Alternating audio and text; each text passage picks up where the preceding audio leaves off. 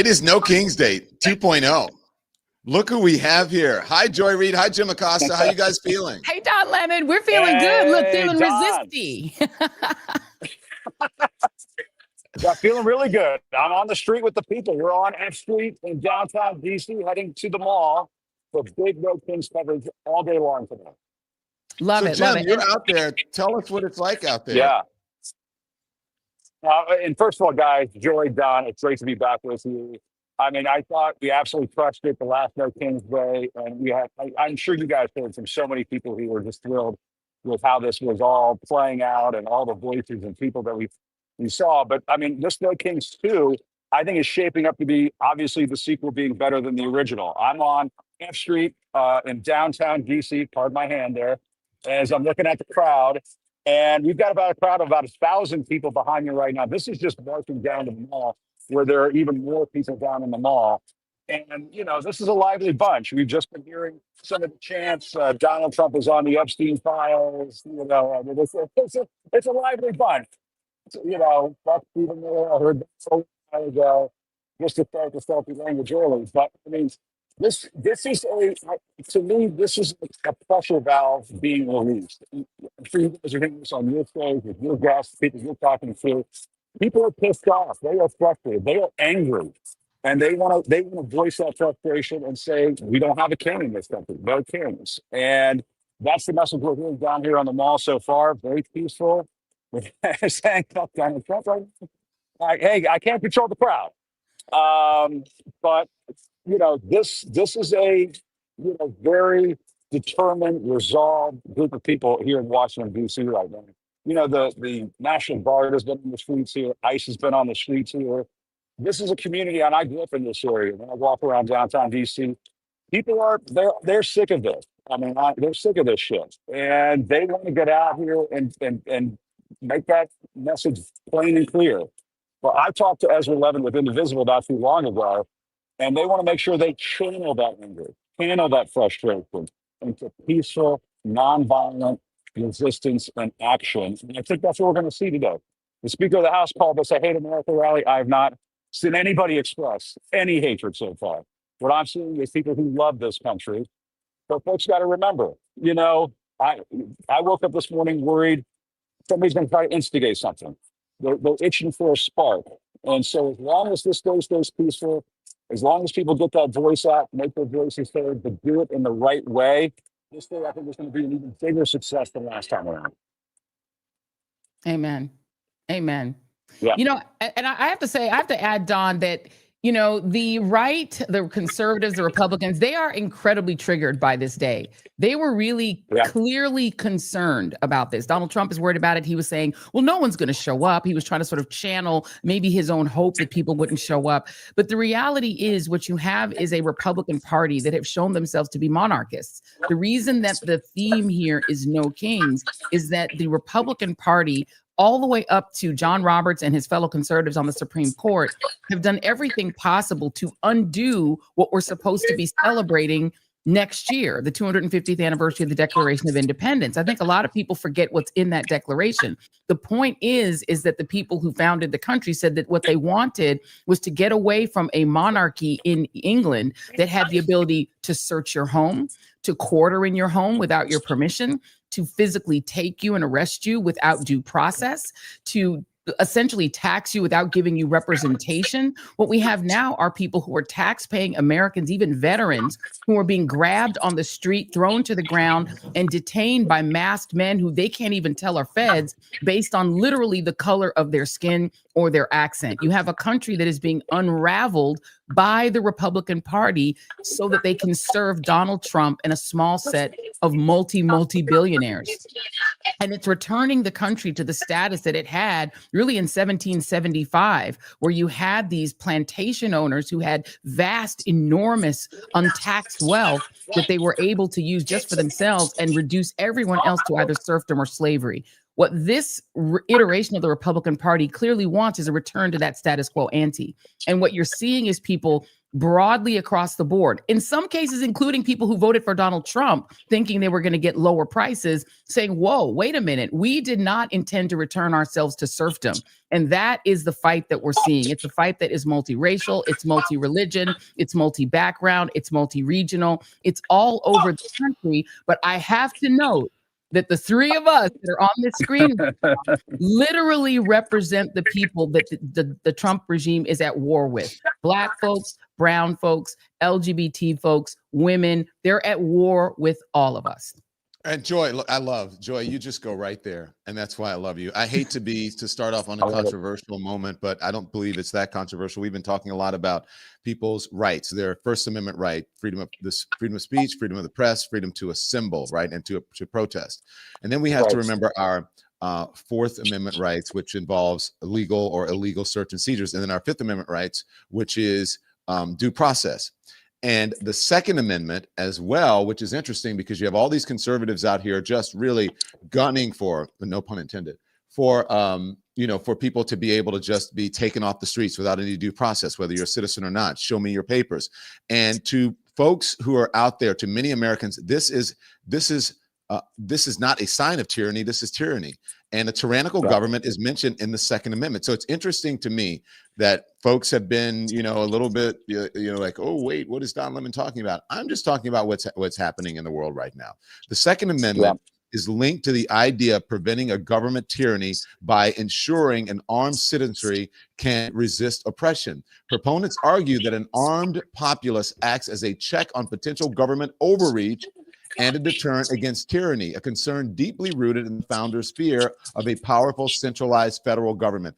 This perspective suggests the right to bear arms is a fundamental safeguard for a free state. Now, what am I saying here? I'm saying that we are up against a constitutional crisis where people are interpreting the Constitution in ways they want, like they interpret the Bible and scriptures in ways they want. Our Constitution is very clear about the rights of the people. Those amendments are for the rights of the people. And I believe in this time that we're in right now, which is, I believe, a constitutional crisis, we need to make people very clear about all of their rights. If someone comes to your door, what you can do. That's right. If someone stops you, what you can do out on the streets today. All of that is a constitutional right. If you're not breaking the law, if there is no due process, if there are no warrants, then your rights are being violated. And I think Americans need to know that and need to know the power that they have.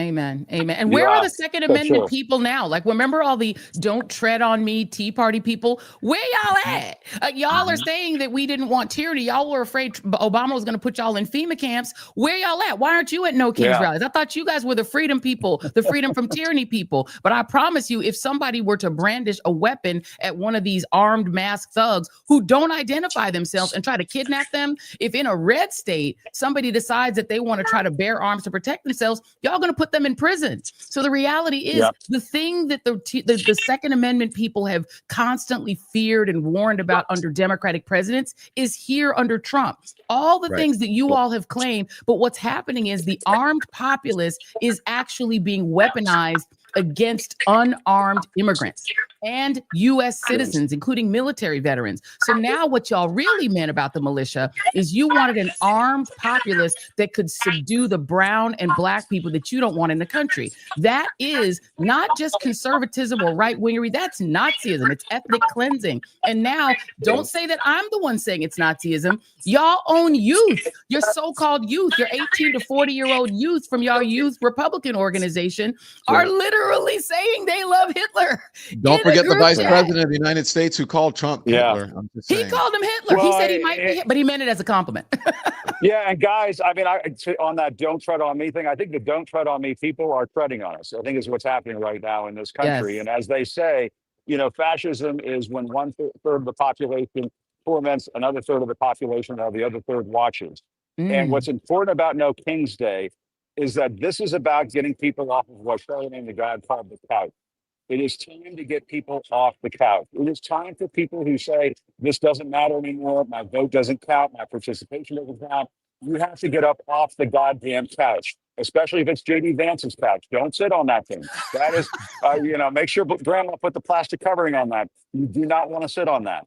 But get off the damn couch and get out on the streets and make your voices heard. And my thinking on all of this is, guys, and I was saying this to my producer before this day started, is that this is about peaceful, nonviolent demonstration and redress of grievances. The American people still have a right in this country to exercise their freedom of speech. And that is sacrosanct. That is sacred. That is etched into our Constitution. It cannot be taken away. And you know what? If the ICE people and all of these thugs that want to come after us in mass because they're too fearful of the people because they have to wear a mask, if they're going to beat on us and torment us and abuse us, we're going to make sure our phones are rolling. We're going to make sure our cameras are rolling, that everybody is watching this, and that this is memorialized and recorded for history. And I will tell you, in the long run, it looks better on us than on them when the people rise up and do this in a peaceful and violent way. I mean, Amen. that's my take on this. Amen. Can I just say one thing to add to that real quick? I'm sorry, Don, because what Jim just said, I think is so resonant. You guys have to remember, people always ask, what would I have been doing in history if I were back then? This is what they did in Selma. Recall that what they were doing in Selma is they were testing the First Amendment right of Black and allied white citizens to march from Selma to Montgomery. Why? Bingo. To demand voting rights, but they were also testing, and they had a court case going at the same time about their right to peacefully assemble, because the governor of Alabama said you can't march. You're not allowed to physically march. They were testing that legally to go all the way to the Supreme Court if necessary, and there were amicus briefs being filed even as they marched. The first beating was an attempt by the governor of Alabama to say you're not allowed to use your First Amendment rights to march. So what you all are doing, if you are at a No Kings rally today, is doing what they did in Selma. Testing the rights of the First Amendment to be applied to the people who want to resist tyranny and authority. And at the end of the march, after John Lewis got his head bashed in, what they wound up getting was the very Voting Rights Act that John Roberts and the Supreme Court majority are trying to nullify. Sorry, Don, go ahead. No, come on, Joy. This is all of our show. Yeah, we got hours and hours to go before we sleep. That was inspiring, Joy. I have to say, that was inspiring. Thank you. Absolutely. And let me just add to that, Joy, that first of all, you're watching the power of independent media. I mean, look at us. Yes. And when we did the No Kings the first time, you guys know, I'm sure you heard the response like, damn, you guys were great. You were better than cable or broadcast. It's like, yeah, because we're covering the real shit, the real people, and we can actually be ourselves, right? The other thing is that if you can't be at a No Kings march or protest, and we understand if you can't, put a sign in your yard. Yes. Do something to show solidarity. Put something in your window. Yes.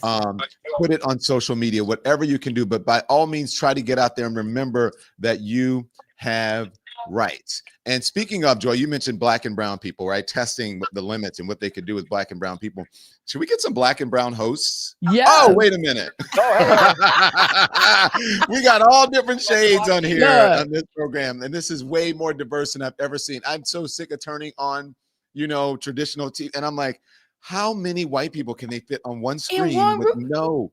You know what I'm talking about, right? You turn on TV in the morning and you just like, it's like a blizzard. It's like a blizzard. Like, where the Black and brown people at? They're never there. It's like, what's happening? You wake up in the morning, you just want to hear the news, and you're just like, the weather outside is frightful. Well, and the other thing too is, ICE. Hey guys, can you hold on? I'm gonna grab my earpiece. You guys continue, okay? Get your earpiece. Go for it, Don. Get your earpiece. Go ahead, Jim. No, and I was just going to say, when it comes to ICE, it is so important that we have diverse voices talking about this very important issue. Yes. My father is a Cuban refugee, came to this country from a communist country. I'll be damned if my people came to this country so it could be turned into another dictatorship. Come on. You know what I'm saying? And I mean, that's, and we don't need Fidel Castro here or the Mango Mussolini. And by the way, can I just say this, Jim? Your father came here as a refugee from Cuba for real, not like Marco Rubio, whose parents apparently liked the dictatorship that was there before, and then he lied in order to make himself more authentic to Cuban American voters in Miami. His whole story is a lie. Your story is real. Marco Rubio has been trading on this idea, but if Marco Rubio was in Cuba in the 1950s, he would be for Batista. Because he's for Trump. Trump is Batista. And I please wish that Cuban American Republican. He's a Batista Republican. And these guys in Cuba need to understand y'all are worshiping the new Batista. Go ahead. No, and I'm going to say right now, and I've been thinking about writing about this, but I'm going to just say it right now. Shame on Marco Rubio. Shame on Ted Cruz. You guys are the children of Cuban immigrants. You should not be tolerating this ICE bullshit that we're seeing in Chicago right now, where they're ripping moms out of vans who are picking up their kids from school, who are chasing migrants through Walgreens, and all kinds of crazy shit. Shooting pastors in the head with pepper balls, all kinds of crazy shit. Where are the Latinos who are in government right now on the Republican side? Why are you not saying to Donald Trump, what the fuck is happening? Why are Latino people being treated like this? It is absolutely disgusting. Every single Cuban American member of Congress, Ana Paulina Luna, all y'all, shame on you. Where are you? Where are you? Shame on you. You know exactly that when Batista was in power, he was doing the exact same thing to your grandparents. He could pick them up, drag them in the street, and so can the current Castro regime. Whether it's a left or right, the Cuban regimes can pick you up off the street, throw you in prison, nothing you can do about it. They can detain you for years, nothing you can do about it. They don't give you due process. They give you no rights. Y'all are literally rebuilding Batista's Cuba in America, and you know that's what you're doing. You know that's what you're doing. It's shameful. And ICE is acting like the secret police right now. They are the secret police. And why is Marco Rubio silent on this? Why is Ted Cruz silent on this? Shame on them for that. Shame on them. Look, can you turn around and show us, Jim, what you're seeing behind you? Because we're starting to see some spice. Before Jim turns, guys, can I bring in some guys? I want to bring in Jennifer Welch is here. Oh, yes. From the I've Had It podcast, as well as Rick. I don't know if y'all can hear me. I'm in New York. We hear you, Jen. Can we just say Jennifer Welch represents the spicy whites? And I'm telling you, my team spicy whites. I need my spicy whites to be down. And Jennifer is, we're officially dubbing her the queen of the world. I don't know if I can hear you guys. I forgot my AirPods, but I'm in New York. It's packed. It's peaceful. There's thousands of people here. Let me scan the camera. Go ahead. We can hear you, Jen. Go ahead. Keep on. Let's Show us what you got. Yeah, I'm seeing the same thing in DC, guys. As Jennifer is saying in New York, it is very peaceful. There are people gathered at this corner of 10th and F. We're actually right by Ford's Theater, and people are just showing their love for this country, but they're making their voices heard. They're saying we're not going to have a king in this country, we're not going to have a fascist in this country, and so on. And I've been really proud of the way this has been developing thus far. We're waiting to see where this crowd is going to go next. I think they're going to continue down F Street, down to the National Mall. We kind of stopped here for a moment, and the cops are redirecting us. But I think we're going to start moving, it looks like. Is that right, Sam? We're starting to move again. All right, we're heading back towards the National Mall. But that's where all of this is it's all going to come together right in front. It was basically where they had the Epstein statue. Remember when we saw that the other day? The Trump Epstein statue, which, I mean, I love America. I will just say I love people who have that creativity that they put into their patriotism. And that was an example. I'm pretty sure we're going to be standing right where that Epstein Trump statue was, which I kind of wish I had a miniature version of that. You know, as a Cuban, I can say this. My dad had the fountain with the little statue on top in our front yard when I was growing up. I kind of want a miniature version of that Epstein Trump statue in my front yard, if that's okay. Water can shoot out of it. I don't care. Please. I have a Trump baby. I have one of the Trump babies. I have one that we rescued from a protest in New York, and I treasure him. It's the only Trump I actually like is my Trump baby. It's like a little blown up baby with his big belly and his teeny weeny little pee. You know, he has a little, I have the Trump Russian dolls. Hey, Rick Wilson, where are you? What you got for us? Tallahassee, Florida. Not the biggest town in America, but there are over 5,000 people out today peacefully protesting on the streets. It was so crowded coming in, we had to circle all the way around. to even get close to the Capitol area.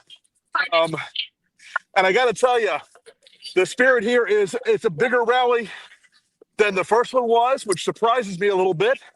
But it is loud. I'm walking over towards the center of it again right now, and just very high energy, very patriotic, and the theme of No Kings has so much resonance for the folks out here today. I think it really speaks to a movement in this country that is a lot bigger and a lot more dangerous for the MAGA movement than they believe in terms of its political power to sweep the board next fall. Hey, Rick, can I ask you, why do you touched on it a little bit, and it sounds like you've been marching, right? Good for you. Why do you think it's bigger this time? What happened? I mean, the obvious, but talk to us about it. Look, the first No Kings rally was very apparent that we were in the beginning of the fascism. Now we're in the middle of the fascism, and people are pissed. They're not angry. They are pissed. They are not going to stand for it. And it's reaching a point where no one believes this is going to solve itself by waiting for Trump to do the right thing or waiting for the Republicans to do the right thing. It's going to take a lot of folks out in the street and a lot of folks voting. And by the way, I also want to note that the inflatable animal outfits are making quite a bit. Hey, how are you? Good to see you. Hi. Sorry. We love the inflatable animals. Yeah. Yeah, hang on. I'm going to swap cameras here and give you a little walk through this pathway here.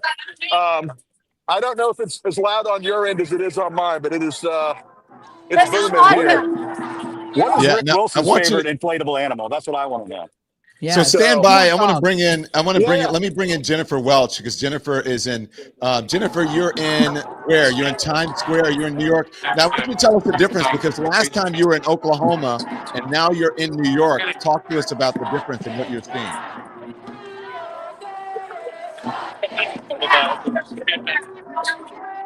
She's muted. Oh, Okay, she can't hear us. yeah. But the looks, you can see how big that crowd is. That's we love Jen's amazing. energy. Yes. Yeah. Definitely bigger than the crowd in a Cracker Barrel. That's right. Okay. Rick, Rick, you said you're in Sarasota or Tallahassee? Tallahassee. All right. Is that a red town? Is Tallahassee red? No. It is a Blue tiny dot? blue dot in the middle of a Blue dot. giant red ocean. Yeah. Yeah. Andrew But Gillum guys, used to be the mayor of Tallahassee. Yes. That's Yeah. how, yeah. Right. So it's And a, I it's a progressive town. will say, I've lived here for almost 30 years, and I've never seen crowds like this in this town ever for any kind of event like this, because it just, you normally get a couple dozen people here, and that's considered a big event. This has gotten much bigger, and people are just, people aren't gonna give their country up without a fight. That's the obvious, sort of obvious thing here. And Don, I mean, this is one of the things that the whole week they tried to brand this as, oh, hate America, hate. Yes, hi, how are you? Hi, nice to see you. Sorry, guys. But they tried to brand this today as an anti-American day. Oh my God! Hang on, guys. Hello, I'm gonna hug you now. I love you even more. I'm taking you flying. The plane's coming back from avionics. Sorry. One of my pilot friends dressed in a hilarious animal costume. So, but yeah, guys, it is this idea they tried to brand this whole week as anti-American. That's not even close to the truth. This place is rolling with American flags, happy people, patriotic people. They failed their branding, just as they're trying to convince us that, Portland is a hellhole when it's one block of people wearing animal costumes. Hey, guys. Right. Yeah, it's true. I mean, Caroline Levitt was on the other day saying, oh, it's Antifa, it's Hamas, it's all this and all that. They're afraid of this. They are panic stricken. You couldn't be more correct. They are terrified of this. This is what this is what they truly, they want people to stay home, be scared, and give up. That's right. And the message that people are giving here is they're not going to be scared. They're not going to stay home. And they're sure as hell not going to give up. Yeah. Yeah. And Rick, I wouldn't be surprised if they took Trump down to Mar-a-Lago to get away from this, or he would have his feelings hurt. Wouldn't you say? I mean, that's. Listen, he's down there this weekend doing $1 million fundraiser, $1 million a plate fundraiser for whatever corruption of the day is. But it is, look, this across the country, we're seeing rallies like this. And this is a small town, guys. To put 5,000 people out in a town with only 300,000 people is a real thing. That's why you're seeing it so big in New York and DC and elsewhere. We're seeing aerial shots of Tampa Bay, Florida, as you were speaking, Rick. Wow. I wondered, and you guys can weigh in on this. I'm wondering what Donald Trump is going to do or might try to do to distract from this, because he likes to deflect. He hates this. I kept wondering. I was like, is he going to start a war with someone? Like, who is he going to fire missiles on, or like what? What boats is he going to blow up in the Caribbean?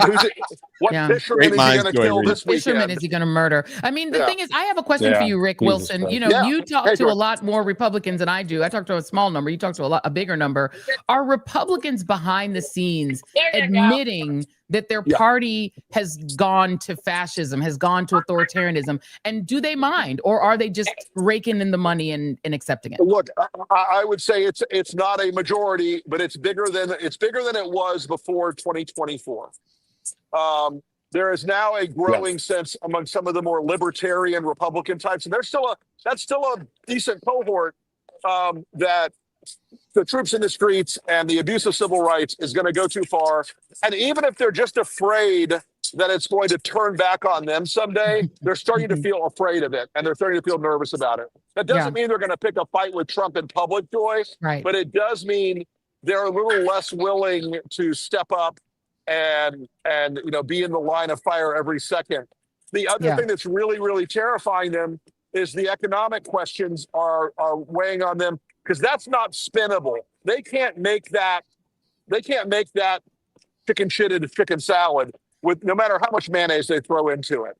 They are stuck with a bad economy that is Trump's fault. Yeah. And can I ask you this too, Rick, because, the Governor Pritzker of Illinois gave, I thought, a really good interview the other day where he said what people are starting to realize is that eventually when this turns, not everyone is going to have qualified immunity. And when the trials begin, some of these masked men who are wearing masks because they know eventually they could be tried for the things they're doing, people are concerned that eventually there are going to be trials. And I wonder for you, if the military resignation, such as the recent resignation of the admiral, if that is putting a chill into people, because they're realizing that military folks are like, I don't want to be here when the trials begin. You know what, Joy, I think the question that a lot of these ICE folks, the words qualified immunity, they're making a gamble. Oh, Trump will pardon us.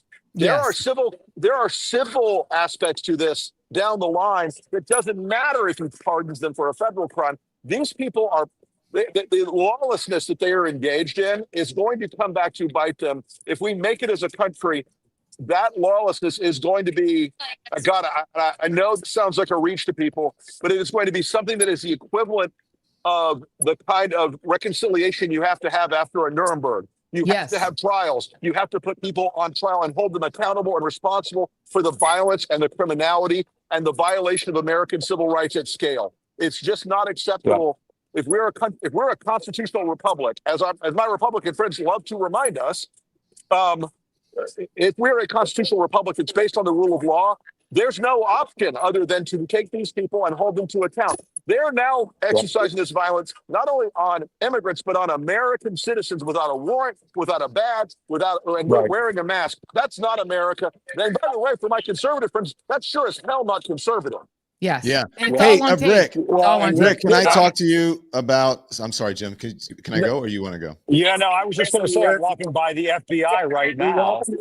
Cash Patel's FBI, where, they are now going after people like James Comey, where they are now going after people like Letitia James. They're going after John Bolton, and they don't go after Signalgate. They don't go after Tom Homan and the bag of cash.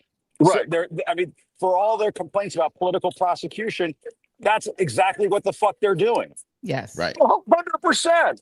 I mean, look, Tom Homan is as obvious a criminal as I've ever seen in government. I've been around for 40 years. I've seen a number of them. And if you're going to prosecute John Bolton for keeping a diary, and you don't prosecute Pete Hegseth for leaking our national security secrets and intelligence operations on Signal, then you understand and if you're going to pardon an overt criminal like George Santos, you understand that the criminals are going to get preferential treatment. That's not a government anymore. That's a mob. Yes. That's a mafia family. That's right. That's right. Hey, Rick, Sorry, you were Don, didn't mean talking to about. No. Come on, Jim.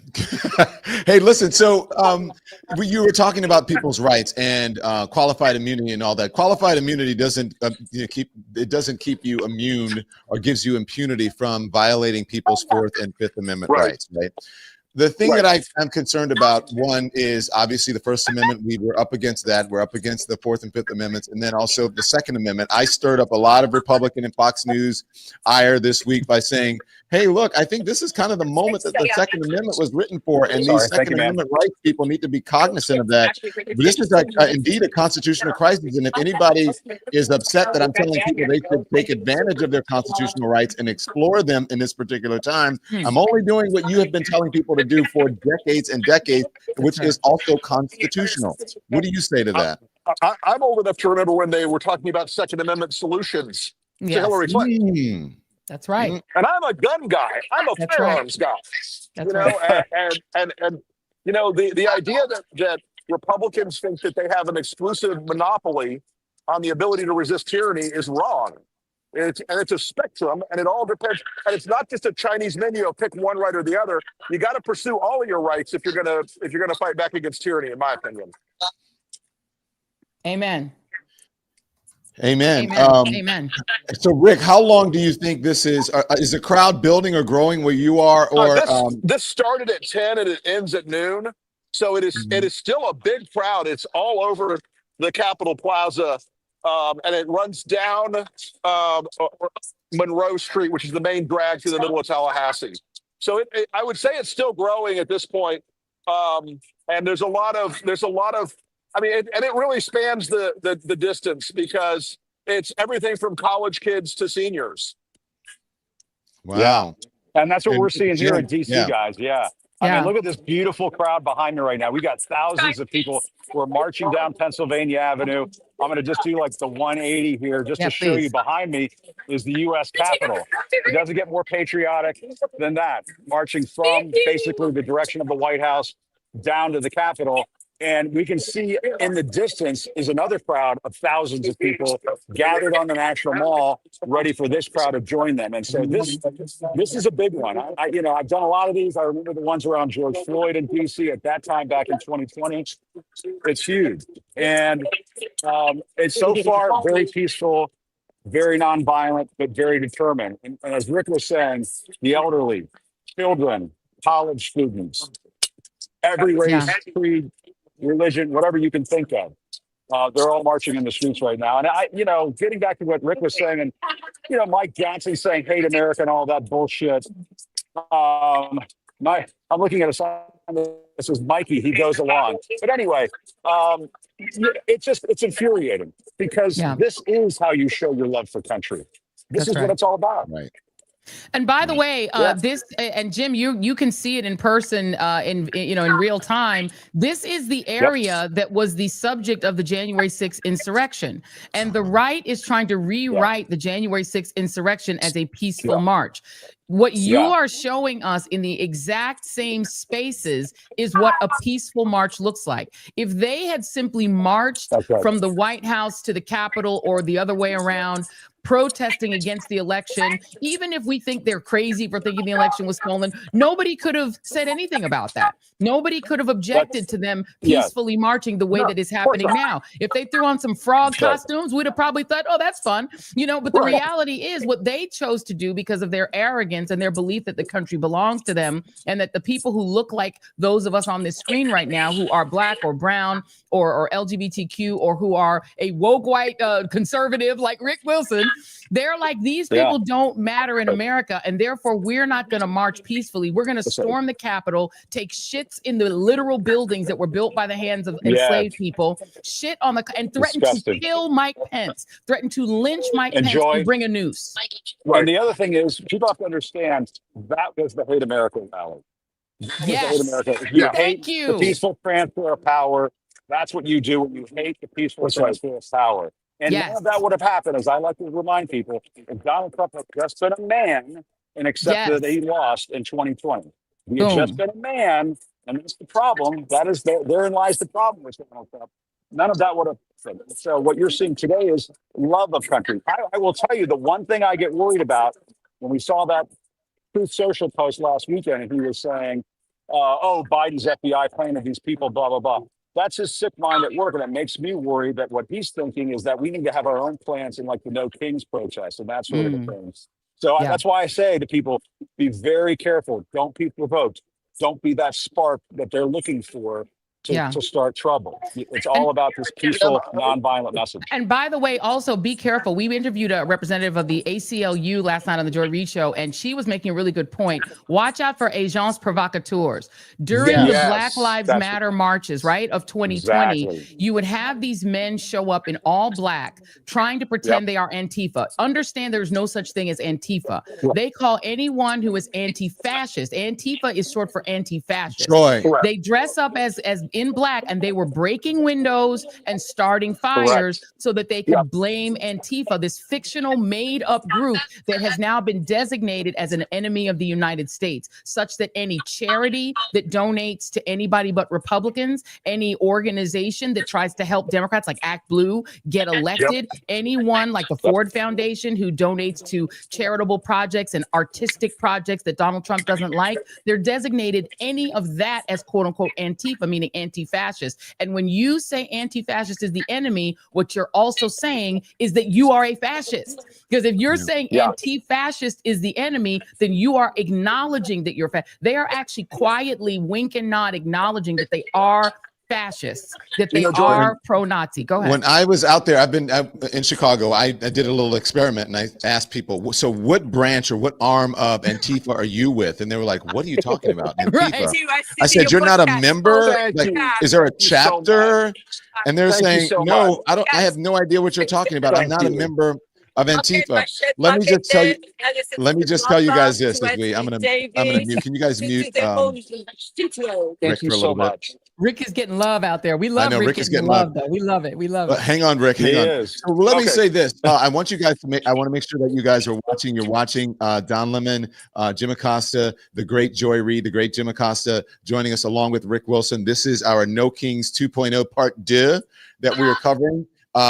Touting and showing, flaunting the just how powerful independent media and independent journalism is. Now, I want to go. I have some of my colleagues who are out there in Times Square, and I want them to interview some people and see what they have. So if you guys can go and interview the folks, Mike, Chris, and John, go ahead.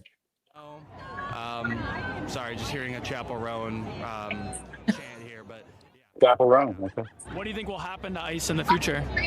I mean, the future, it's tough because in a year while he's still in office, maybe nothing. In 3-4 years, when fingers crossed he's out of office, I think we're going to see some Nuremberg trials, some actual consequences for these people that are deciding that they can be, federal officers essentially in plain clothing. We just went live. Now, what are you seeing here today, like with this crowd? I mean, Mike, do you want to show how many people are here right now? I mean, it's insane. I'm a New York resident the past 5 years, and I've never seen a crowd at a protest like today. So I feel like why are you here though? Well, I feel like I bring the median age down by a lot coming here. There are a lot.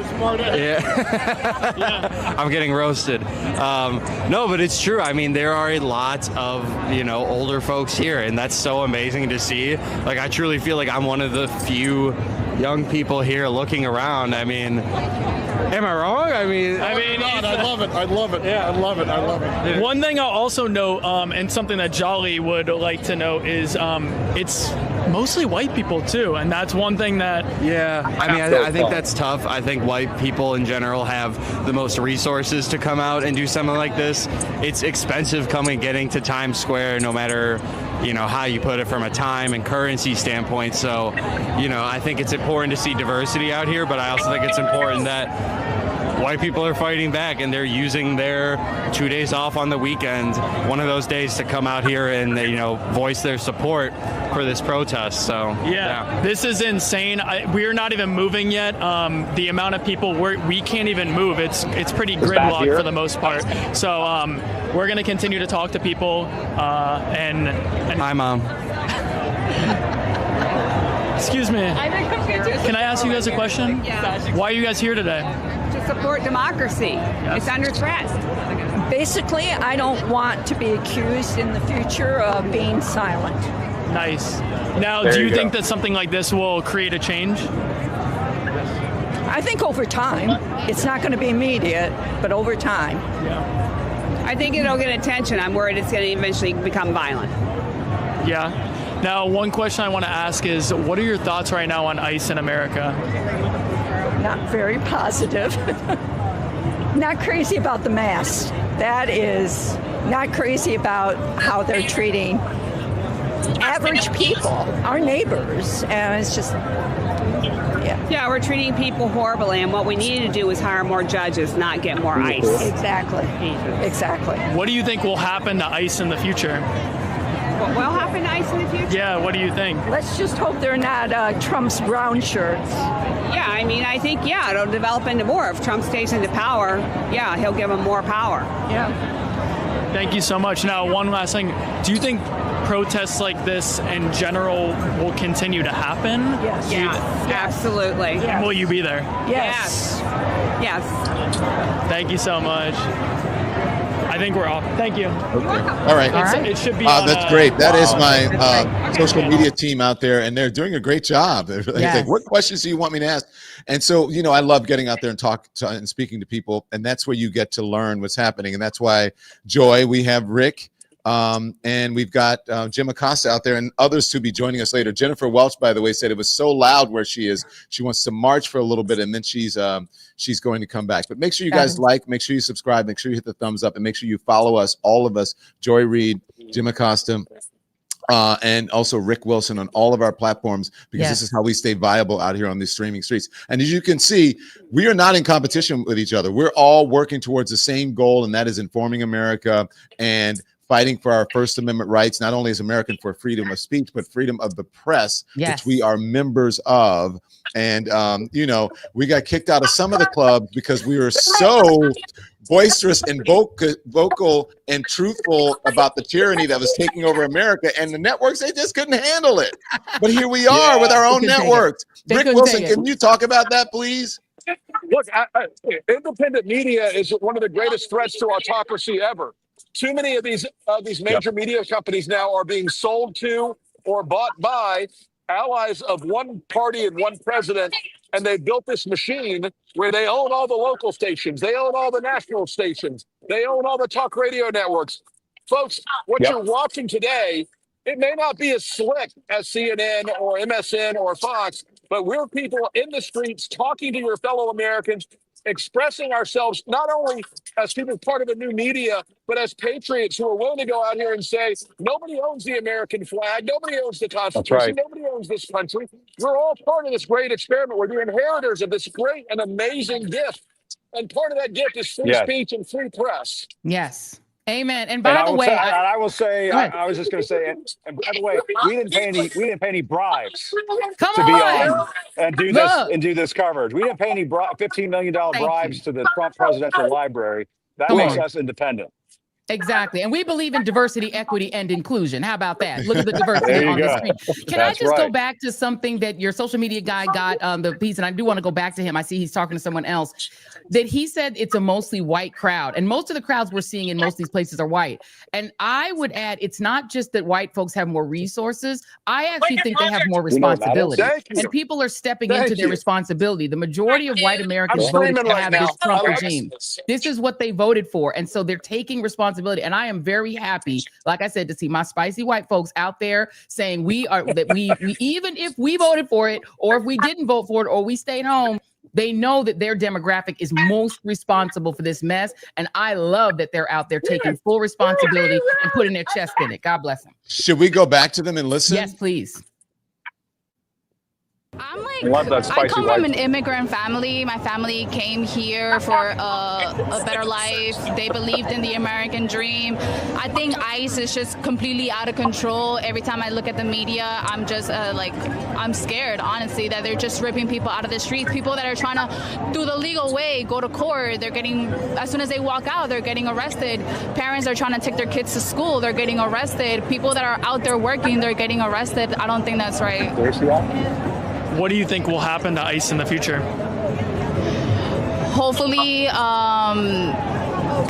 it's just they don't give them that much control. Like right now, I know that Chicago and California are doing the best that they can to show them like we're going up against you. We're not going to let you just come into wherever you want to come in and take people that are not doing anything wrong.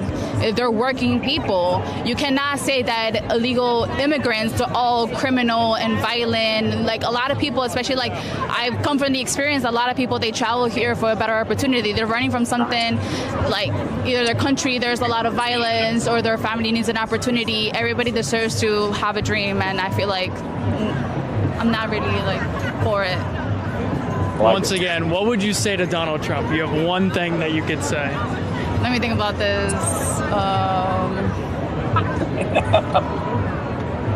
We all see through your lies. You're racist.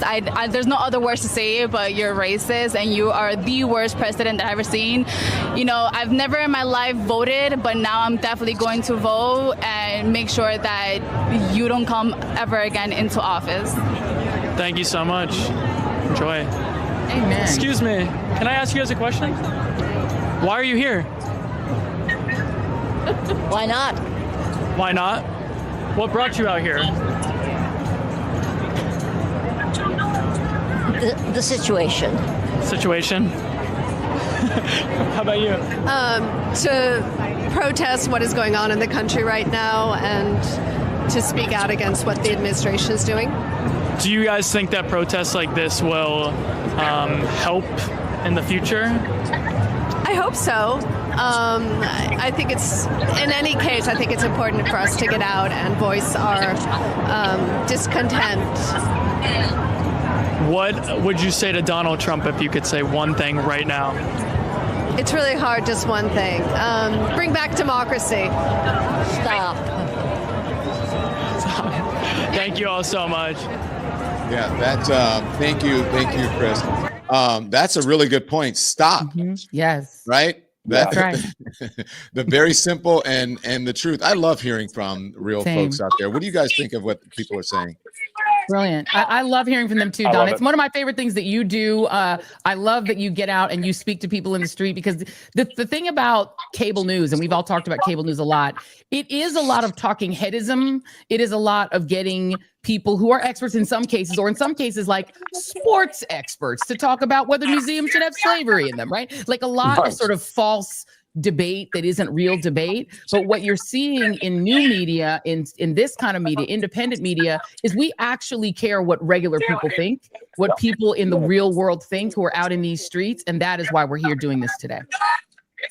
That's right. Yeah, I will echo that and say that, I mean, to me, this is the next era. This is the next step in media. And we're just watching it in real time. People have gotten so frustrated with what the corporate media has. They've just fallen short of this moment. They just haven't met the moment.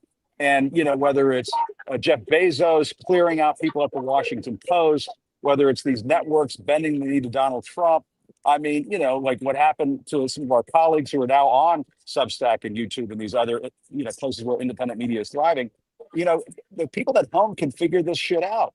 They said, you know, we get it. We get that you have to get these media merger deals through. We get that you're afraid of the FCC coming after you, Jimmy Kimmel and so on.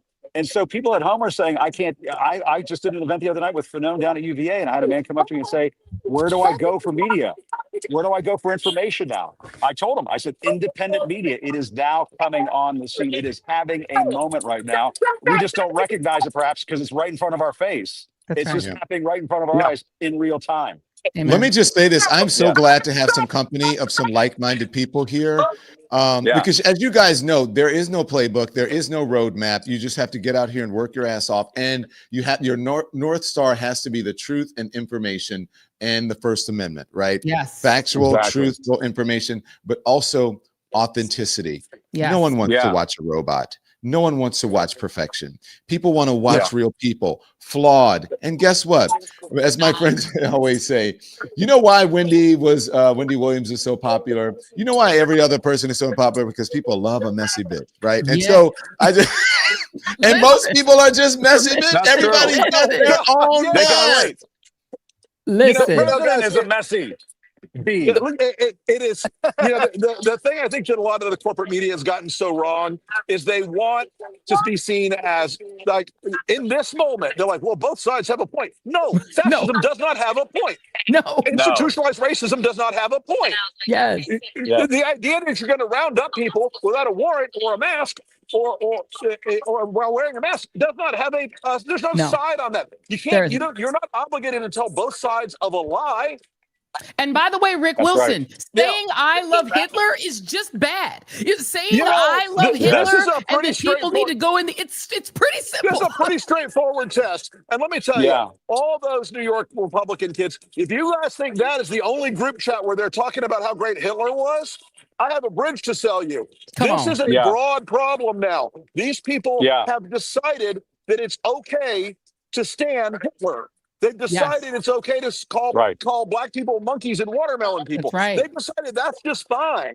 But the only sin they committed was getting caught. Yes, that's right. And Rick, you remember. I was going to say, Rick, you remember because you've been in Republican politics long enough. The Bushes, I mean, you know, the Reagans, they kept the nuts on the outside of the tent. They tried the best that they could, and now they run the show. And J.D. Vance the other day, when he was saying people should grow up, he should grow a pair. He should grow a pair because that is what the vice president should do. Tell those people. When I was a young Republican in 1991, working for the Bush administration, they took a bunch of us and said, "You're taking unpaid leave. You're going to Alabama or to Louisiana so that we can beat David Duke, the Republican nominee." That was George Herbert Walker Bush, who would not have a David Duke in his party. Now, I'm surprised David Duke doesn't have a permanent suite at Mar-a-Lago. Yes, and he might. We don't know. He might. Trump had lunch with Nick Fuentes or dinner with Nick Fuentes at goddamn Mar-a-Lago. Yeah. Come on. Yep. That's it. Come on. That's it. And J.D. Vance out there going, "Oh, these kids, they're not kids. They're in their goddamn 30s. They're almost as old as J.D. Vance. They're elected officials and senior staffers. There is no excuse. None. Bright line.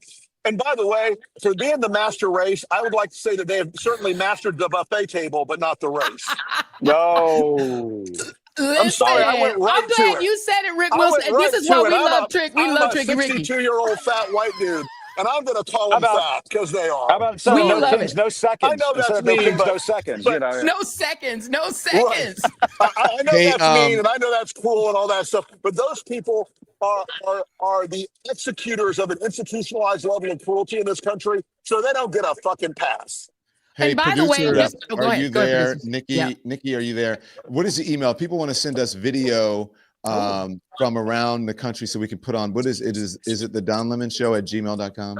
It's the Don Lemon Show at gmail.com. Yes. So if you have some video, you have some photos from protests or rallies from around the country, or if you're wearing merch from any one of the folks you see here on the screen, send us the photographs. Sorry, I cut you off. Who is Joy? Go ahead, Joy. I'm sorry. No, I was just going to say that what's important about that group of people that are in that national Republican organization? Two things. A, as Rick said, they're not kids. This is the oldest Republican organization in America. It was formed in 1853 with the founding of the Republican Party. It was originally founded in Wisconsin. It was originally founded as an abolitionist young movement, and this gentleman named Olmsted was backed by a wealthy, more seasoned Republican or seasoned politician to create this organization, much like Turning Point USA was founded by a wealthy older man who connected with Charlie Kirk. And so what you have to understand is the purpose of this organization. It's a 15,000 person national organization with chapters all over the country. And their goal is to groom the next leaders of the Republican Party. Some of the people in it, they're from 18 to 40 to be in this National Young Republican Federation. And you are 18 to 40, meaning 1 year younger or 2 years younger than J.D. Vance. These are people who are grown-ups. Some of them are elected officials already. Some of them are staffers to elected officials. These are not kids. He kept saying kids and boys. He's calling the infantilization of white men is a part of American history. This is the kind of thing that was said about the white men who used to lynch people. They would say they're just kids being kids. They're just youth. They would try to infantilize them. Full of them. Full of it, right? And so they're trying to literally infantilize these men, as they always have in history. This is why they don't want you all to know history. The other big organization grooming young white men for leadership is called Turning Point USA. These are the two largest grooming organizations, and they share in common a antipathy to Black people, a belief that the civil rights movement was wrong and should be reversed, an antipathy to Dr. Martin Luther King Jr., an antipathy to the equality of women, an antipathy to LGBTQ people, to gay marriage, you name it. They are Rush Limbaugh in younger form. And so understand this isn't accidental. The fact that they love Hitler is because they love the same things Hitler wanted. Ethnic cleansing, purifying the nation racially, getting rid of as many brown people as possible to ensure a white majority into perpetuity. If you don't believe me, don't take it from me. Go to Eric Schmidt's speech that he gave conservative organization recently. This is the junior senator from the state of Missouri. He said what I'm saying, but he said it on stage into a microphone, that this country belongs to white Christian men. He said it, not me. Go watch the tape. So, Rick, I want to thank you. We got to make room here for some other folks. Rick, thank you. We appreciate you joining us from Tampa. Great job. Today. Hey, and I'm so glad that you're getting the love out there, Rick. Great job. And thank you for supporting independent media. And Jim, Joy, and I think they can speak for themselves, but we're so grateful for you for coming on. We'll see you again. So much. Thanks, Rick. Thank you. Thanks, guys. Good to see you, Rick. Thanks, Joy. See you, Jim. And I'm going to just I was going to echo what Joey was saying just for a moment and just say very quickly on the J.D. Vance thing. He is also trying to inherit the MAGA mantle for 2028. And that is exactly what he's trying to do right now. The race is on inside the cabinet room among J.D. Vance, Marco Rubio. I've heard even RFK Jr. wants to run in 2028. And they're all going to try to suck up to that white nationalist base because they think that's where the energy is in the party right now. And that's what's really scary about this moment, too.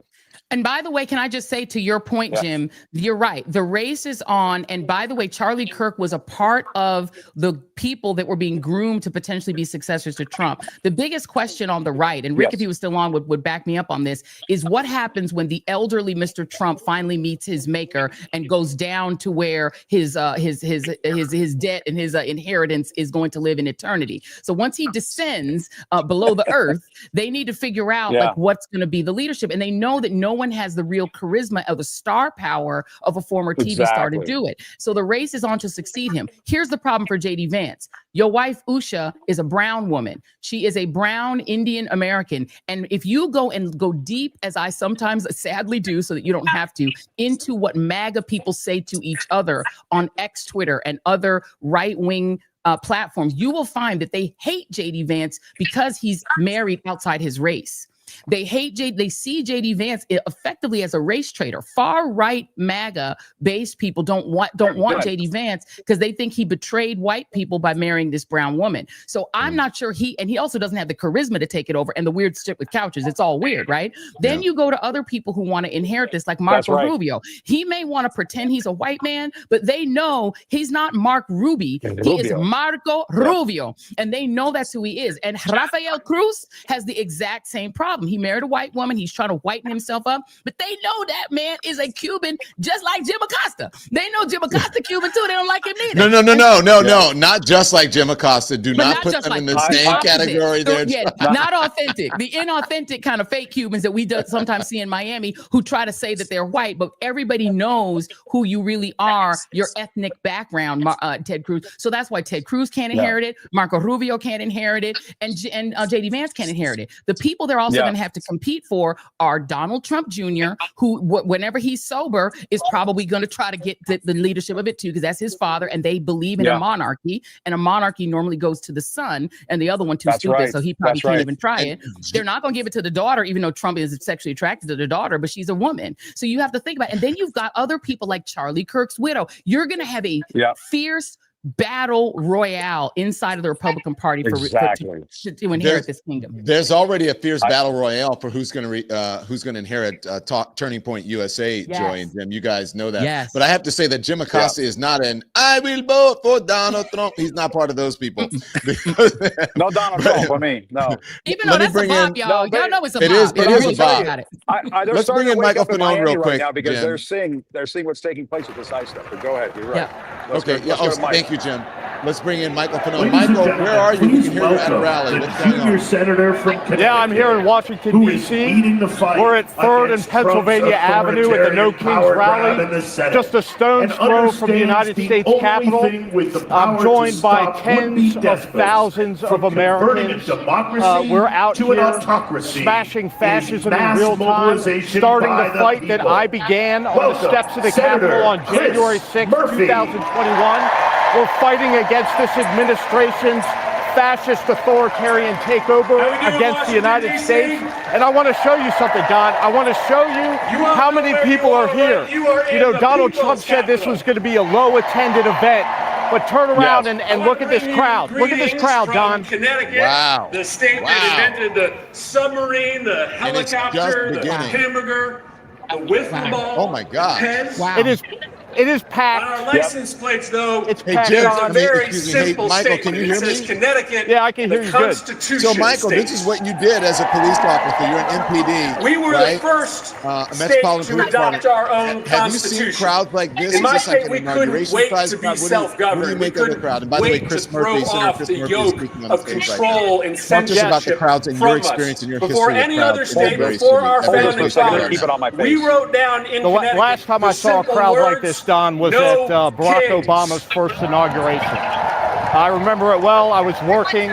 I was at 12th and Pennsylvania Avenue by the Marriott Hotel, freezing my ass off for hours, and I had never seen crowds like that in my entire career. We are in the middle of an authoritarian takeover. It is not cold today. It's beautiful weather. The sun is shining. Democracy is in peril, but it clearly can somebody be saved. wants no this one's to riding happen to our rescue. and wants I just us want all to be to clear be with you about that today. while No we're one's out here riding to our rescue. fascism. There aren't established. Mike, have you had a chance to speak to any people in the crowd? And if so, what are they riding saying? to our rescue. I've spoken to dozens of people so far. There's no all walks of life, riding to our rescue. As diverse a group as you could imagine in the United States of America. People this is their first rally that they've ever attended. To people who've been protesting this administration since its inception. One of my working people, professionals, young people. My kids are here. We turned it into a family affair. There's a long tradition in the Fanone household of fighting fascism, going back to my grandfather, who fought in World War II. So anti-fascist behavior runs strong in our family. Is enacting a detailed step-by-step plan to want to know all of the things that protect our democracy, free speech, fair elections, and independent press. I'm part of the protest, but the truth is chapter also that began in 1776. The people still rule in this country. That's the chapter of Antifa that I'm a part of.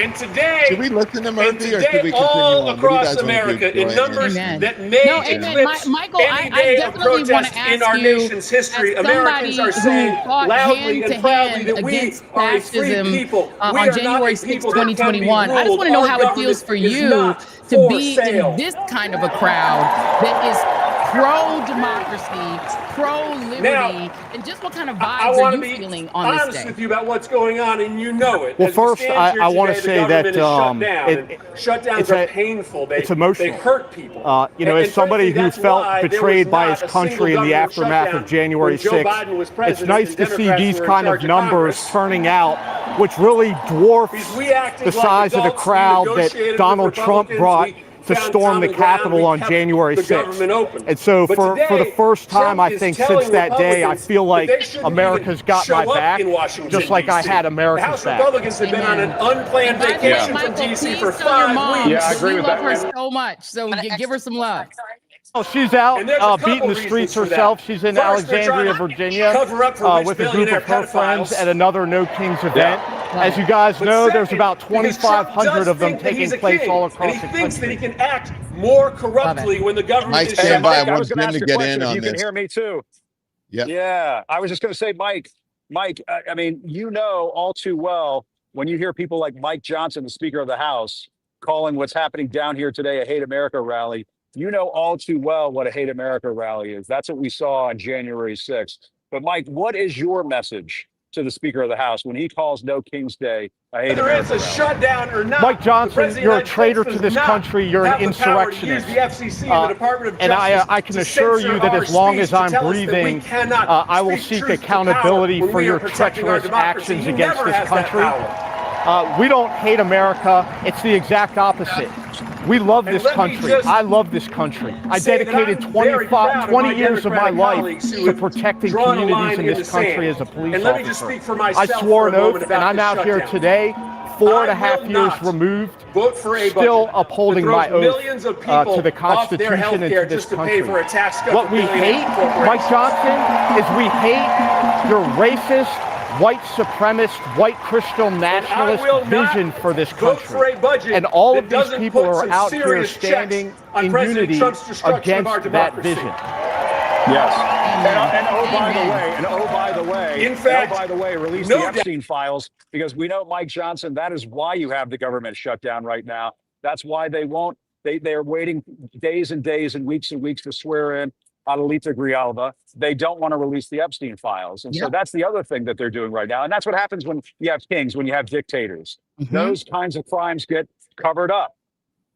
That's the right. irony is not lost on me that the Republican Party was the party that introduced this conspiracy, that it was liberal, left-wing Democrats that had some cabal in which they were abusing little children.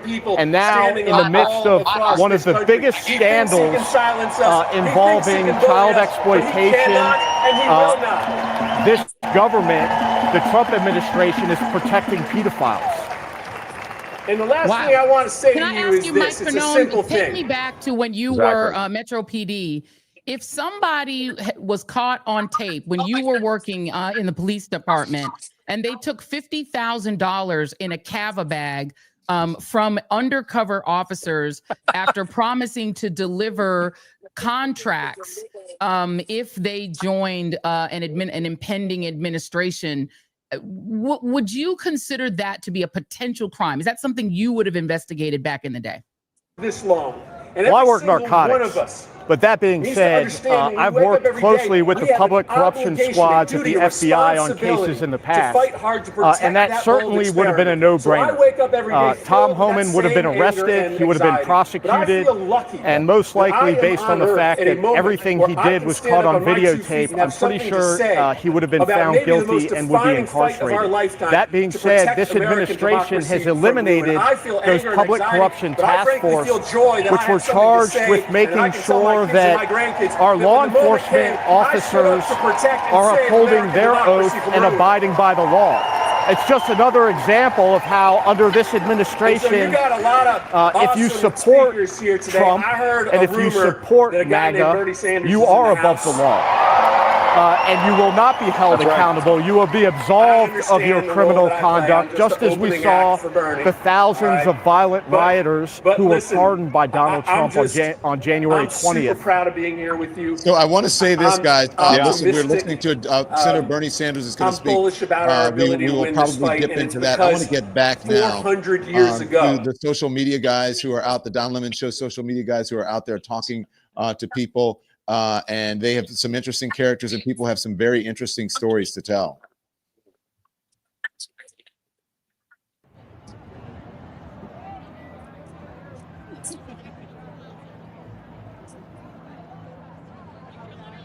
Yeah, and I was just going to echo that, you know, what Mike was saying about Tom Homan, and just say at least he was eating a Cava. But anyway, I don't know if anybody knows that. Why are you here and what's going on?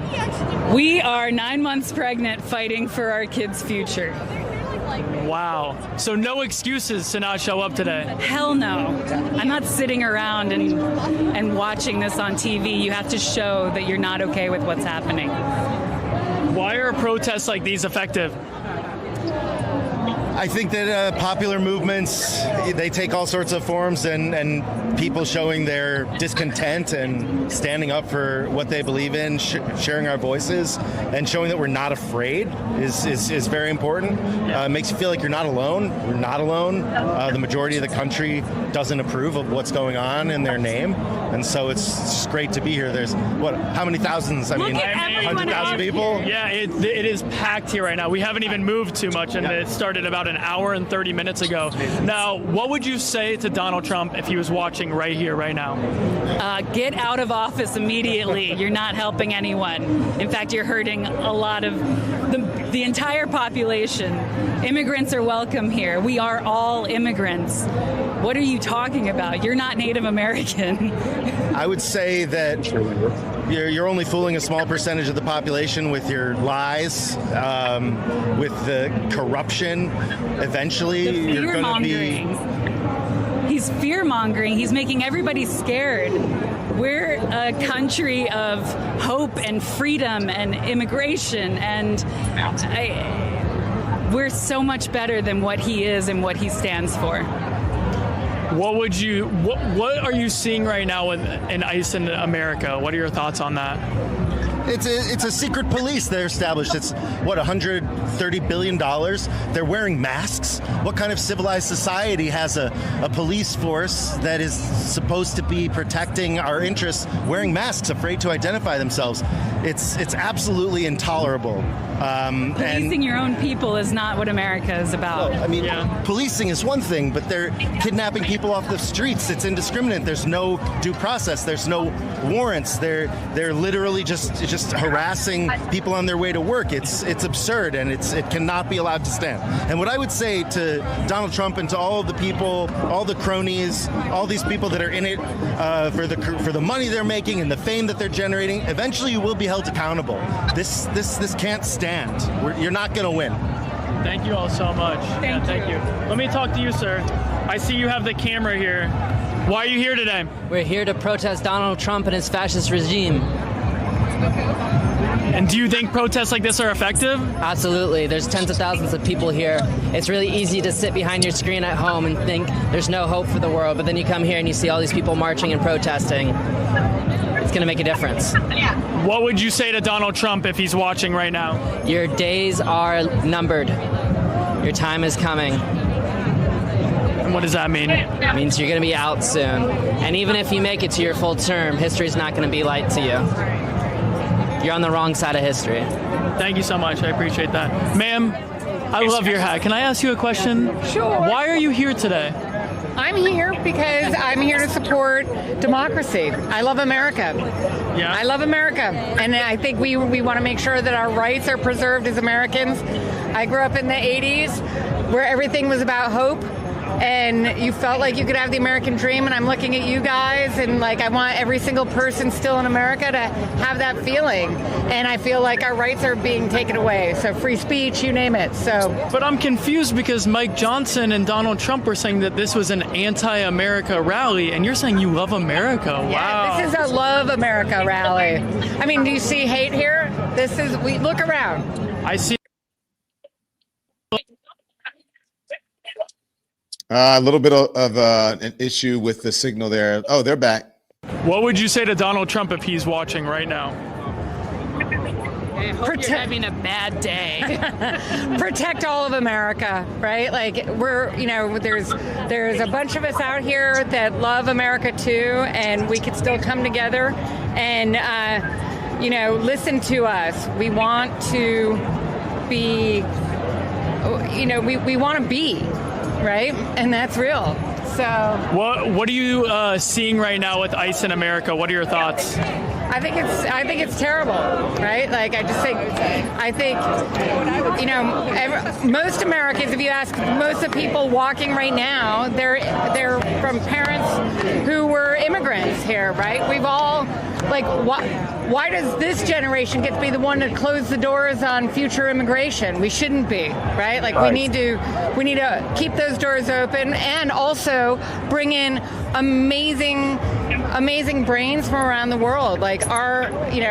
Again, I grew up in the 80s where we would export democracy by inviting the world to come and learn here and then go back to their home countries or stay here and grow the economy.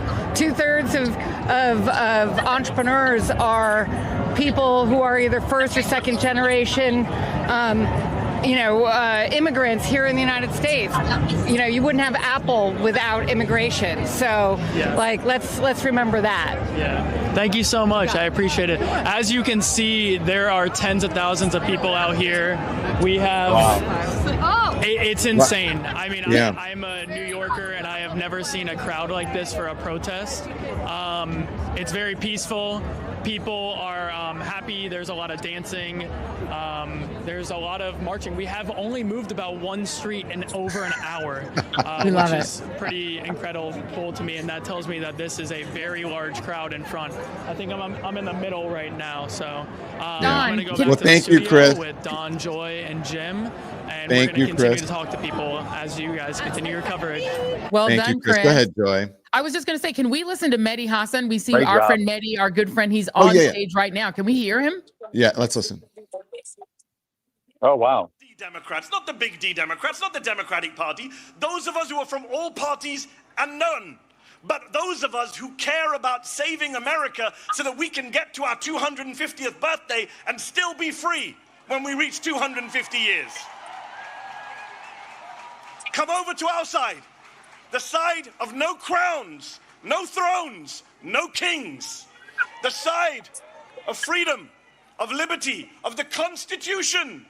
The First Amendment, the Fourth Amendment, the 14th Amendment, the 22nd Amendment, which says 2 terms means 2 terms. And if you're not worried about Donald Trump trying to stay on for a 3rd term, you should be. He's literally selling merch. So I worry about free and fair elections in 2028. But then I say, why should I worry? I see all of you here today. What is there to worry about? We here today are not spectators. We are citizens.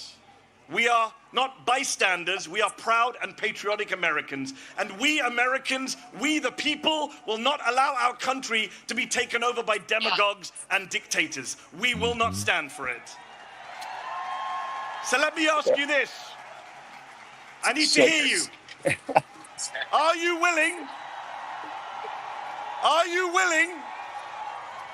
Answer this. Are you willing to sit back and let Trump shred our freedoms? No. No. I can't hear you, DC. They need to hear you in the White House. Are you willing to let Trump shred our freedoms? No. Are you willing to sit back and bend the knee to fascists and white supremacists? No. Are you willing to be the Americans on whose watch democracy died? No. Good. Because people power is our last line of defense. Remember this. Donald Trump has never, ever, not in 3 elections, won a majority of the vote. Never. And I'll say this to you. Here's the math that they are scared of. There are more of us than there are of them. We are the majority. Say it with me. We are the majority. They're not loud enough today, Jesus. Come on. Louder. We are the majority. Yes, we are. And we have no intention of losing our country, our democracy, our freedoms to that twice impeached convicted criminal and his gang of grifters. No way. That's one way of putting it. We will out-organize them. Yes. We will outvote them. We will outlast them. Because when I see you all out here today, in your thousands, in millions across the country, I have hope. I have faith that America can defeat this fascist threat, this authoritarian mania, this MAGA cult, and save our freedoms. And I also have faith and hope that one day soon, the Palestinians will be free. Thank you very much for your time. That was Mehdi Hassan. Mehdi owns the media company Zateo and is doing a great job, and is also one of the cast-offs. I'm okay calling myself that. People who were summarily excused from corporate media, but that's okay. We out here and we thrive in that. I know that's bad English, and Mehdi is one doing it as well. And that's why it's important for you to support independent journalism and independent media. If you follow us on all of our platforms, everybody here, include Michael Fanone, everybody, Mehdi Hassan, all independent journalists, make sure you follow us and subscribe. If you're not subscribed to our YouTube, we have a lot of engagement today. Make sure you subscribe, hit that subscribe button, because that's how we stay viable out here and become members of our channels. Okay, support independent journalists and independent media. But so I am not willing to do those things that Mehdi. I'm right on with Mehdi and not willing. Michael Fanone has been not willing for a while. Jim Acosta has not been willing for a while. And so is the great Joy Reid. Hell no. Not been willing for a while. Hell no. We will not go. And the thing is, the question I think in this moment, friends, is will the American democratic experiment, which is just 249 years old, go quietly into that good night? We are a year before the 250th anniversary of the Declaration of Independence, which did not anticipate any of the people on your screen being a part of American democracy. They might have said for no, but once they heard him talk, they would have been like, no. So the reality is, we are fighting for not the America that the founders attempted to build, but which they built by accident. This idea of a pluralistic, multiracial democracy in which there is no state religion, there is no king, no one can come into your home without a warrant, they cannot put you on trial without a trial, they cannot incarcerate you without due process. That is literally, go back, and I think it's a good exercise for everyone who's watching this on all of our channels, and I hope you guys are subscribed, as Don said, to all of our channels, wherever you're watching this right now, whether you're on social media, whether you're on YouTube, whether you're on Substack, wherever you are, take a moment and go back and read the Declaration of Independence, because the things that they were screaming out against, the things that the King of England was doing to his subjects in the United States, are literally what Donald Trump and Project 2025 are doing right now to U.S. citizens, to immigrants, to people with DACA, to people who are hardworking construction workers, agriculture workers who are literally keeping this country fed. They're doing all the things that were inveighed against in the Declaration of Independence. They're violating it. They're playing in our face. And the fact that they feel comfortable literally violating all of the things that the King of England, doing what replicating the King of England's way of governing his colonies and turning us all into the colonized in our face a year before the birthday of the United States Declaration of Independence, and then saying they're going to build a monument to Donald Trump bigger than the Lincoln Memorial. They're literally laughing at y'all while robbing you. And tonight, while we are at No Kings rallies and covering the No Kings rallies, that man is going to be at Mar-a-Lago having $1 million a plate fundraiser and laughing at you. They're laughing at all of you, even if you voted for him. And Joy, I will tell you, at the very end of his first term, I talked to a friend of Trump who did not want to be named, who said at the time, because I said, doesn't Donald Trump want to be a dictator? And he said to me, Jim, what Donald Trump wants to be is a monarch. He was a friend of Donald Trump who told me this. Donald Trump wants to be a monarch. And look at what they're doing right now. They are so deathly afraid of what's going to take place in next year's midterm elections that they are trying to redraw our congressional maps in places like Texas, Ohio, Indiana, Missouri. They are relying on their MAGA Supreme Court to pull away minority representation in Congress, majority congressional districts where you can have Black and Latino representation in the United States Congress. They are trying to pull all of that away and rig this game or Donald Trump. Donald Trump talks about trying to rig the election. People trying to rig the election. That's what he's trying to do next time around. That is what he's trying to do in 2026. He is afraid of democracy. And so when I hear this stuff about hate America, what I say to that, and listen to what you have to say, Joy, I think what they hate is what America is becoming. What America is becoming is this beautiful, multiracial, multicultural, tolerant country where we respect each other's differences. And they want to take that away. And that is why Elon Musk, Peter Thiel, all these tech pros are willing to spend billions upon billions of dollars to pull this away from them. And that is what No Kings is about. They will not be the tech kings of this country. Donald Trump will not build a he can create all the Olive Garden patios behind the White House and at Mar-a-Lago and everything else until the cows come home. But we're not going to become that country. And that's what they don't understand. And that is why we have to go back to the message we were talking about earlier. People have to not only take to the streets on No King's Day, they have to take to the streets on Election Day. They have to make sure that these voices are heard at the ballot box come this time around next year. I want to just tell everyone, we saw some shots of Chicago. So as we start going through the time zones, right, people who are an hour behind New York, they're going to start coming online and doing their marches. And then 2 hours, we'll get to that Central Time, and then we'll get to Mountain Time, and they'll come online and start doing their marches. And also there are some happening earlier, but the big ones are scheduled usually around noon in those cities. And then as we get out west, Pacific time code zone, we'll get San Francisco and LA, and you'll start to see some of those. But so that is Davenport, Iowa you're looking at. We had Chicago up for a minute. So you see people all over the country who are, out there exercising their First Amendment right to be able to peaceably assemble. And look at that crowd in New York City right now. Is that not amazing? And that our social guys are out there. They said they have gotten 1 block in over an hour. Here's the thing. I think there's so many people that it's not, this thing that was supposed to be a march through the streets. It's so big. It has just become a rally of people standing around in New York City and the streets are just filling up, north, south, east, and west. And people are just there celebrating and happy to be together with like-minded people. I'm so glad.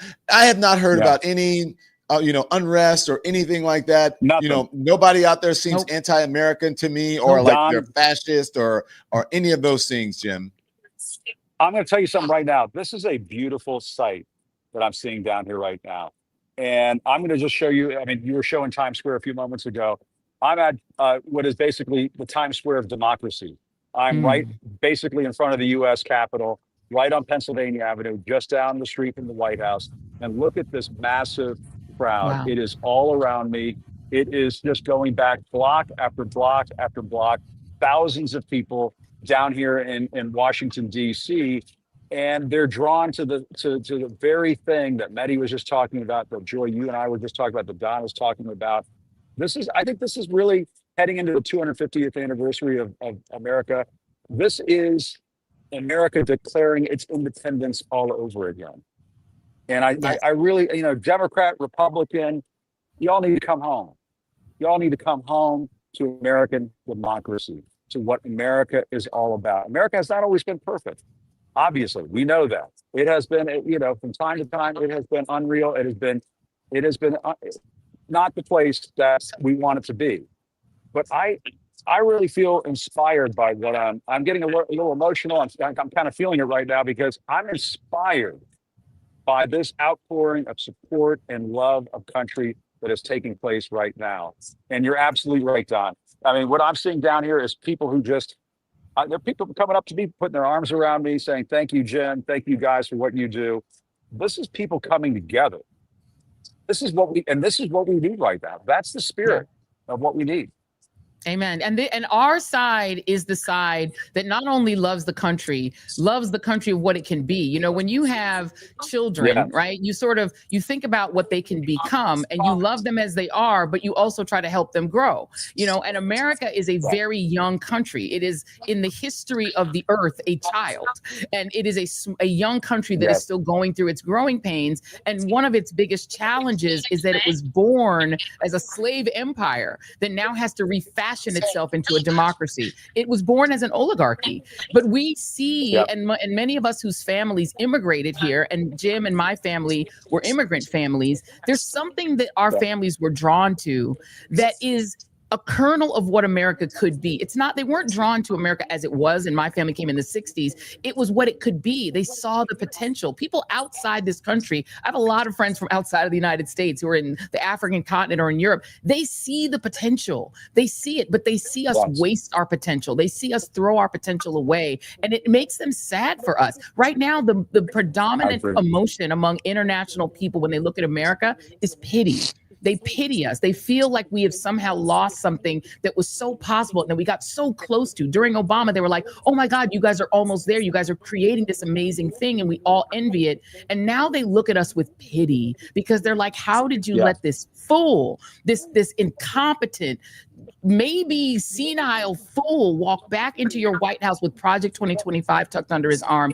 They don't understand why we're going back to a king 250 years after we got rid of a king. They don't get it. Well, Joy, to some extent, we are trying to lay down the ghosts of the 20th century. And they need to finally be put to rest. The ghosts of oppression, the ghosts of injustice, the ghosts of racism, the ghosts of putting people down.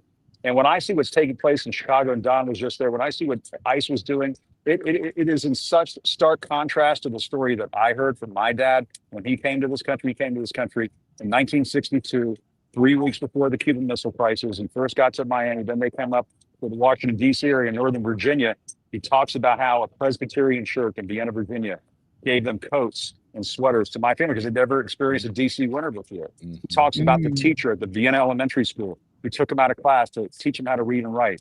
President Kennedy at that time did not call immigrants who were coming to this country rapists and killers. You didn't have immigration beating the shit out of people and pulling them out of school pickup lines and violating their civil rights. And when I hear about my dad's story of immigration, when I hear about his experience of being welcomed to this country, it wasn't always perfect. We heard stuff from time to time. Don't get me wrong. We heard stuff from time to time. Very true.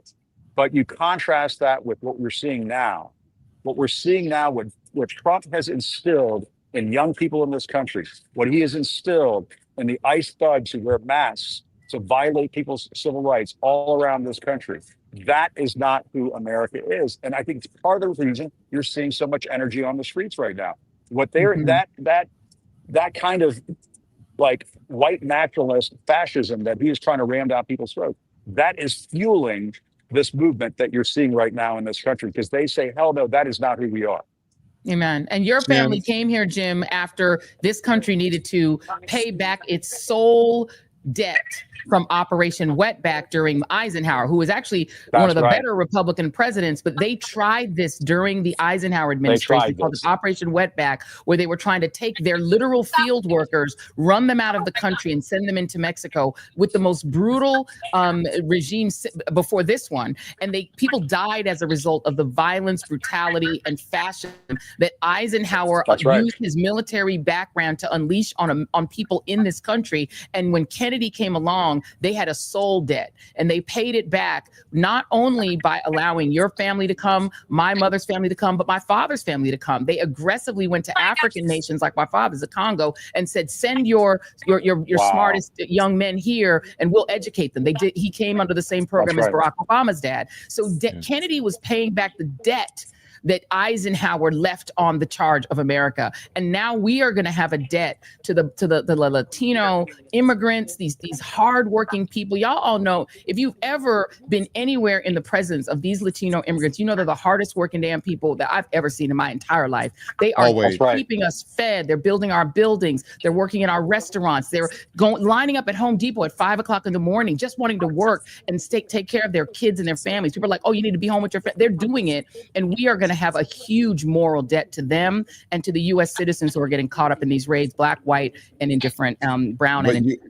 You were talking about You're Operation right. Wetback, rounding people up, but rounding people up from a country that they were here first. The border did not cross Mexico, right? Right. I mean, Mexico did not cross the border. The border crossed Mexico.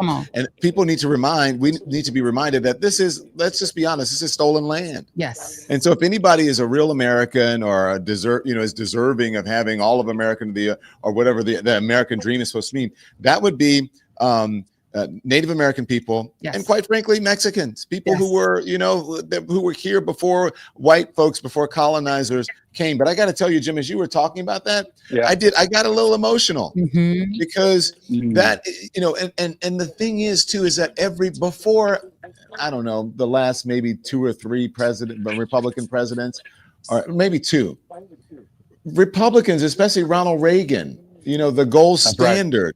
We're very pro-immigration, right? And wanting to figure out how to incorporate people into this country. There's no way you're going to stop it. It's just because of proximity. It's just right there. It's like here to here. You know what I'm saying? That's right, Don. And I do know what you're saying. And I will tell you that you guys were old enough to remember when they refurbished the Statue of Liberty in New York City. Ronald Reagan was the president when they unveiled the new Statue of Liberty, refurbished Statue of Liberty, and he gave a speech out there when they did this, and he talked about how the Statue of Liberty was a foreign birth, that it was built by immigrants. He talked about Emma Lazarus in the poem, "Give us your tired, your poor, your huddled masses yearning to breathe free." That is what America is all about. And look at what the Trump administration is trying to do now. There was just a story in the New York Times just the other day that said that they are trying to, through their immigration policy, design a refugee and asylum process in this country that prioritizes white immigrants. Right there in the New York Times. White South Africans, white immigrants from Europe, people who oppose immigration, those kinds of people that they want to prioritize to come into this country. That's a bunch of bullshit. That is not who we are as a country. And Ronald Reagan could figure this out. Ronald Reagan, he believed in diversifying his cabinet, people that served in his administration. Same with George W. Bush, had Alberto Gonzalez as his attorney general. Do people totally agree with the Bushes and the Reagans and all these kinds of thoughts? Of course not. I'm not talking about what I'm saying.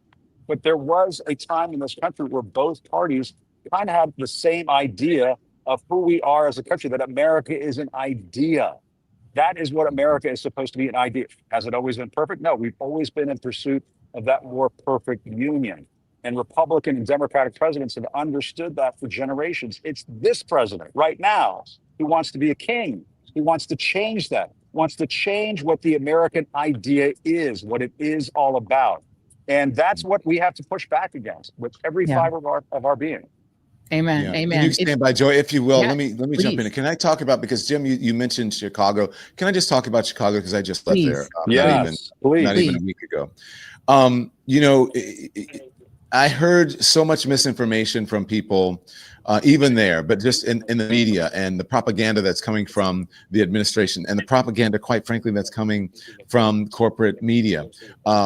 The administration and people, there are people who agree with what this administration is doing. They think that they're just rounding the people up who are criminals, who are Latinos, who shouldn't be here. They call it illegal. I said, well, we don't have, people aren't illegal, or illegal aliens. I said, people aren't illegal and they're not aliens. They're not ETs, okay? But they are, that all of that is a lie. They are rounding people up who are U.S. citizens. I spoke to numerous people who were citizens who spent time in that detention center in Broadview, 8 to 10 hours, and then just told to go for, and then some of them getting citations after they were wrongfully rounded up and accused of not being, legal in this country. There was one black man that I interviewed. His name is Luther. I mean, just a meek and mild, the nicest man. He said they just came to his door and said he's in his pajamas. It's in the morning, and just rounded him up, said, you got to come out. You have to come with us. He said, I have in my backpack, because he was doing some business with the state, he had to take care of some things. He had his birth certificate, his state ID, and his social security card. They didn't want to see any of that. He said they rounded up people in his neighborhood that he had grown up with, and he knew they were African Americans. They were not non-U.S. citizens. They were born here. They put them in the back of a rental truck that you can go rent to move your furniture, with no seats, nothing to protect them, and drove them as they are rummaging around in the back, trying to either stay seated or not slide around or stand up, took him to this facility, did not want to look at any of their papers. They sat there in a cell with 40, 50, 60, 70 people in the cell with one toilet amongst them, no seat. They had to sit on the rim. They had to do their business in front of all these people. And then randomly, they would just come in and get people and say, okay, you can go. And they're like, well, where the hell am I? I don't even know where I am. It's insane. It is. And I saw your interview with that gentleman. I reposted it, Don, because it was a good reminder, I think, to African Americans who said, we need to sit this out. This is the I will vote for Donald Trump Latinos problem.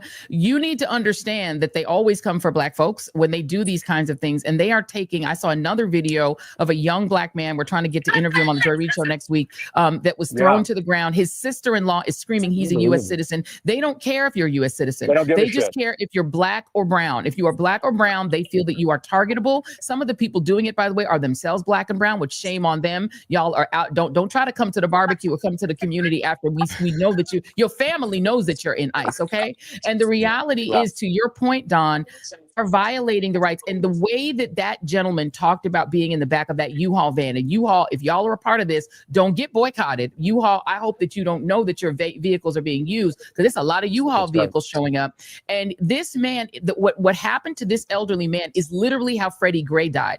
That he was left unshackled in the back of a big police truck, and he was rattling around and his neck got fractured, and that's how he died. Someone is going to die in the back of one of these U-Hauls, and then U-Haul gonna get sued, and the police department, if they don't help, is gonna get sued, and Kristi Noem is gonna get sued, and Tom Homan is gonna get sued, and Peter, Stephen Miller's. All y'all, if you think you are above the consequences of what you're doing, the governor of Illinois has said this worm will turn, and when the turn happens, every ICE person who is brutalizing people, every person who's throwing people in the back of trucks without any restraints and throwing people, we are a human rights violator in the world. There is still international law. There can still be international trials, and there can still be lawsuits. Enjoy. Justice will come for you. I want to bring in someone who's been waiting for a while and out there, and that's Aaron Parnas, who's joining us. Aaron, you're in Washington, D.C., and I see, Aaron, I follow you on social, as you know. Hey, buddy. And doing a great job reporting the news on social media forward. So, Aaron, thank you for joining us. What have you been seeing? And then I want to ask you about, you did an interview with Adam Schiff, but talk to us about what you're seeing out there.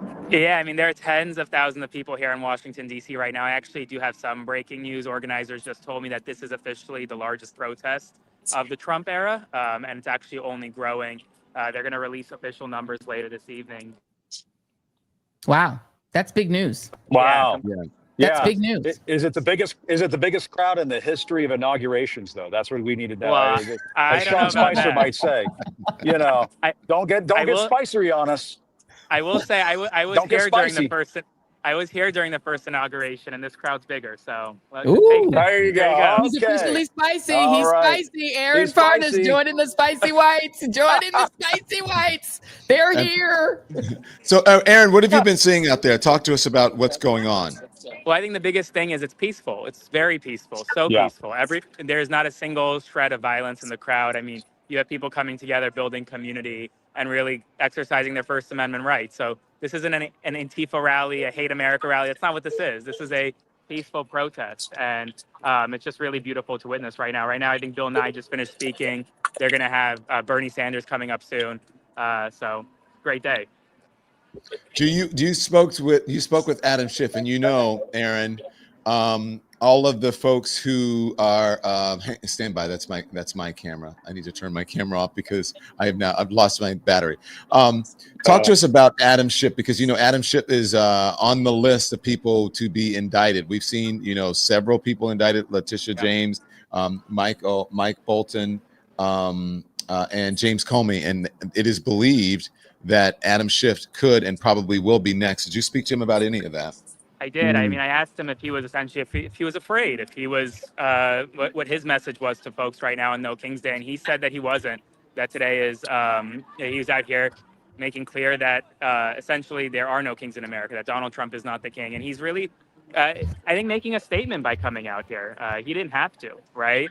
So I think Senator Schiff being here and meeting with folks, he's getting a great reception in the crowd as he walks by. And I think, and I kind of told him this, listen, if he ever is indicted, he's going to have millions of people at the courthouse ready to help him fight back. And that's what the crowd is really projecting today. So. Amen. Hey, and Aaron, I was going to ask you a question.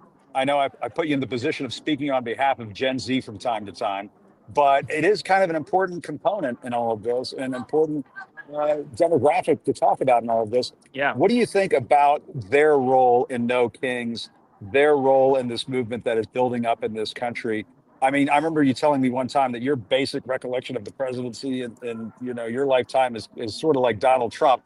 I wonder how much of that is changing now and what that feels like inside Gen Z. Well, I think Gen Z is more fired up than really ever before. And in this crowd, I mean, there's so many young people here, so many young people, people who want to make their voices heard. And for the first time, some people are protesting for the first time. And so I think it's really 2025 for me is really the rise of Gen Z, right? We're using our voices. No one's going to be able to shut us up this year. And we're marching in the streets. So I think it's a really a beautiful thing to see. Aaron, I want you to stand by and I want you to listen to this and then get you to respond. And then Joy and I and Jim will respond as well. Here it is. Roll it. Hey, folks, I'm here at the No Kings Day rally with Senator Adam Schiff. Now, Senator, there have been a lot of conversations about Donald Trump going after his political opponents, acting like a king. You could be next. What's your reaction to that? What's your reaction to Donald Trump and these protests today? Well, I think all these things are connected. It's why you're seeing millions gather all around the country. And that is, they're going after an enemies list. But they're also going after our health care. They're going after our universities. They're going after the media and free speech. They're trying to be kings. And we're just here to say hell no to that. It's wonderful to see everyone out there. And one of the signs I just was looking at really caught my eye, and it said silence is compliance. And I would say even more than that, silence is complicity. We need to speak out right now. We need to condemn this authoritarian lurch from this administration and be here and be all over the country defending our democracy. Thank you, Senator. Beautifully said. Beautifully said. Can I ask Aaron Parnas a question really quickly? What is the sort of primary motivation for the people that you're talking to that are at that rally? What are they saying is their main motivation? Truthfully, it's actually like this is the first time that many of them feel comfortable coming out and making their voices heard. I think a lot of this, like a lot of the people I speak to, they're afraid. They've been very scared over the past 9 months. And for the first time, they really feel like they have a community where they can come out safely and make their voices heard. So this is really an outlet for a lot of them to kind of show what they've been feeling internally for the past 9 months. I've met with many folks here who say, I'm here alone. I came down on the metro by myself. I'm here from New York. I'm here from Texas. But I met people, and now I'm here with other people, and I'm building community. And I think that's what really today is all about.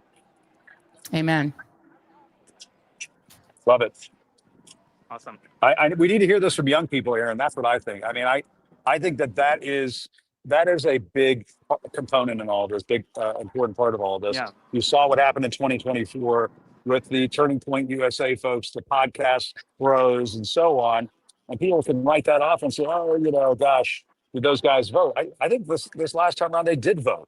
And what we have seen in the polling is that Gen Z has just said, we're not down for this. I think we've seen the poll numbers really plummet for Donald Trump among Gen Z. And so that to me is a huge data point going into 2026. It seems to me. Yeah, 100% agree. Yeah, and it's why they're trying to rig the 2026 elections. And I think what you all need to understand, first of all, you don't see the military response to this gathering that you are seeing on the south side of Chicago and in Georgetown and in all the tourist places that they're hanging out, drinking coffee when they're not like pretending to like be the occupation force in these in these cities. But do understand that when that election happens next November, you will see a full, I believe, military presence, because that's what they're gearing up for. And I would guess that that's why so many people are resigning from senior positions in the military, because I think they see where this is going. They want the next election, the big 2026 election, to happen under armed occupation in blue cities and under a Supreme Court mandate that there is no Voting Rights Act. And that is where we're headed. This is full autocracy. We need to recognize it. So I just want to commend everybody who had the courage to go out and be present today. Yeah, I agree. Thank you guys for having me on. My phone's about to die, but I'll try to come on again soon. We know that feeling. I was going to say, you, Aaron. Aaron, thank you very much. I appreciate it. I was just going to let Aaron go, guys. And I thought you weren't listening. I'm like, I had the mute on. So let me jump in and be traffic cop because we have a lot of folks that we need to get to here. I want to introduce some of the guests that we have. We've got Jolly, who's out there on the streets in Washington, D.C. Antifa's here. Godfrey is joining us. He's on tour around the country. And then the great Glenn Kirshner is joining us as well. We're going to get our Tara Setmayer in there as well as Reid Colbert. So we have lots of folks who are here. Yes. And oh my gosh. Woo! A full contingent. A full contingent. Antifa. Let's talk Antifa's here. What are you seeing out there? What are you seeing, Antifa? And we just need a frog. Why didn't you book a frog, Don? What's going on? Get your team There are together. plenty of frogs out in the crowd. There's a few frogs out here. When I find them, I'll show them to you. There's a few frogs out here. Frog. Okay, Jolly. I will do that. Mission. Okay, good.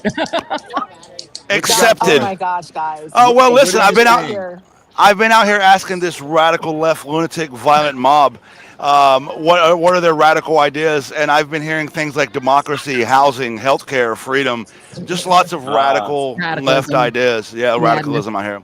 And watch this, sir. Why are you here? I'm here to protest this presidency, this administration, and calling on us to stand up for immigrants and make this a country that's welcome for all.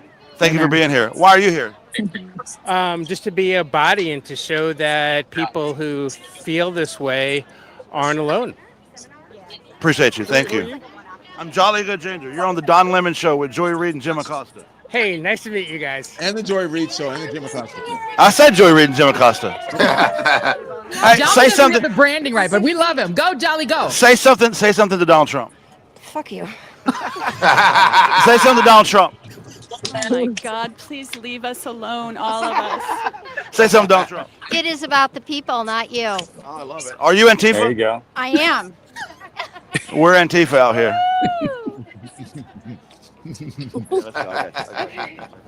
Go ahead, Jolly. Keep interviewing. Oh, he's getting photos now. He's getting love. He's getting love. Give Jolly some love. I'm telling you. Sorry. Tara Setmeyer. Tara, tell her what you're seeing out there. If Tara can hear us, or Glenn, somebody jump in. Tara's there. Go ahead, Tara. Go for it. Can you guys hear me?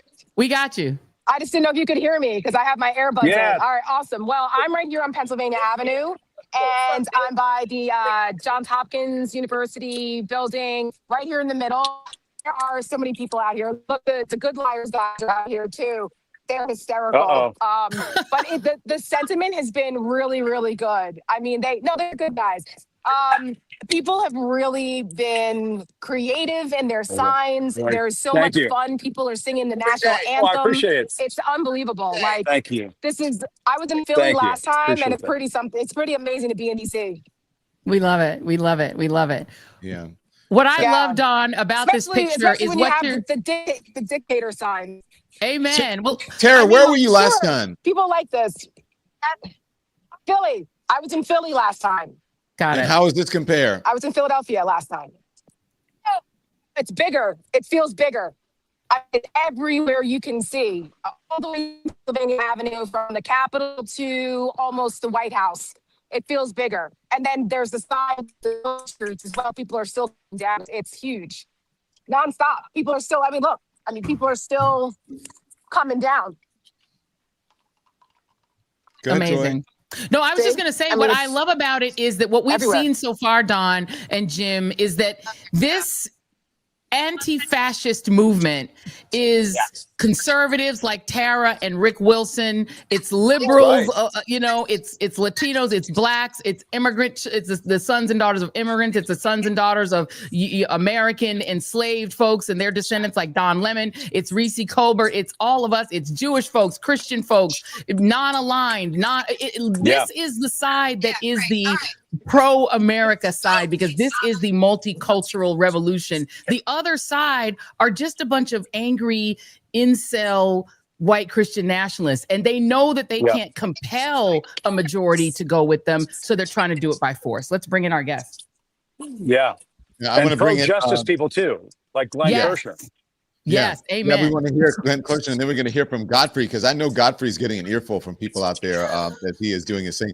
But Glenn, talk to us about that, because you made the move from mainstream media. Now you're in independent media. You can say whatever you want. You hear a lot from the folks. Why are people so fired up? And as Tara Setmer just said, this one is larger. It's much bigger. Same thing. Aaron Parnas just came on and said this has been the largest rally, anti-Trump rally during both of his administrations. Yeah, Don, I think Donald Trump is inspiring us all by ratcheting up the abuse, the lawlessness, the unconstitutionality. And I have to admit, when I heard Lil MAGA Mike Johnson say that today we will be participating in a Hate America rally, I was all the more inspired. You know, they're trying to claim that what we're doing out there, exercising our First Amendment rights to free speech, to assemble, to petition the government for a redress of our grievances. And let me tell you, we got some effing grievances right now, legitimate grievances. But when they call that a rebellion, I can't wait. I'm speaking at our local rally here in Northern Virginia shortly. I have the luxury of being just 2 blocks away in my studio, so I can just walk down the street. But I'm going to point to the words of the Seventh Circuit Federal Court of Appeals, a unanimous 3-judge ruling, 1 judge appointed by George W. Bush, 1 judge appointed by Barack Obama, 1 judge appointed by Donald Trump. And here's what they said, right smack in the middle of a 14-page opinion. Political opposition is not rebellion. And let me rephrase that and repurpose it. Protest is patriotism. And the more they try to paint us as hating America rather than exercising our constitutional right to be protected from our government in exercising our First Amendment and our right to assemble, our right to assembly rights, the more inspired people get, I think. It doesn't tamp us down. It fires us up. So the rule of law, we have the rule of law on our side. So let's roll. Amen. I want to bring in Godfrey. Thank you to that. Godfrey, what are you seeing? Because you're out on the road. And I'm in Miami. Every time I speak to you, Godfrey, either when I call you and we talk personally, or when you come on the show, you're in a different city. What are you hearing out there? And is it maybe it's not surprising to you that these crowd numbers today? Yeah, first of all, I'm glad to be part of this whole team. All of these guys. Nice to see you all. Joy Reid especially. Joy, welcome to freedom, Joy. Welcome to freedom. I love it. And Jolly Ginger, my man. Oh God, this is great. Listen, I'm doing shows in Miami, so you know these Cubans are like Trump supporters. I will vote Donald Trump. It's a bop, y'all. Yeah. And so I have to risk some people walking out of the club, but I'm on it. You know, you guys inspire me. So tonight's going to be really bad. Yeah. Because I'm going to be shitting on the crowd, and I'm going to say, how are you going to make a whole salsa song and he still deported you? You know what I mean? So I'm in the middle of that. Miami is heavy, you know, right wing, Cuban, whatever. But, you know, in a comedy setting, it is what it is. So I trap them all. We lock the doors and make them listen to me. Right? Are you not entertained? But wait, I mean, Godfrey, are you not seeing a shift? Because I have been talking a lot to my friends in the 305. You know, I still got people down there. I lived there now for 14 years. And there is a sense that there is a layer of the Cuban American and Venezuelan American and Haitian Americans. Let's be clear. All 3 were pro-Republican until they all got. Are you starting to see a shift in maybe yes, I am. more? Yes, yeah. Nobody really, because everybody clap, and because of course I like to imitate big you know, the idiot. And so I said the funny thing about it is that song that was made, the lead singer, her husband was deported. You know, and I said I laughed for 20 minutes. I thought it was hilarious. Because if you watch the whole video, they're on the boat singing I will vote for. It's a music video. And then when her husband got deported, she's like, this is bullshit. I can't believe it. I can't believe it. I can't believe it. But when I tell y'all, when they do the breakdown, when they're like, I will vote. I'm like, this is a bop, y'all. Why you making this It's a really good song. It's a really good song. But And then at the end, I always do Trump. I go, hasta la vista, hasta la vista. So, hey, stand by. I want you guys to stand by. I want to get to Jolly. Jolly has someone to interview. Jolly, who do you have? Hey, I found a raccoon. Listen, I'm on my mission to find a frog. My commander, Reid, my Antifa commander, has given me orders, and I will find a frog. But listen, are you in coalition with the frog? We are all Portland. You're all from Portland? No, we are all Portland. Oh, we are all Portland. I love it. So you stand in solidarity with the frog? Hell yeah, brother. What about fascism? How do you feel about that? Well, we're all Antifa. You're Antifa? Well, anti-fascist anyway. Hell yeah, brother. All the people who fought in World War II, man. Thanks for being here. Is it hot in there? It's a sacrifice I'm prepared to make. It's a sacrifice he's prepared to make. And listen, we lost him. There's some crabs over here. Can we get a wiggle from our friend? Because you know. Hey, can you give us a wiggle? Wiggles. Those are some moves. Reese Colbert is here. Oh, hell yeah. Reese, I know that you're on the radio every day talking to people, and you get a lot of call-ins and whatever. Tell us what you're hearing. Are you hearing a shift? Joy mentioned the shift in the 305, right? Are you hearing a shift in the country? Because you get conservatives calling in, and you guys challenge them. Now, these conservatives ain't budget. But let me say for the record, in case the Trump DOJ is watching this, I am not Antifa, okay? I ain't as good as y'all. I ain't got as good of lawyers as y'all. So Reese Colbert is not Antifa for the record. I might be auntie. Fine. You auntie. Antifa, okay. Okay. She said she auntie fine. She auntie. That's what we meant by Antifa. Auntie rich fine. auntie. Okay, but Yes. Oh, okay. I just get the fans watching changes. I don't take chances like y'all. But okay. But I love to play on words, but as for me, no, they got Letitia James. They got Monica Iver. But anyway, okay. So yeah, about the people, I will say this. MAGA is just MAGA, but Republicans forget that there were 8 million Biden voters that stayed home. They also forget that 75 million whole ass people voted for Kamala Harris. This whole idea that half the country are the rebellion, no, half the country said we don't want no parts of this. And so they have vastly overplayed their hand, and they're really operating like people who have no intention of ever actually facing the electorate again. So I really feel like their attempts to try to paint this as some anti-American violent thing, which by the way, before the last King's Day protest, it was a Republican who assassinated Democratic lawmakers the night before. And there were threats of violence against these protests. So the fact that they tried to paint this as some un-American mob rule, I think is going to blow up in their face, because we see that these are people who just want what we are vested in the Constitution to be allowed to do. Yeah. Hey, Joy. I will say, as somebody who's covered Donald Trump, when he talks about Antifa, when they talk about Antifa, let's get real for a moment. Let's do a reality check. Yeah. When Charlottesville happened, they tried to blame Antifa.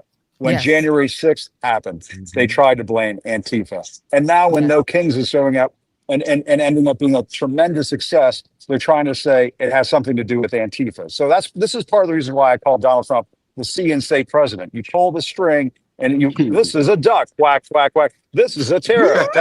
This is Antifa. This is what he does. He's so diminished mentally that all he can do is behave like the see and say president. So I throw that out there as an illustration to make a point. Jim, you're right. Remember the doll with the? Do you remember the doll with saying hi? It's Antifa. Hi. There's Antifa in the room with you there's right a now. big guy came up to me crying and said, "Save me, Donald Trump." Hi, there are black women wearing MAGA hats. Beautiful black women saying, "Save us." Acetaminophen.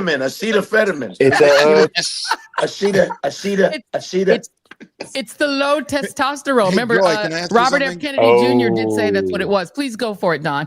Joy, you were mentioning, and I want you. I think you're better to pose this question to Glenn because of Glenn's legal background. You were talking about what the governor of Chicago was saying about people being prosecuted and people's rights.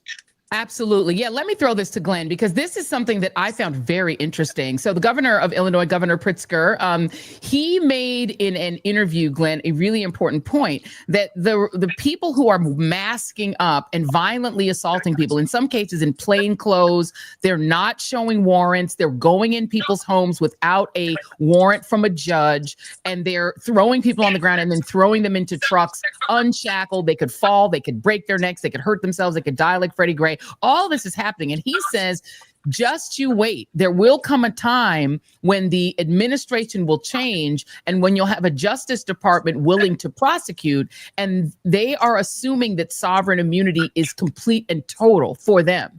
He was saying it's not, and that eventually there could be either civil or even criminal violations that will eventually be adjudicated. Do you agree with that? Absolutely. Sovereign immunity only goes so far. Breaking it down to its essence, if you are engaged in within the scope of your official duties. Now, listen, police officers, who are well-meaning, who are protect and serve kind of people, sometimes they make a mistake, right? They may step a toe over the Fourth Amendment prohibition against an unreasonable search and seizure, but they're still acting within the scope of their duties. These things get litigated in court, so they will still enjoy sovereign immunity against either being civilly sued or being prosecuted. But when you see unfolding in our city's streets what these masked thugs are doing, it is so far beyond, in many instances, the scope of their official duties that they will open themselves up to both potentially civil liability and criminal prosecution. So what we need to do is, once this administration is out of power, Joy, we're going to have to go on a cleanup mission. The rule of law will come back into the light of day, and we're going to have to hold these folks accountable. They feel bulletproof now. They're feeling themselves because they got Donald Trump behind him. First of all, we know he's going to introduce all of them to an undercarriage of a bus eventually. Yeah. But we're going to have to make sure that they are held to account by applying the rule of law, and that day is coming. These imbeciles will not kill the rule of law. And can I just ask a quick follow-up, Glenn, because these crimes are taking place, or these violations, I should say, of the Fourth and Fifth Amendment are taking place in states where there are Democratic attorneys general. So, and they are being filmed both by bystanders and in many cases by Kristi Noem, Department of Homeland Security herself. She is sending cameramen. They're shooting videos of it, and then they're repurposing those videos for propaganda videos. Number one, are those videos foiable? Number two, if there was a state prosecutor who decided to try to prosecute, because that would put it out of the range of Donald Trump pardoning folks. The theory here is that they're committing these crimes assuming Trump will pardon them at the end of the day. But that does not apply to states, right? If a state prosecutor decided you violated the rights of someone in the state of Illinois, the state of Maryland, the state of California, et cetera, are they out of the reach of law by state prosecution?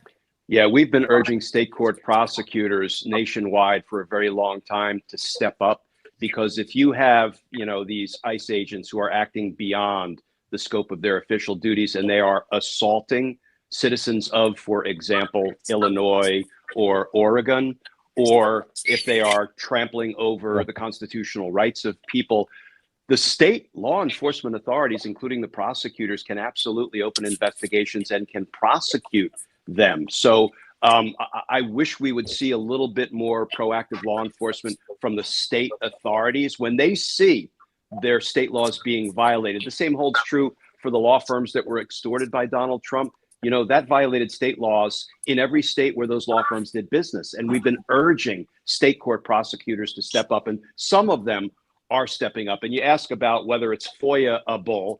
And the reality is, when the federal government has in its possession any evidence that may be part of an ongoing investigation, it can make a successful Freedom of Information Act suit very challenging. But again, once the leadership at the Department of Justice turns over and the rule of law comes back into the light of day, I think there's going to be hell to pay, and there should be. Amen. Do we want to go back out and see what's happening in the street? It looks like Jolly's got another creature. Jolly had an eagle. Jolly, what is that? So listen, I continue my mission to find a frog. from my Antifa commander, Joyanne Reid. And I've got an eagle. So, first of all, do you stand in solidarity with the frog? Completely. What are you out here what's your purpose out here?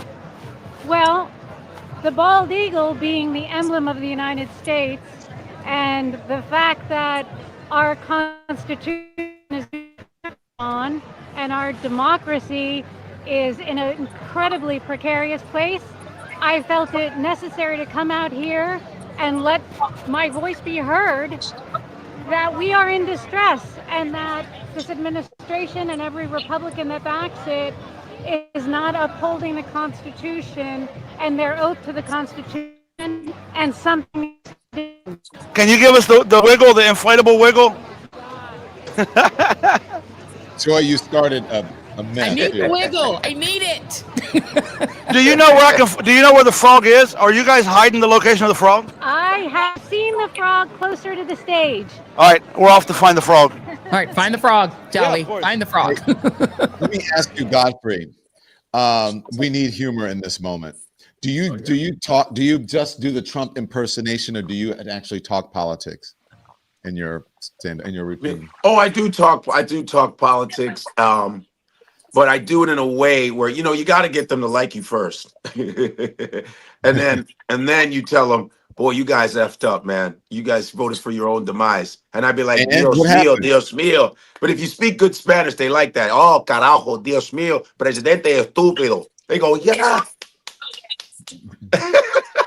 El presidente estúpido. I can't believe it. Oh, Dios mío, Jesucristo. You know, if the Spanish is tight, they're like, I like this guy. I like this guy. But Joy Reid, you were right. They're realizing, because they screwed up, they're realizing there is change. I mean, it took, you know, them getting deported for them to actually go, oh shit, we thought we were good. No, you're not good. You know what I mean? It's and when I do the imitation, it's a neutralizing thing, because when I'm in the South, I'm around Trump supporters. When I imitate what Donald had actually said, they're actually like, oh man, you sound just like him. Yeah. Did you get it? He's an idiot. You know what I'm saying? Hey, Jim, I can only imagine that all the inroads that Donald Trump made during the election with Latino voters and some voters that may not actually supported him, that this has just reversed that and even, you know, worse than it was before. Oh, his numbers are tanking among Latinos. His numbers are tanking among Gen Zers. I think even in Miami, things are starting to change a little bit. That's a hard nut to crack there. The Cuban American Republican, dominance that has been in place there for a very long time. There's no question about it. But when the rubber meets the road, when people are getting deported, when a lot of mixed status families. I come from a mixed status family. A lot of mixed status families. They feel the boot of Donald Trump's thugs. That certainly does change your politics a little bit. Now, somebody who understands this too, Olivia Troy, I understand she is standing by. If we can get Olivia in here, I would love to talk to her. She's down in El Paso, I believe.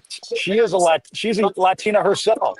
Yes. And she can tell us how the Latino community is not a monolithic community. You've got Cubans in Miami. You've got Mexican Americans in Texas. As Don was saying earlier, some people didn't cross the border crossed them. But Olivia, you're in El Paso. What are you seeing and hearing? Democracy in action. If you can hear me, and it is packed here. Can you hear me? We can hear you. Go. How we doing? Right, so I'm here at the park, and it is a. Can you hear me? Okay. You're all good. We got delay. Everybody, let Olivia talk, and we're all going to be quiet. It's just a delay. Go ahead, Olivia. No, it's thanks. No, I'm here at the park. It is packed, and I'm just looking for a. Oh, damn. I think her connection isn't great. Yeah, we need to get, maybe if Olivia gets into a little bit better, we definitely want to hear from her because she's in Texas and we definitely want to hear that perspective. But I wanted to get Reese back in as well while we're waiting to, oh, wait a minute. We might have a creature. I'm sorry. Oh, wait, hold on. Stop the presses. Breaking news. Everyone in the chat. Y'all need to go over to the YouTube channel now. Breaking news, please.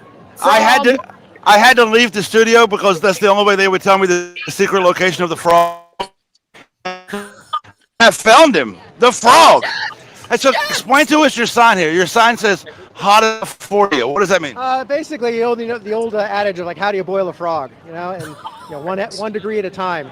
So you look around, and if this had happened, if all the stuff with ice and all of the nonsense that happened back in 2016, people would be going bananas. But what do you think about right now while people are getting snatched off the street, while our Constitution's being burned, all this is happening? One of the revolutionary icons right now is an inflatable frog. What do you think? I love the silliness of it, and the thing that really resonated with me is, it would take a city full of stoners like Portland to do something that is so silly but also so impactful.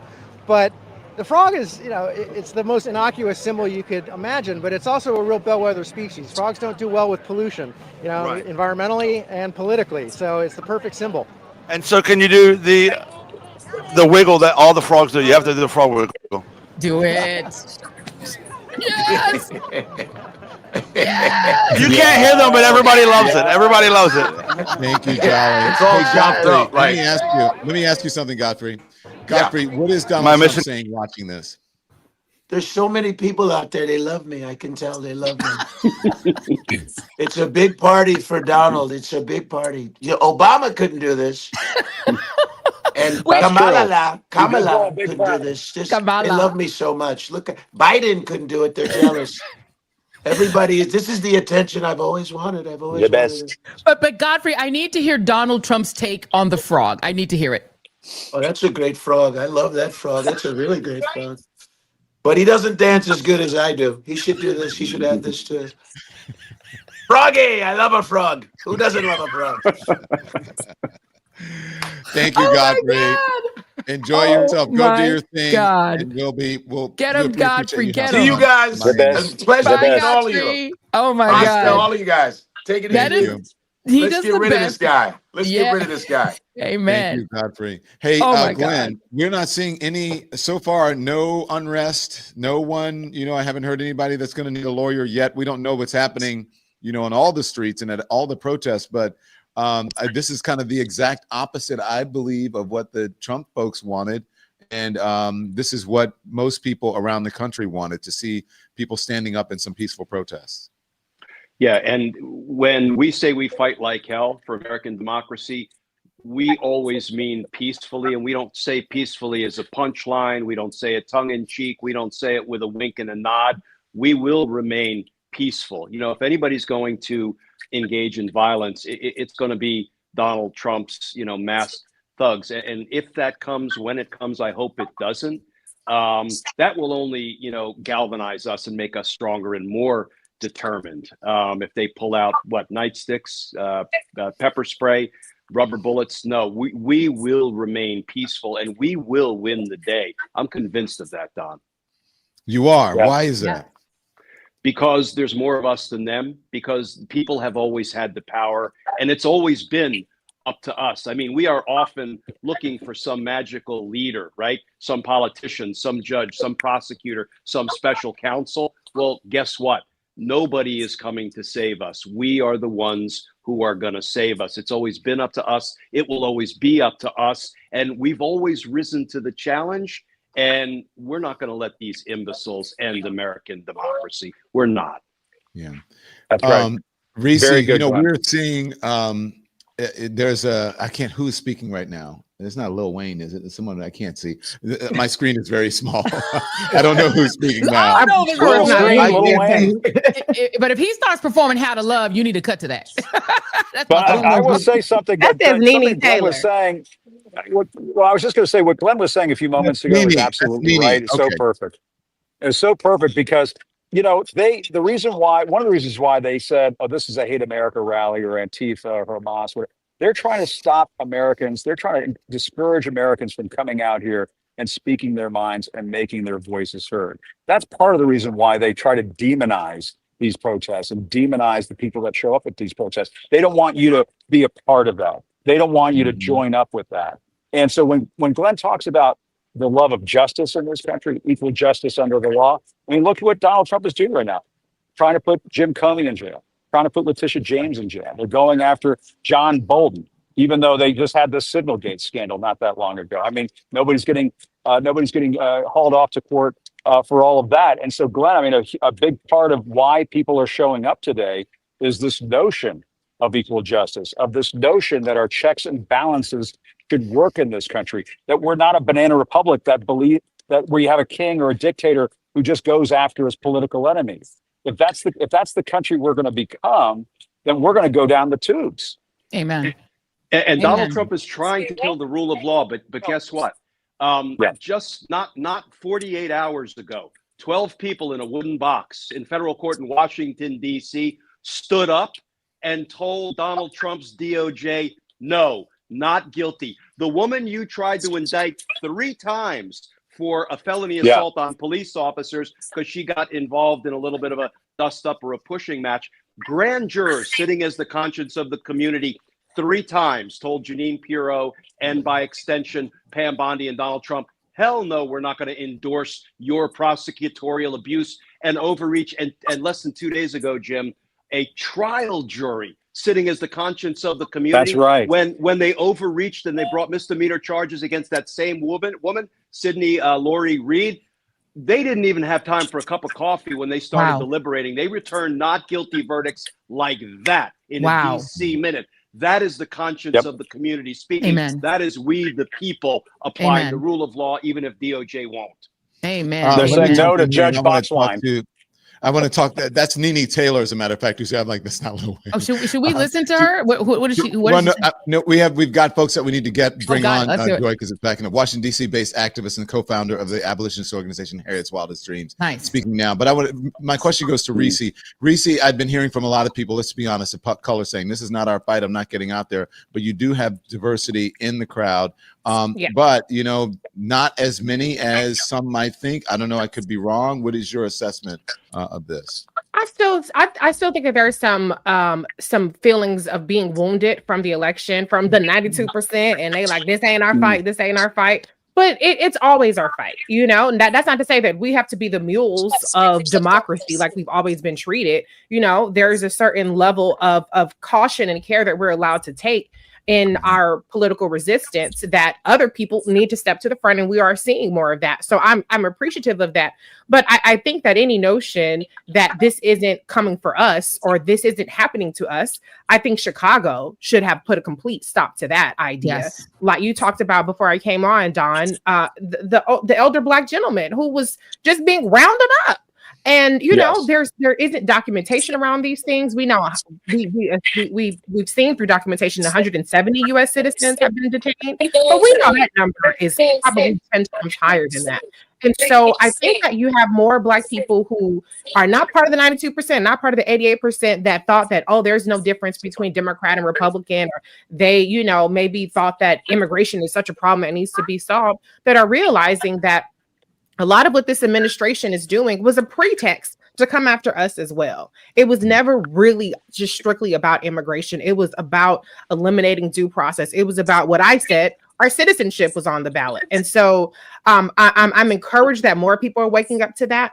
And then I'm just encouraged to see these big crowds, because I was traveling last week for my tour and I didn't feel like there was any disruption from the government being shut down.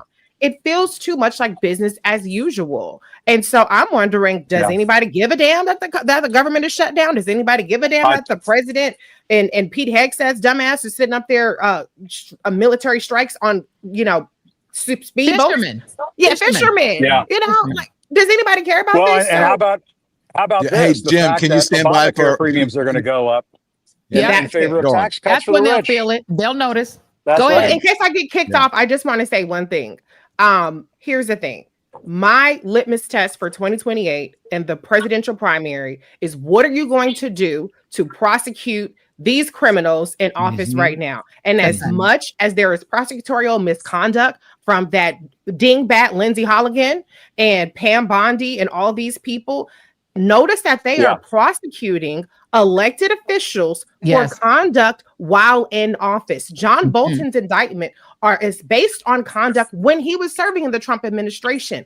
Jim Comey was a member of Trump's administration when he conducted this stuff. So nobody should feel safe for all of the actions that they're doing now. And there's the statute of limitations is not just a measly couple 3 years from now.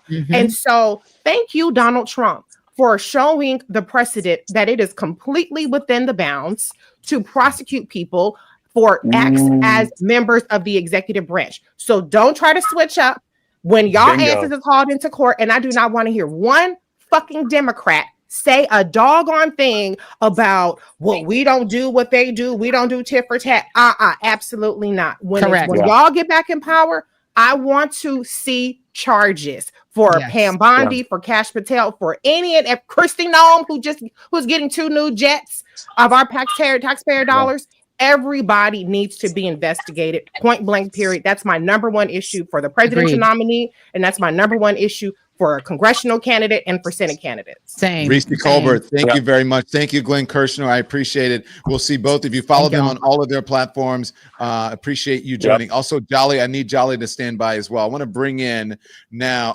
D.L. Hughley, the great D.L. Hughley, who is joining us. Oh, my goodness. DL is on the road. Wow. DL, what do you think of these protests? Well, you know, from what I see from your newscast, it seems to be par for the course. I think that America. Reese was saying something I find very interesting. When we were talking about the government being shut down, I think it's how disconnected most people are from the government. They don't really know how it works or see it in their everyday lives. I think that the people who are in government certainly have seen it. I certainly if you're traveling a lot, I know you've seen it. But I think there is a palpable tension in the country. I think that even the people who are supportive of Donald Trump understand that things are not going quite the way they thought. And I think that his overreach, I think his tactics, I think that everything he's doing is having a compounding effect, and people are finally starting to see that this isn't the presidency they're not getting what they were promised.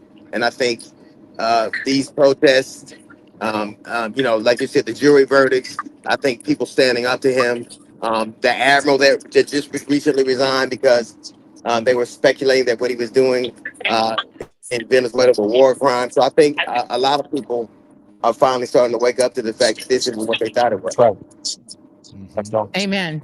And DL, can I ask you, how much is You can ask me your anything, mindset? Cutie Pie. You can ask me How you anything. do it? How you do it? My friend, I mean, how much of your mentality right now is let's try to combine, because there is all this purple revolution. I do love purple, as you know, but there is a lot of talk about whether we need a purple revolution, whether we need to be reaching out to people who voted for Trump and combining with them versus telling them, fuck off, you screwed up, you screwed the country, we don't want you we don't want you on our team.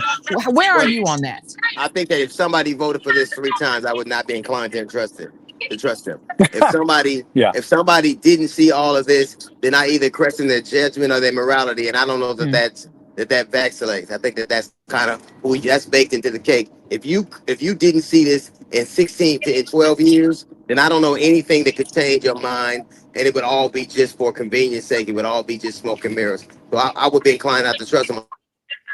Amen. Same. Position We now. agree. The one thing about America is that I think that none of this would matter if the job market were going great, if the economy were going great, if the eggs were low. They wouldn't care about people being rounded up. They wouldn't care about civil liberties being disrupted. I think that the paying compliance is the only thing this country really understands. Amen. So true. Sad but true. Yeah, but I think people are starting to figure this out. When Obamacare premiums are about to go up, in some cases double for people who rely on Obamacare for their health care. And at the same time, they're handing out tax breaks to the rich and the major corporations. People are starting to figure this shit out. And they're starting to understand that what we are seeing right before our eyes right now is the beginnings of an oligarchy. And that is not just words on a sign. Those are policies that are being put into place right now. And it's one of the reasons why the Democrats are holding out during this shutdown. And I will say, they've been shitting the bed on a lot of fronts. Tactically, this has been a very good idea for them. Because it is something, when you have Marjorie Taylor Greene out there saying, my Right. kids' Obamacare is going to go up. When Marjorie Taylor Greene starts making sense, that's when I start clicking my heels and saying there's no place like home. That's all I'm going to say. Right on. Hey, DL, I know DL doesn't like panels, but I don't think he'll mind sharing the stage with this next person. That's Congressman Eric Swalwell. Congressman, thank you Hey, for Don. joining us. You're on with Hey, guys. Don Lemon, Hey, Joy Reid, Yeah.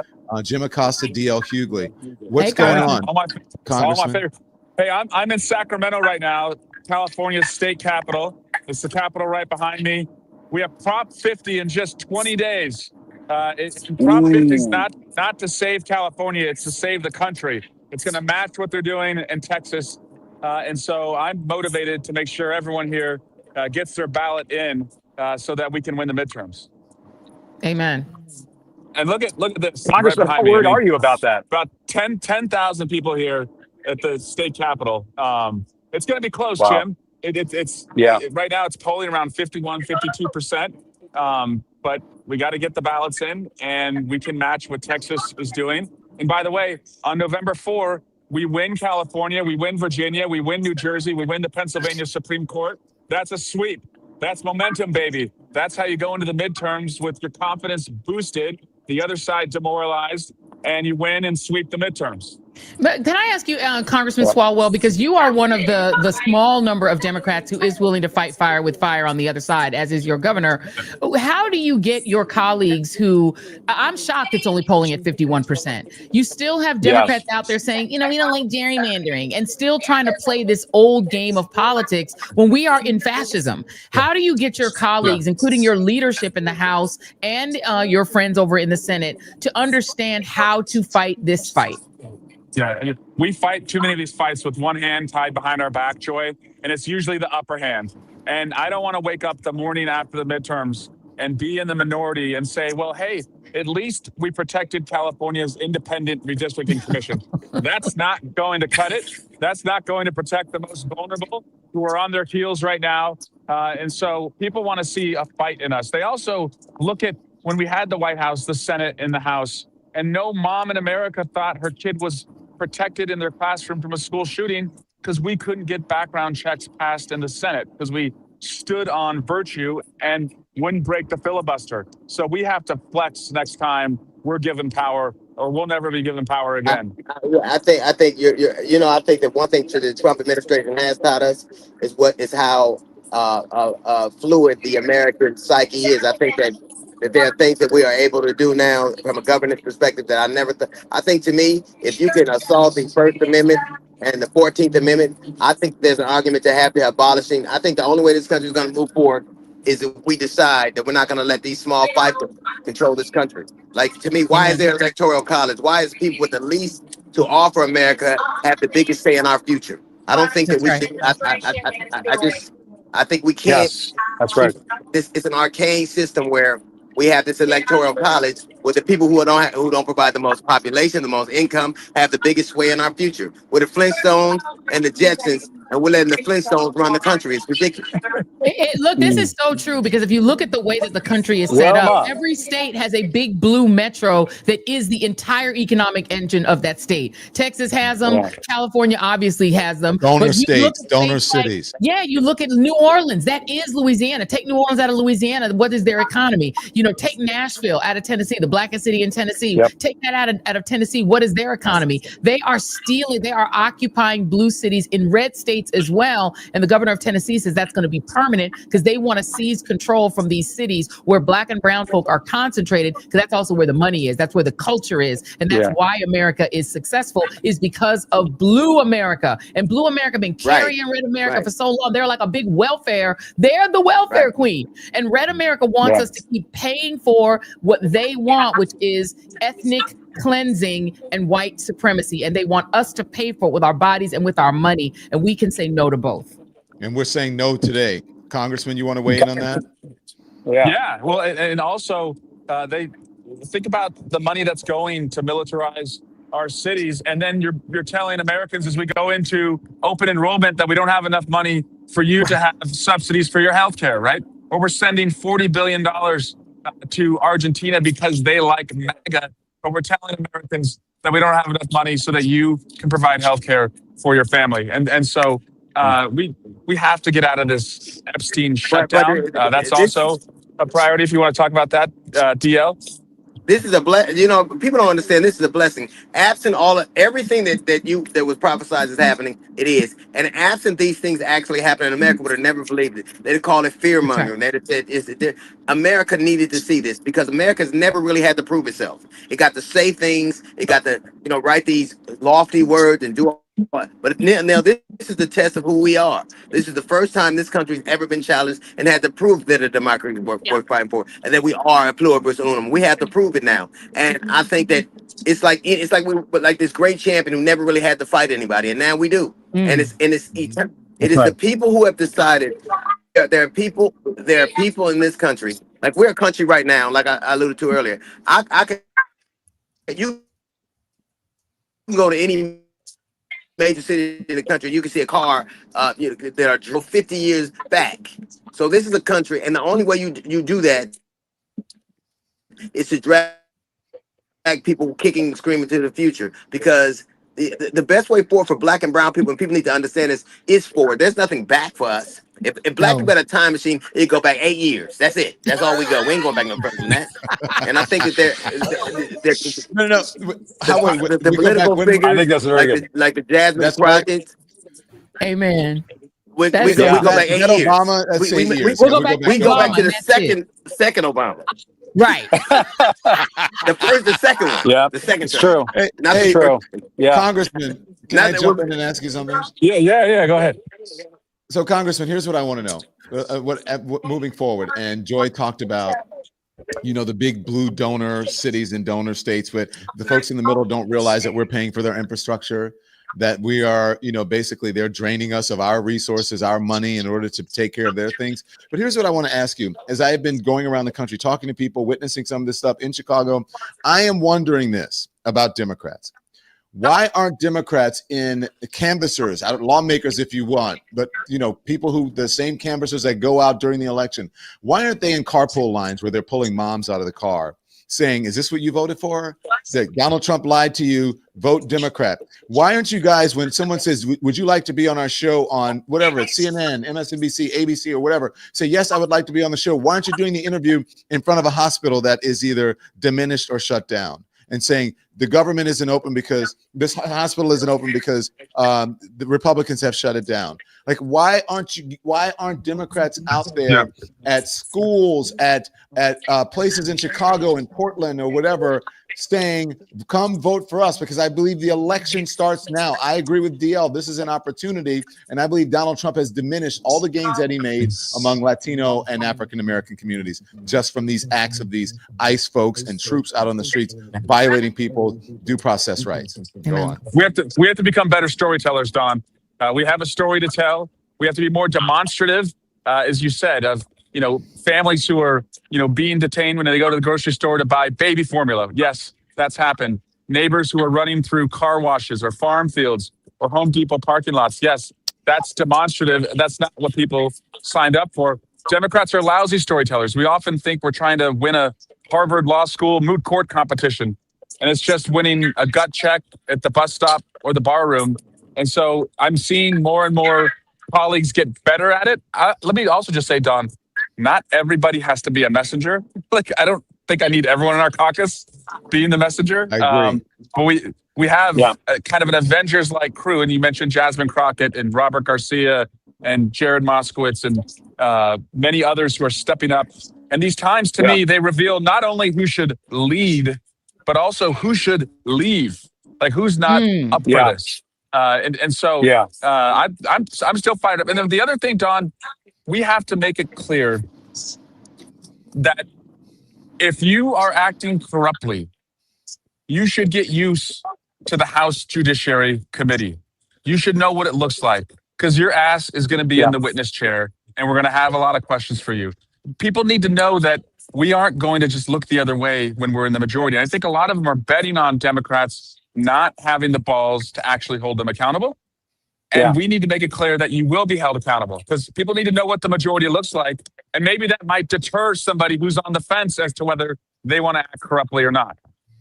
And Congressman, the other thing that needs to be talked about is the fact that they won't swear in somebody who is duly elected by their constituents.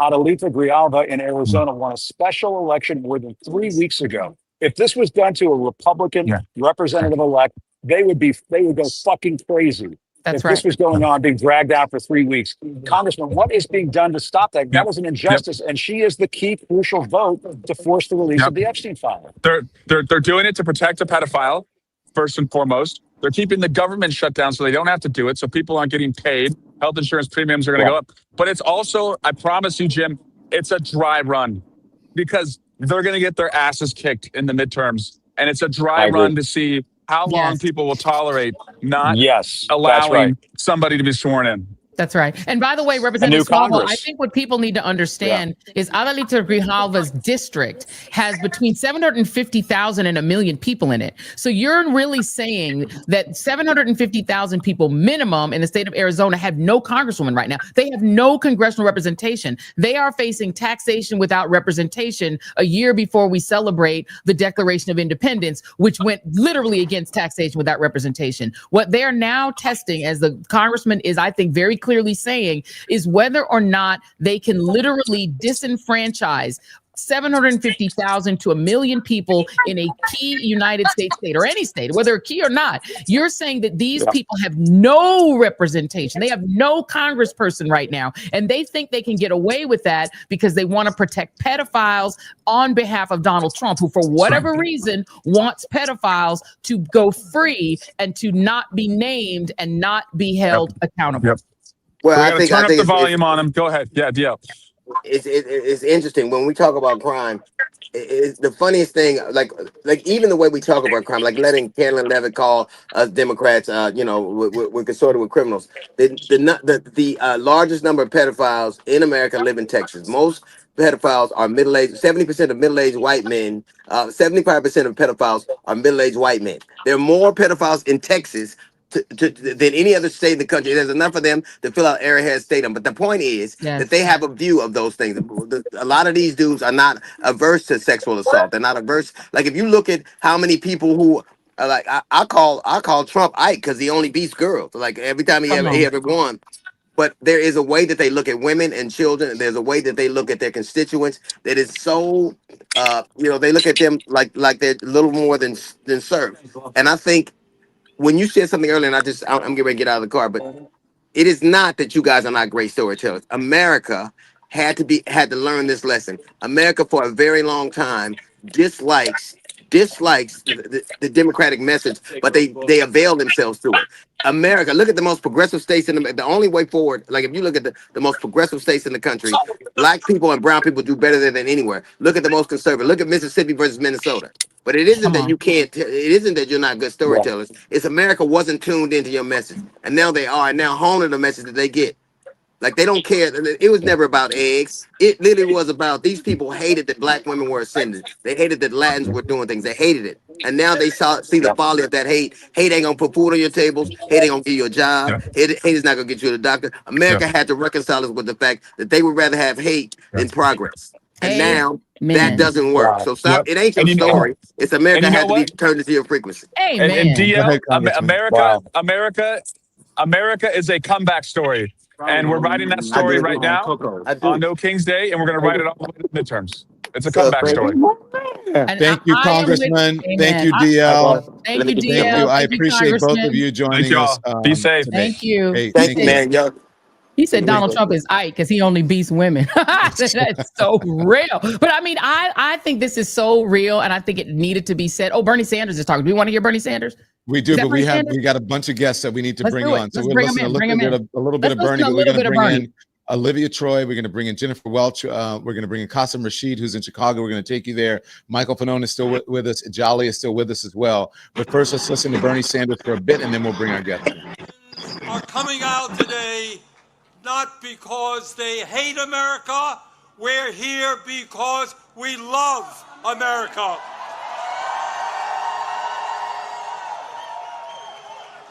We're here because we're going to do everything we can to honor the sacrifices of millions of men and women who, over the last 250 years fought and sometimes died to defend our democracy and our freedoms. In 1776, with extraordinary courage, the founders of our country announced to the world that they would no longer be ruled by the King of England, a king who had absolute power over their lives. They demanded freedom. And to bring that about, they fought a bloody war against the British Empire and the most powerful military in the world. Tens of thousands of Americans died in that 8-year war, but our forefathers fought on and they won.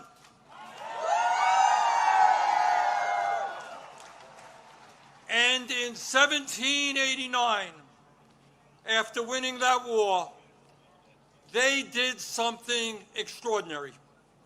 They established the first democratic form of government in modern history. They said loudly and boldly to the entire world, no more kings. And that right there is a theme of today's marches all around the country. I want to bring in California Representative Robert Garcia, listening to Senator Bernie Sanders there as well. We'll continue to monitor that speech. But Representative, we just spoke with Representative Eric Swalwell. And this is, I believe, a momentous day. I believe in opportunity for the people who are opposing the tyranny of this government that we have right now. People are out marching, they're protesting, they're exercising their First Amendment right to assemble. And so far, so good. What's your assessment as you are, what are you observing as you see this? Now, incredible. Obviously, Bernie's amazing, doing a great job there. No, we're excited. Look, I'm out here in California, and so we're about an hour away from our No Kings event that's going to start here in Long Beach. I'm actually hitting up a couple of the events. And so right after I get off with you, I'm going to go meet up. There are thousands and thousands of people already lined up at our park, or Central Park here in the city of Long Beach. It's really exciting to see just people motivated and united, really to say enough of Donald Trump, enough of his wanting to rule over us without any regard for decency, for humanity, for our democracy. And I think what you're seeing today in cities across not just the country, but in some cases the world, is a rejection of Donald Trump. And I think we should be very clear about that. This is about telling Donald Trump that we are here and we're going to stand in between him and the harm that he's trying to cause so many people across this country, whether they're immigrants who are here that are just trying to work, whether it's women whose rights are being moved backwards, whether it's union workers. And certainly, if you're out in this community right now and you're a government worker during this shutdown, Donald Trump is trying to, of course, hurt government workers and raise the cost of healthcare for the American public. And so very motivating to see what's happening right now. And Congressman, let me ask you a question. Are your colleagues on the Democratic side as fired up as yourself and we heard Representative Swalwell? Because we see those of you who are very much out front on the Epstein files release, on fighting no healthcare, no vote. But what we haven't seen is your leadership kind of start to follow suit. There's sometimes seem to be standing up. But do you feel that there is a strategy against this autocracy emerging inside of the party? I do. And I think there's a lot of people, all of us. I mean, we felt horrific after the last election. And I think there was a lot of soul searching and organizing. But I think what you're seeing, especially recently, is also newer voices, younger folks, people that want to take their country back from this authoritarian and this wannabe king, and a party that is willing to bend the knee every single chance they get. I think you are seeing new energy on the left, new energy in the party. And I think that there are examples out there. And I think, what Bernie and, for example, Alexandria AOC have done across the country with the rallies, or what you're seeing happening with Zoran in New York, is they understand, we understand that our coalition, we need to have a big tent. We need to bring people into this coalition, even when we have different perspectives, and push forward. And what people want to see is right now, they're less interested in your ideology. I'm a progressive, but what people want is a fighter. People want fighters in this moment and that are clear-eyed about the danger of Donald Trump to our future as a country and the world. And I think that is what the base, that's what voters, what people on the street are demanding of us. And so what I've told folks, and I've said this to folks in the House, I'm like, if you're not ready to be in this moment actually fighting, then create space and room for those that want to do so. Because this is not a moment to show bipartisanship and let's hold hand with the Republicans. We have to fight like hell every single time and push. Yeah. Jen, do you have a question for the representative? Yeah. Hi, Congressman Garcia. Jennifer Welch. At it. Good to see you. When do you think Moses Mike is going to swear in the Congresswoman? Because I've had it with the delays on that, with delaying democracy and delaying her voice. Amen. 100%.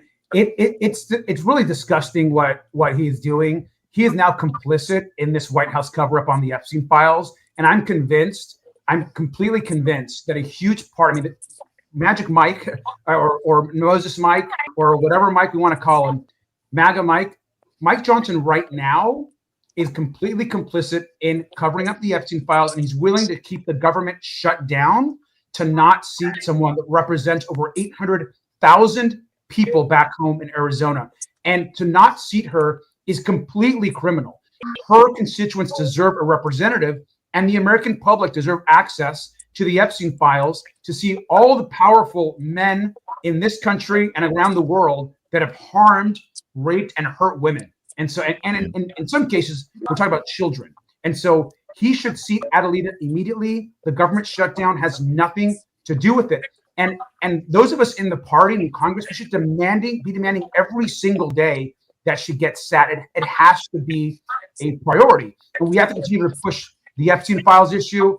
This shutdown is, of course, about healthcare, but it's also about a Republican Party that right now would rather cover up pedophilia, monsters, people that have hurt children and women than support government workers, than support people across this country. So we're gonna get to the truth. Miles Taylor, where are you? And do you have a question for the congressman?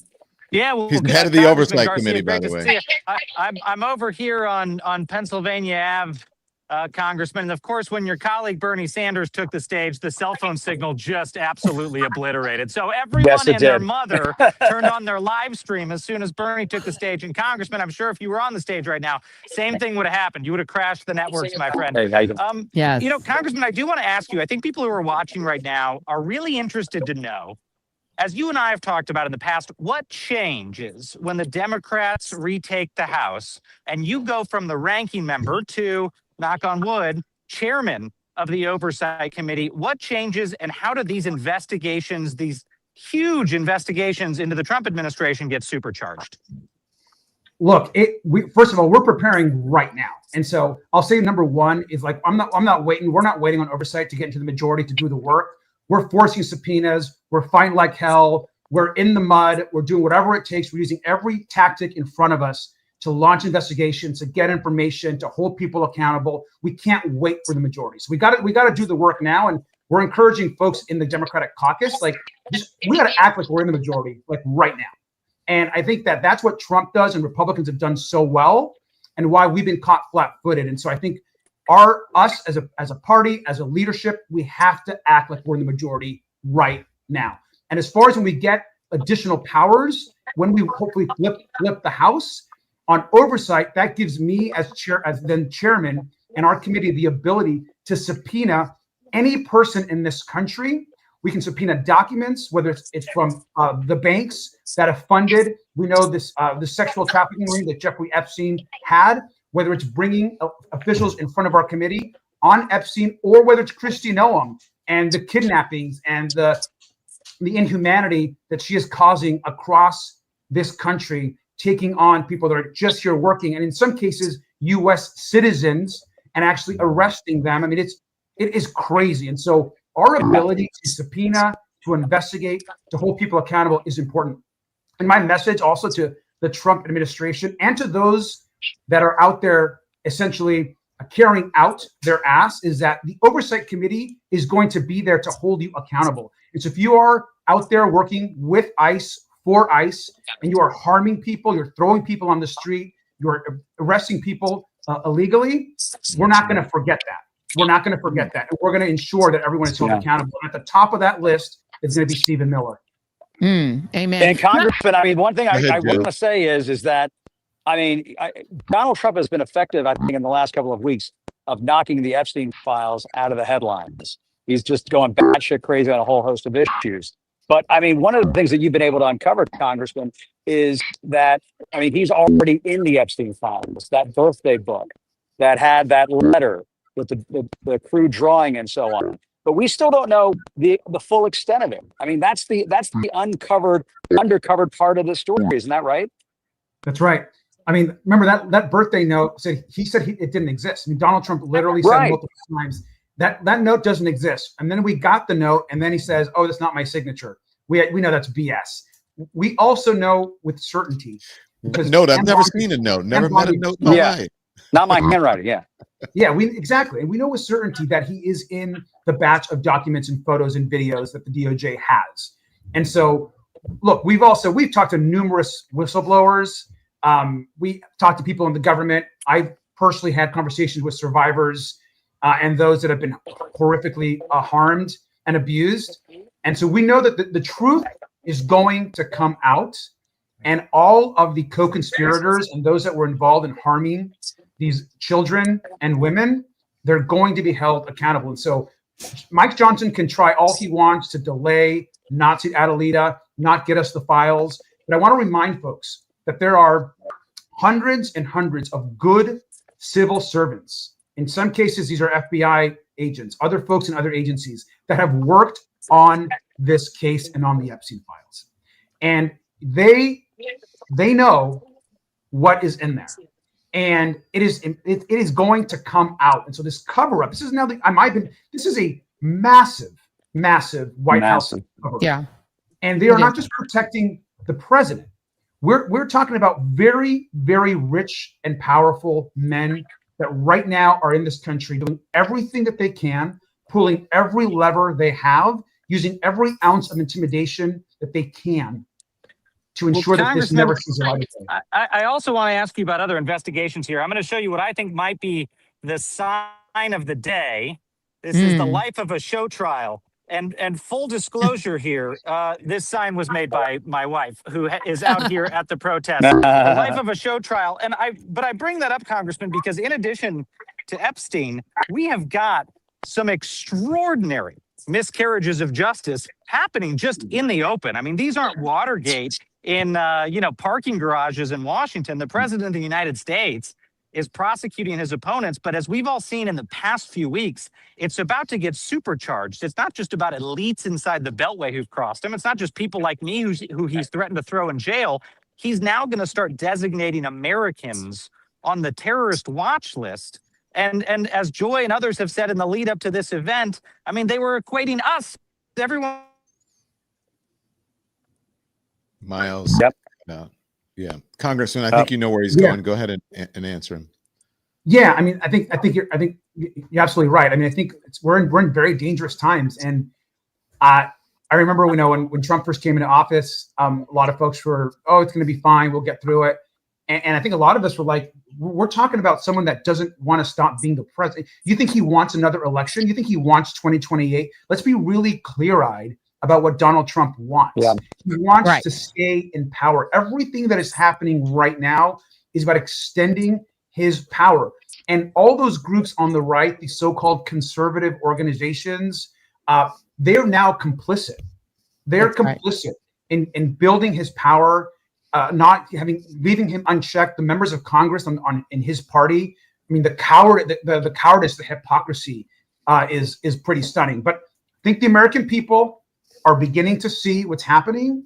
Many of them are feeling betrayed, especially on this Epstein issue. I talk to Republicans all the time that are like, "I can't believe he's not doing this, and that he broke his promise, and we're feeling betrayed." Grocery costs are still going up, and so we have a lot to talk about. But it's going to take everything you guys are all doing, the people that are marching to push and to continue to push us in Congress. We have to be in this fight all in, and I'm proud to stand with you guys. I gotta get out. You're getting the boot. Your team is saying he's got to go. He's getting the hook. But wait, real quick, I want to ask Miles Taylor a question. Thank you very much, Congressman. Thanks, Keep up the Congressman. fight. We appreciate you, We'll see you Congressman. later. Keep up Yep. the fight. But Robert Miles, Garcia. you said something that I want to dig a little deeper on, because I notice a pattern, and you, as a person who worked in the national security side of the first Trump administration, do you notice a pattern? Donald Trump used to say lock her up, and he meant Hillary Clinton. But Hillary Clinton has no special knowledge of Donald Trump's crimes. I mean, she and her husband Bill were at his wedding, but that's about the extent. They used to be friendly when he was a Democrat. But I see a pattern in the people that Donald Trump has said he wants prosecuted and the ones that Pamela Joe and her gang have actually prosecuted.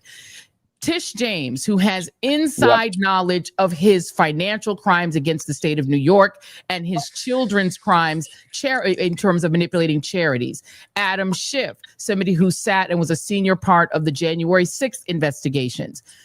John Bolton, who would have special knowledge of anything Donald Trump did vis-a-vis national security that might relate us to crimes in the international sort of crime syndicates that involve Russia.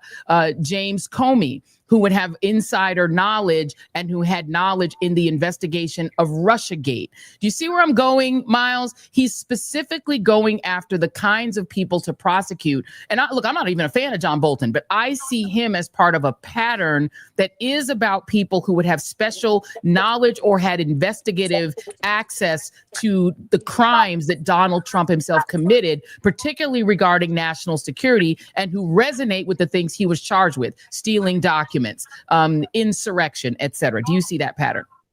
Joy, I'm glad you brought it up. In fact, this week, I did a quick tally in the back of my mind because I was amazed I hadn't seen this anywhere. There are 14 people who have either been indicted, threatened with prosecution, or investigated by the president, who also wrote books critical of Donald Trump. Now, one of two things is true. Either Donald Trump has just become a really prolific reader, and he just, he just doesn't like the quality of the books that are coming out against him from people like me and Bolton and Comey and others. And Michael we know Cohen. That's not true, because Michael Cohen, I know he doesn't read. Or it's two, that he knows these people are being critical of him and he wants to shut him down. I mean, that's quite remarkable. 14 people who've written books critical of Donald Trump, threatened with investigation. I don't think that's a coincidence. I haven't heard a single person who's written a flattering book about Donald Trump, like his FBI director, Kash Patel, who's come under investigation. Has anyone looked into whether Kash Patel, who wrote, a lot about national security and intelligence in his book, did he keep a diary? Are they going to look into his diary like they did to John Bolton? I mean, I think John Bolton here, that's right. Love him or hate him, he's going to have an exquisite case for selective prosecution, because there are so many other people who they've declined to look into, not least of which is Pete Hegseth. Pete Hegseth, who shared classified information on the same encrypted messaging app that they accused John Bolton of sharing classified information. And he's sitting in the job of Secretary of Defense, and they have decided not to do anything with that. So, I mean, the examples go on and on of selective prosecution. But yes, Joy, I mean, I think you cannot escape. Of course, this is not coincidental. And the only one who would think it's coincidental is someone who's missing their prefrontal cortex. Well, you mean need to get back out to the street. I need to get Qasim Rashid in. Qasim is in.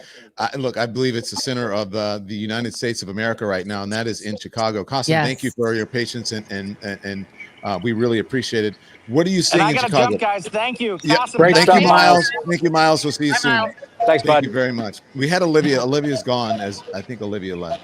Qasim, take it away. I saw you there last week, and not even a week ago, you and I were standing in Chicago and witnessing what was happening.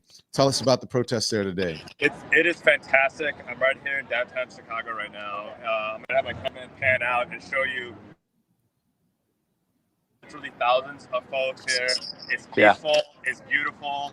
I will say, I've had more than one person come up to me and give a shout out to Joyanne Reid. That they're upset that she's no longer on cable, but they're still excited about the work she's doing. Oh, thank you. Thank you, friend. Thank you. The other thing I'll point out is I've heard more than one black person say that it's great to see so many white people out here. Now Trump is in trouble because the white people are also after him. So I think we're seeing people push past and recognize the unity we need to fight this fascism. It's exciting, it's inspiring, and I think we're just getting started. Amen. Yeah. Jim, you We have a love question for Qasim? Qasim, I mean, to I me, have a question. I was going to ask you about Chicago, and I mean, to me, you know, the governor has, I think, said it exactly right, that what Trump is trying to do is basically invade a state that he has not been invited to with the National Guard. I mean, what does it feel like to people in Chicago to have the Texas National Guard being deployed into their state involuntarily? I mean, to me, I mean, if the roles were reversed and you had the Illinois National Guard going into Come Texas, on. I think we know what would happen. People would go batshit crazy. They would be pissed off. How are folks feeling about that? Because to me, it's just outrageous. Absolutely, no. I think you nailed it, Jim. People here are Yeah. pissed off, they're furious, and I think that a lot of these folks don't realize that Chicagoans have a history of opposing fascism. We drove out Trump. Picked up fascists for decades and decades, and right now, what we're seeing, I'm seeing strength from Mayor Brandon Johnson standing up against these fascists. J.B. Pritzker is contemplating arresting these ICE fascists.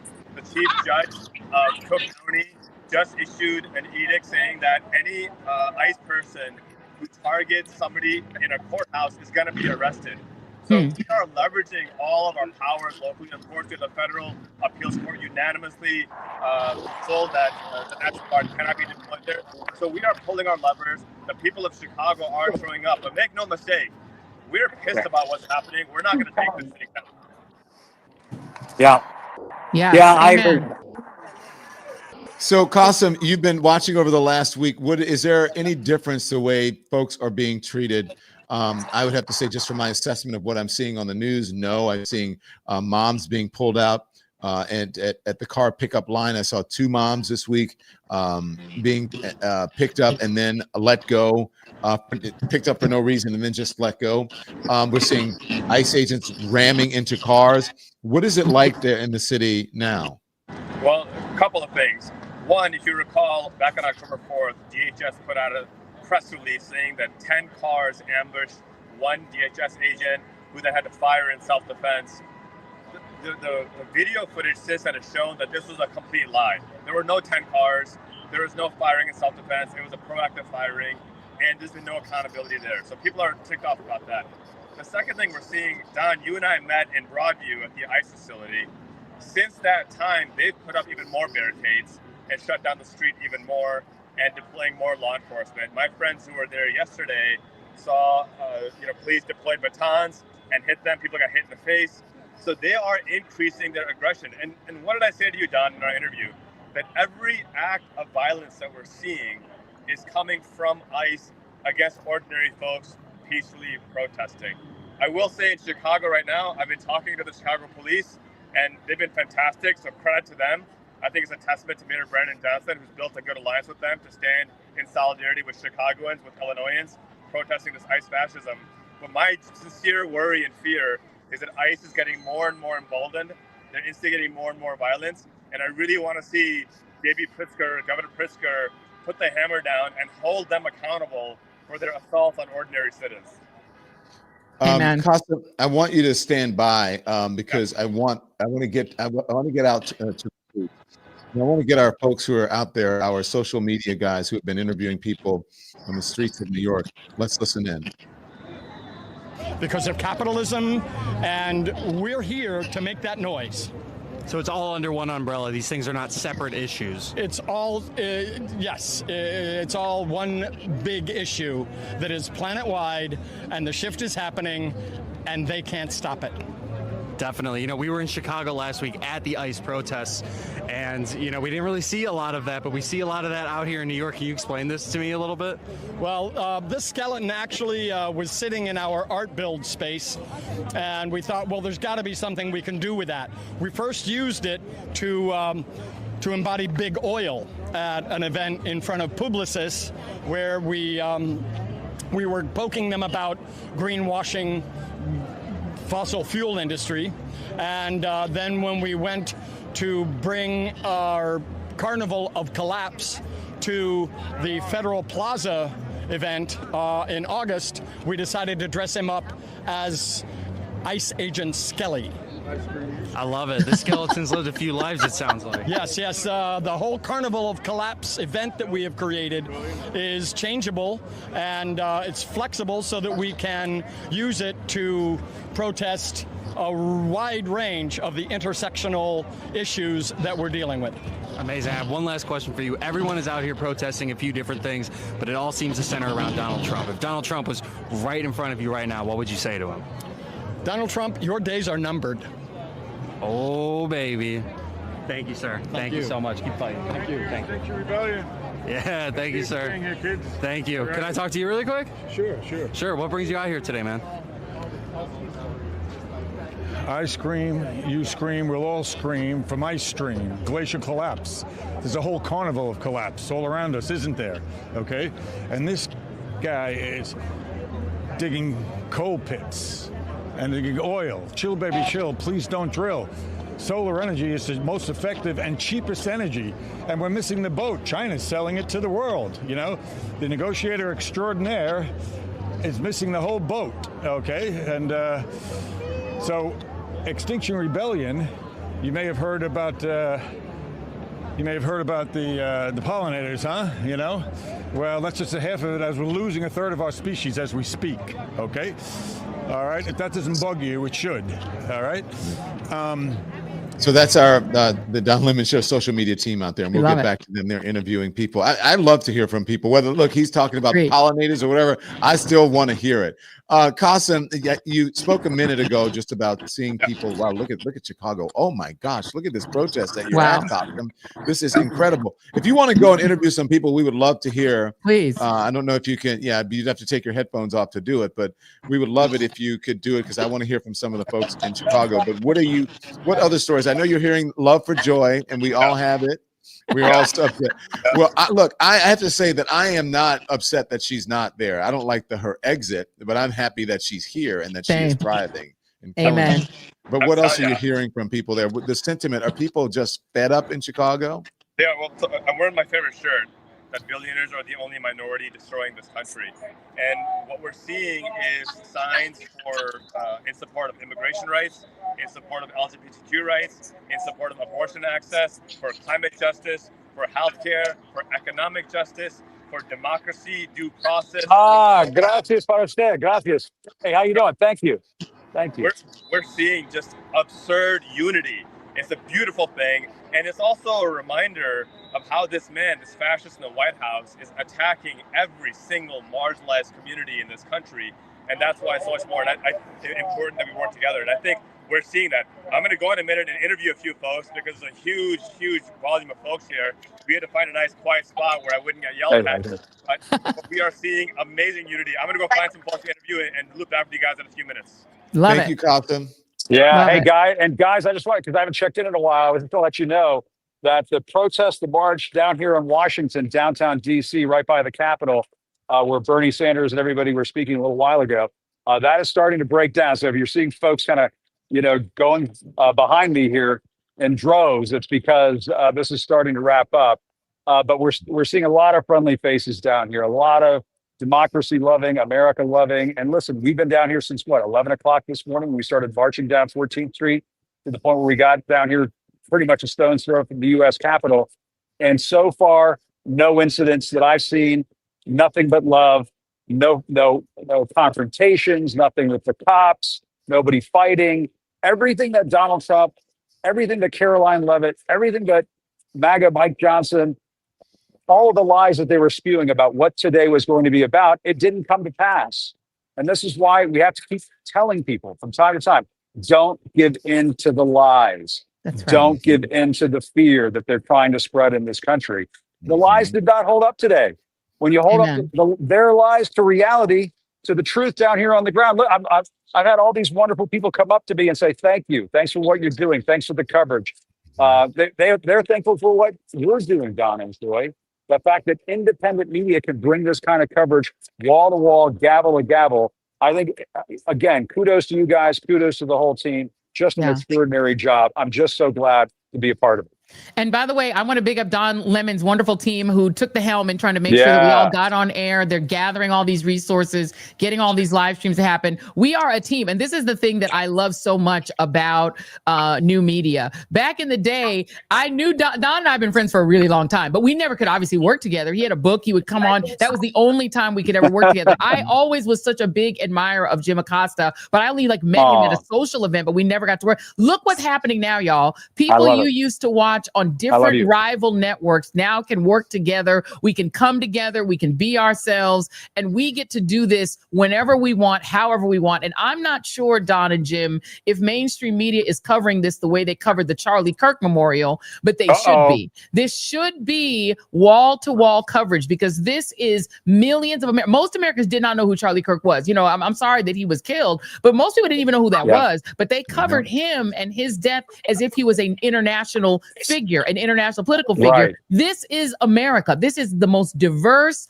largest protest since the war protest, or really since the No Kings protest in June. But when there are protests like this, and you all can attest to this, mainstream media would often not cover them. C-SPAN would cover them wall to wall, but we would often demand, we would beg to be able to cover. I remember the first Women's March, we were told we had to cover Donald Trump because he was at the National Cathedral doing like a church service. And we were like, no, but there are thousands, tens of thousands of women marching for their freedom. Yes, the mainstream media made the decision it was more important to cover Trump in church falling asleep. We now get to control our own fate and give you all the important information about what your fellow citizens are doing. Go for it, Jim. And I was just going to say, the reason why you're not seeing the coverage now, and Joy and Don, you guys know this all too well, is that the corporate media, the legacy media, they've been cowed into silence. They've been put back on their heels. They're in a state of panic. All of these news organizations are being meddled with by their corporate overlords, and those corporate pressures are bringing to bear, I think, a suppression of the coverage that we need to be seeing in America right now. Americans need to be seeing that a peaceful, nonviolent demonstration just took place once again across this country that is saying no to fascism, no to authoritarianism, no to white nationalism, no to ICE running wild in our streets and grabbing people out of their homes and grabbing people out of their minivans.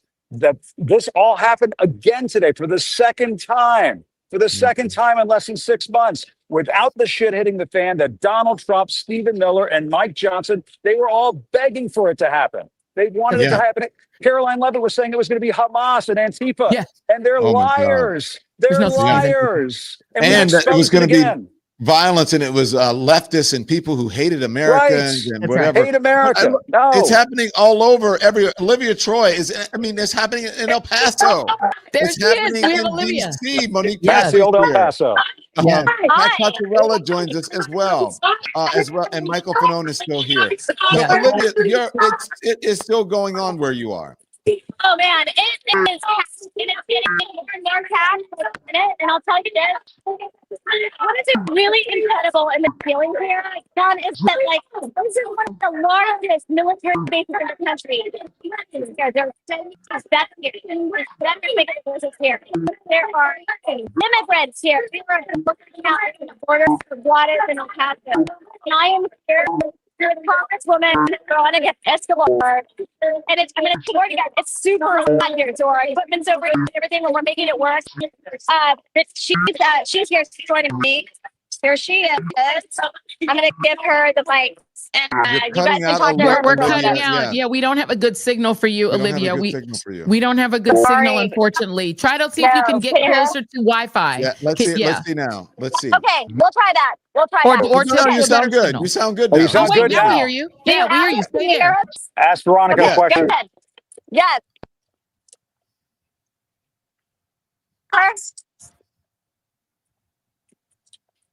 We're trying to hear her. No, Olivia, you can't. There, we can't hear Olivia. Yeah. Okay, Olivia, we'll try again. Maybe we're gonna try again. This is like when I watch Slow Horses. I want to put the subtitles on. You know what I mean? Because I can't understand those Brits talking. I just can't. So also, by the way, guys, you need to know that the people on the West Coast have finally awakened out of their beauty Hollywood sleep. Joining us from Los Angeles is my former colleague, Nick Valencia, is at a protest. Nick, you're in LA. Where are you? What are you seeing? Oh man, I guess I need to be still sleeping because I need a lot more beauty sleep around these beautiful people here in LA. Everyone's got that golden color to their skin here. It's a party-like atmosphere. We're seeing kind of like the similar elements. I'm talking to you, and I just out of the corner of my eye, I see these inflatables that we saw in Portland. It's really a jubilant atmosphere and environment. Can you guys hear me okay? Are you guys? We can. You guys, is my audio right? All right, awesome. You sound great, Nick. I want to start talking to some people and ask them why they decided to show up here, because we've seen everyone from local unions out here organizing their folks. That's who you're seeing in the yellow vests behind me, to just everyday citizens, people in Dodgers gear. They're celebrating that big win yesterday, but that's not keeping them from showing up here on the streets, because this is where it all started, not just for myself, but really for one of the, flashpoints for the national movement. We saw what happened here on the streets of LA the first week of June, those ICE raids that have just taken storm all across a lot of democratic cities in the United States, places like Chicago, which is where you're really familiar with, Don, and out here in LA. But let's talk to some people here. Hey, man, how are you? We're live streaming right now with Don Lemon, Jim Acosta. Hey, what brought you guys out here today? Yeah, and it's a party-like atmosphere. I mean, there's no one's aggressive out here. Everyone's really happy. I haven't seen anything but smiles out here. Yeah, we're live streaming right now. We're live streaming. We can't hear them. No. Oh, you can't hear them. Got it. Okay. We can hear All right, you. got it. Cool. You can hear me, but you can't hear them. No problem. Well, that's just one of the union organizers. Behind me, you see this rig that's going to be going through the streets. Things don't get started here, Don, Joy, and Jim, until about 15, 30 minutes from now. But there's already hundreds of people out here in the streets. You see these flags here were a big, they were a big kind of emblem that we saw throughout the course of these protests. Half Mexican, half American flags, showing the unity here on the streets. A lot of people take exception with that, but that, growing up in Los Angeles, we saw that on the streets all the time. People really prideful from where they're from. That doesn't mean that they're hateful of being American. It just means that they love their culture. They love where they're from. And it's all part of being out here. You'd see people with Mexico tank tops on, people with American liberty, red, white, and blue stuff. It's a really big party-like atmosphere, guys. How many people are they expecting, estimating? Tens of thousands. It's so hard to put an estimate on things. We've seen estimates of more than 100,000 people in the streets. I mean, there's pockets of demonstrations planned all across the county, from Long Beach, to the West Coast, by the beach, all the way out here in downtown LA. It's been active all morning long, but we're not expecting this to really get kicked off for another 30 minutes. But thousands and thousands of people will be out here, Don.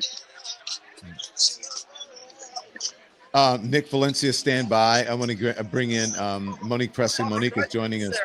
Monique, as you are witnessing what's happening, I'm not sure if you've been out to a march or a rally, or if you're paying attention to what's happening on the mainstream media, as they call it, the lamestream media. We don't know, but we got it covered here, and we want to hear from you. Yeah, so I'm on the West Coast. Hi, Don. Hi, Jim. Hi, Joy. Hey. Hi, everybody. I, of course, have not been watching mainstream media, because why would I when I could be listening to you all morning? Yes. Yes. Coast, and things are going to be getting started in a little while. I'm here because my daughter is in a big audition. She'd kill me if I said for what, so I won't say. But after that, we're going to go get our protest on. Then we're going to go get a show on. We're going to do everything that the West Coast has to offer all at once. But I really just want to first say and agree with each of you who's been talking about the difference between mainstream media and what you all are doing, and the fact that you have given this event and given, frankly, our citizenry the coverage that we deserve, because people are going out and making their voices heard. And when you flip to the other channels, it's nowhere to be found. And no, Joy, I wouldn't have wished for you to lose your show. Don, I didn't want you to be off mainstream. Jim, I didn't want you to not be covering the White House. But look at God, right? Look at God. There we go. Yes. Praise be. Yes. And it's not just a demonstration of the power of independent media, but also, as Joy was just saying, the power of collaboration. Yes. Right? Yes. The power of when people have respect for each other and can find common ground, can come together. You all don't cover things the same way or from the same vantage point, and that's the beauty. Yes. Because then you're all together and we get to see that. But frankly, I don't know if I'll be the first person today to say it, but let me go ahead. What the march really just kind of makes me sad though. I'm depressed by it.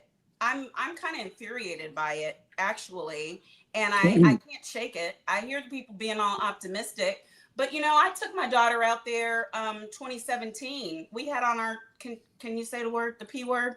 You can say We pussy. not all you can say it. The pussy hats. We had on our pussy hats. I had my 10-year-old daughter, you know, with her cute little pink beret, and we marched down, you know, and there's no marches like this when that man is not in office. And I've seen the marches before, and we're seeing the marches again, and I need these marches to convert to votes.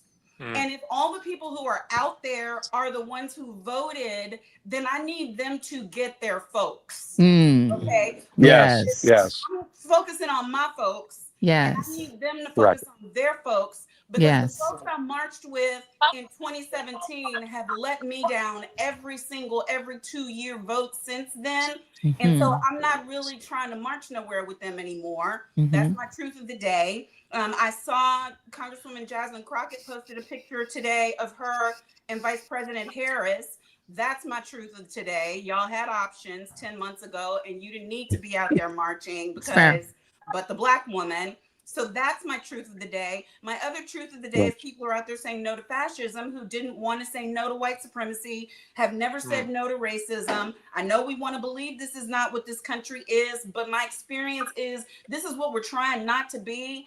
Not that it is that we are not it. That's not necessarily my truth or the truth. So I am encouraged that people are doing it. I'm cautiously optimistic about people learning the lesson, like, don't touch that. Don't touch that. And the stove is hot, and maybe some people are getting burned. And so now they're like, oh, it's hot for me too. It's not just hot for other folks. Yeah. And so I pray that converts in short order to what we need in 2026 in order to put a check on this madman's power and all those GOP sycophants who don't care about breaking laws in order to hold on to power. Yeah.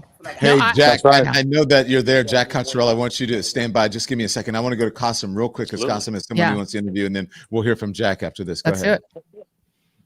Qasim? Wait, do we hear him?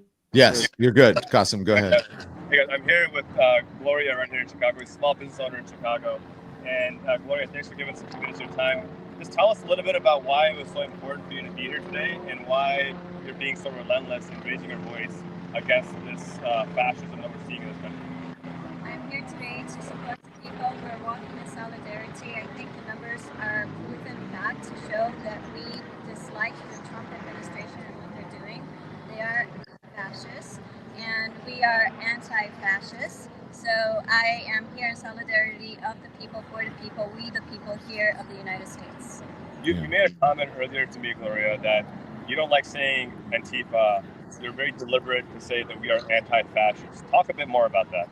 Put that mic real close to her mouth. Words are very important. So therefore, the Trump administration is trying to demonize the word Antifa, trying to make it sound as if though it's a terrorist group. But it is not. It is anti-fascism. It's been around for thousands and thousands of years. If anybody, one of the oldest ones who's an anti-fascist would be Jesus. Another one would be Socrates, and many others before us, Malcolm X, Martin Luther King. We all stood up for humanity. It's when we lose our humanity, that is when you are a terrorist.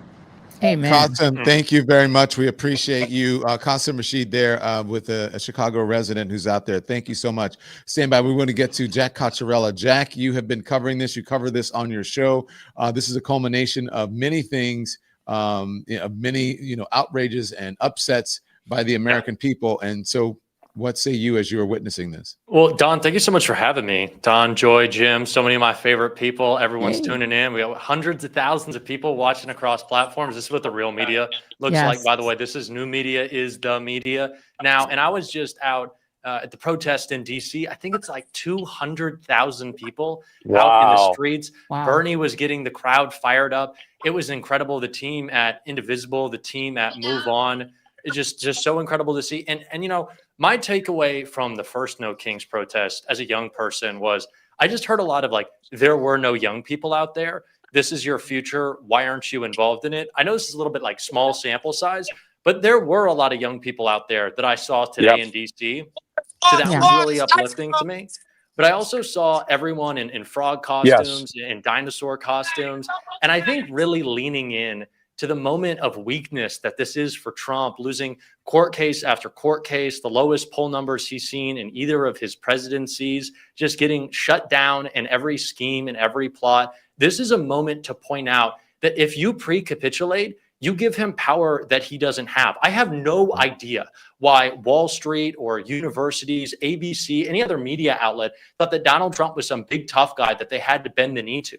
Every time that we stand up to him, it shows how insignificant and insecure the people in this administration are. Every time we go out on the streets, we show that they don't have power over us. And that's what they need. They need us not to do that. They need us to be afraid. They need us to capitulate. That's where they get their power. And everyone in a frog costume or every T-Rex out there, anyone who is protesting is just showing how pitiful these people are and how just insecure and sad Stephen Miller is. And that Carolyn Levitt thought that she was going to go on Fox and call us criminals and that was going to stop us. I cannot wait to see what like new filler she gets in her face to try to cope with the embarrassment that has been this weekend for her. But I have just been so happy. I was out in DC for like 2 hours. I had, of course, come back and hang out with y'all for a little bit, but I'm going to go back out. But this has just been a fantastic day. And I'm glad it is pissing him off. And I hope Donald Trump's golf trip has been ruined today. But like the demo that I saw out there, seeing young people just gets me fired up. And it's incredible that so many people are tuning into y'all right now. I'm just stoked. I know that, you know, Monique, what you said was so perfect. Like it's not enough to just go out and be in community, which is so important, but to do something with it. You know, I always hear that, you know, joy is an act of protest. But not if that's all you do. Like, I love that you have your joy. I love that you are finding people who are in this fight with you, but also then do something with it. And so I completely feel that pain of those who bring out a sign that might have said like, you know, if Kamala was president, we wouldn't be here right now. But I want to be in it constantly, right? If we kind of become numb to the fight that we're always in, if we think that maybe we're in power for a little bit or we get a couple of wins and just because you're feeling good, it doesn't mean that marginalized people aren't always having their rights assaulted, aren't always having people come after them, then we kind of fall asleep to this. And I don't want to be asleep at the wheel anymore. I don't want to be asleep at the wheel if a Democrat is president, if a fascist is president. And so I totally empathize and feel you on that.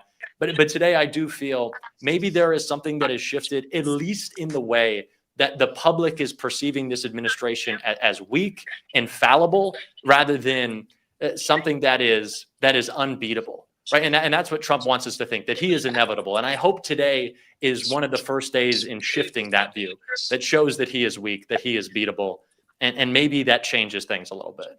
Amen. Amen. That's my rant. That's my rant. Monique, can I ask you something? Good job, Jack. Yes, Jack. Monique, Go, Jack. Are you there? I'm here. Monique, let me ask you. By the way, Jack I'm in front of the Dear Leader thing behind me. I just wanted to point out that I'm in front of the Dear Leader banner. Oh, there's the Dear Washington, Leader DC. banner. You guys see that? The Kim Jong-un It's giving bullshit North that they got Korea. here in Washington, D.C. Yeah. Caroline Levitt is sort of like the little North Korean lady who sits at the desk with the mountains behind her and spreads the propaganda. That's what she does. But she and Stephen Miller and the liars at the White House, they're 0 for fucking 2. 0 for 2. Second No Kings Day. They tried to trash. And guess what? Y'all fucking lost again. That's all I gotta say. There you go. There we go. Let me ask you something real quick, because you mentioned, I wanted to ask you this before. You talked about, you know, that it's making you sad. And some of the guests have been mentioning that they are not, there's diversity out there, but not a lot of people of color. What changed your mind? Because you said you're going to get your protest on after this. What has changed? Do you believe that we're on the precipice or we're already into something that's really bad and we need to pull our democracy back? Like, what's different than you? Because before, if I had asked you, I'm going to be honest, and I've asked some of my, you know, some of my black girlfriends, I would say, you go to the protest and they'd say, I'm having chicken for dinner. You know what I'm saying? So what has changed? Why do you think this moment is different? Yes, no, I don't know that it's different. I love a good protest, Don. You know that about me. You're a pugilist. You're a pugilist. My daughter wants. Thank you. And I want. Oh, thank you so much. I appreciate it. Working to be in the way, and she's been raised up to know that power to state of the people. It has her still on fire. Thank you, Joy. Thank you, Angela. And so I'm going to take her out there. I see we've lost Don, so I'll just randomly talk. But we still have Joy in the anchor chair. We still got you, girl. We got you. Keep going. Keep going. But I want her to be a part of it. And I love a good protest, but I want to observe it and see it more so than be in it and among it at this hour. And I don't blame anybody who wants to go or doesn't want to go, or, you know, I'm with everybody wherever they feel, as long as they are doing something. You know, that's the thing that I know you say all the time, Joy, and that Don says, and that's what I believe. Like, your something doesn't have to be today. It's great if it is.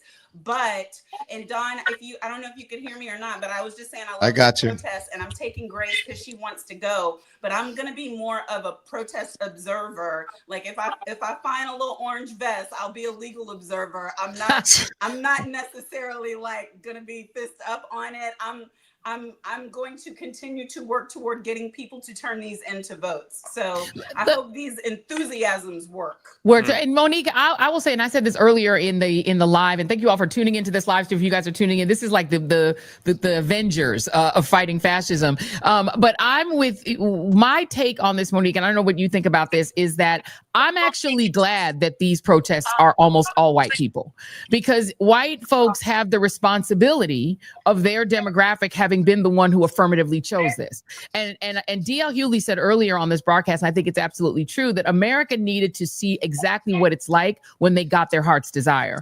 And for 6 out of 10 white Americans, this was their heart's desire. They wanted unfiltered Trump. They wanted Project 2025. They wanted ethnic cleansing of America. They hated the idea of having to hear Spanish in Walgreens. They wanted to go into Walmart, not hear any or see any brown people. They wanted to go in Home Depot and not see brown people. They wanted to see them suffer. They wanted to physically watch people who are undocumented, who they call illegals, which again is their word. It's the N word for brown people. If you say the word illegals, you're saying the N word. I hear it as the N word, and I get to think you're racist because that is a racist term.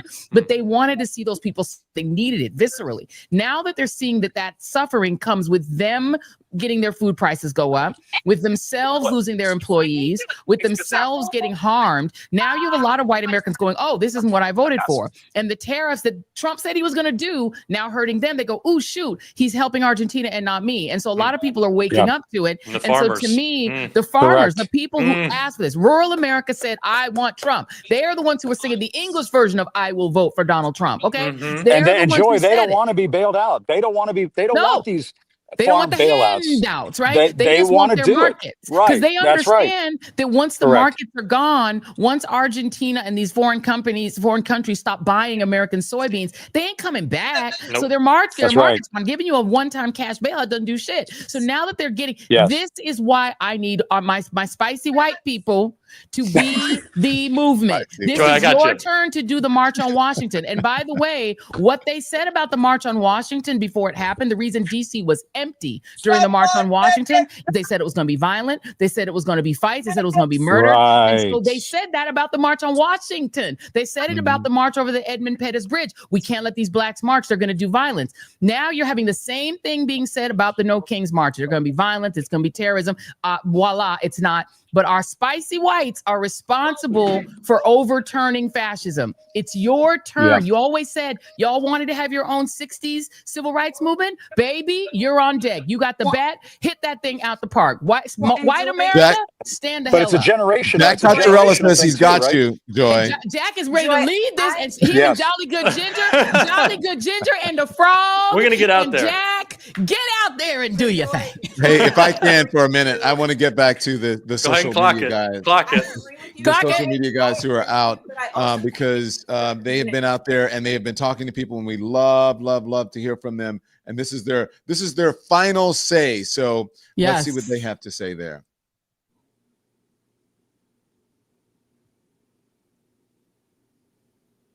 Maybe they don't know that they're on. It's been a long day.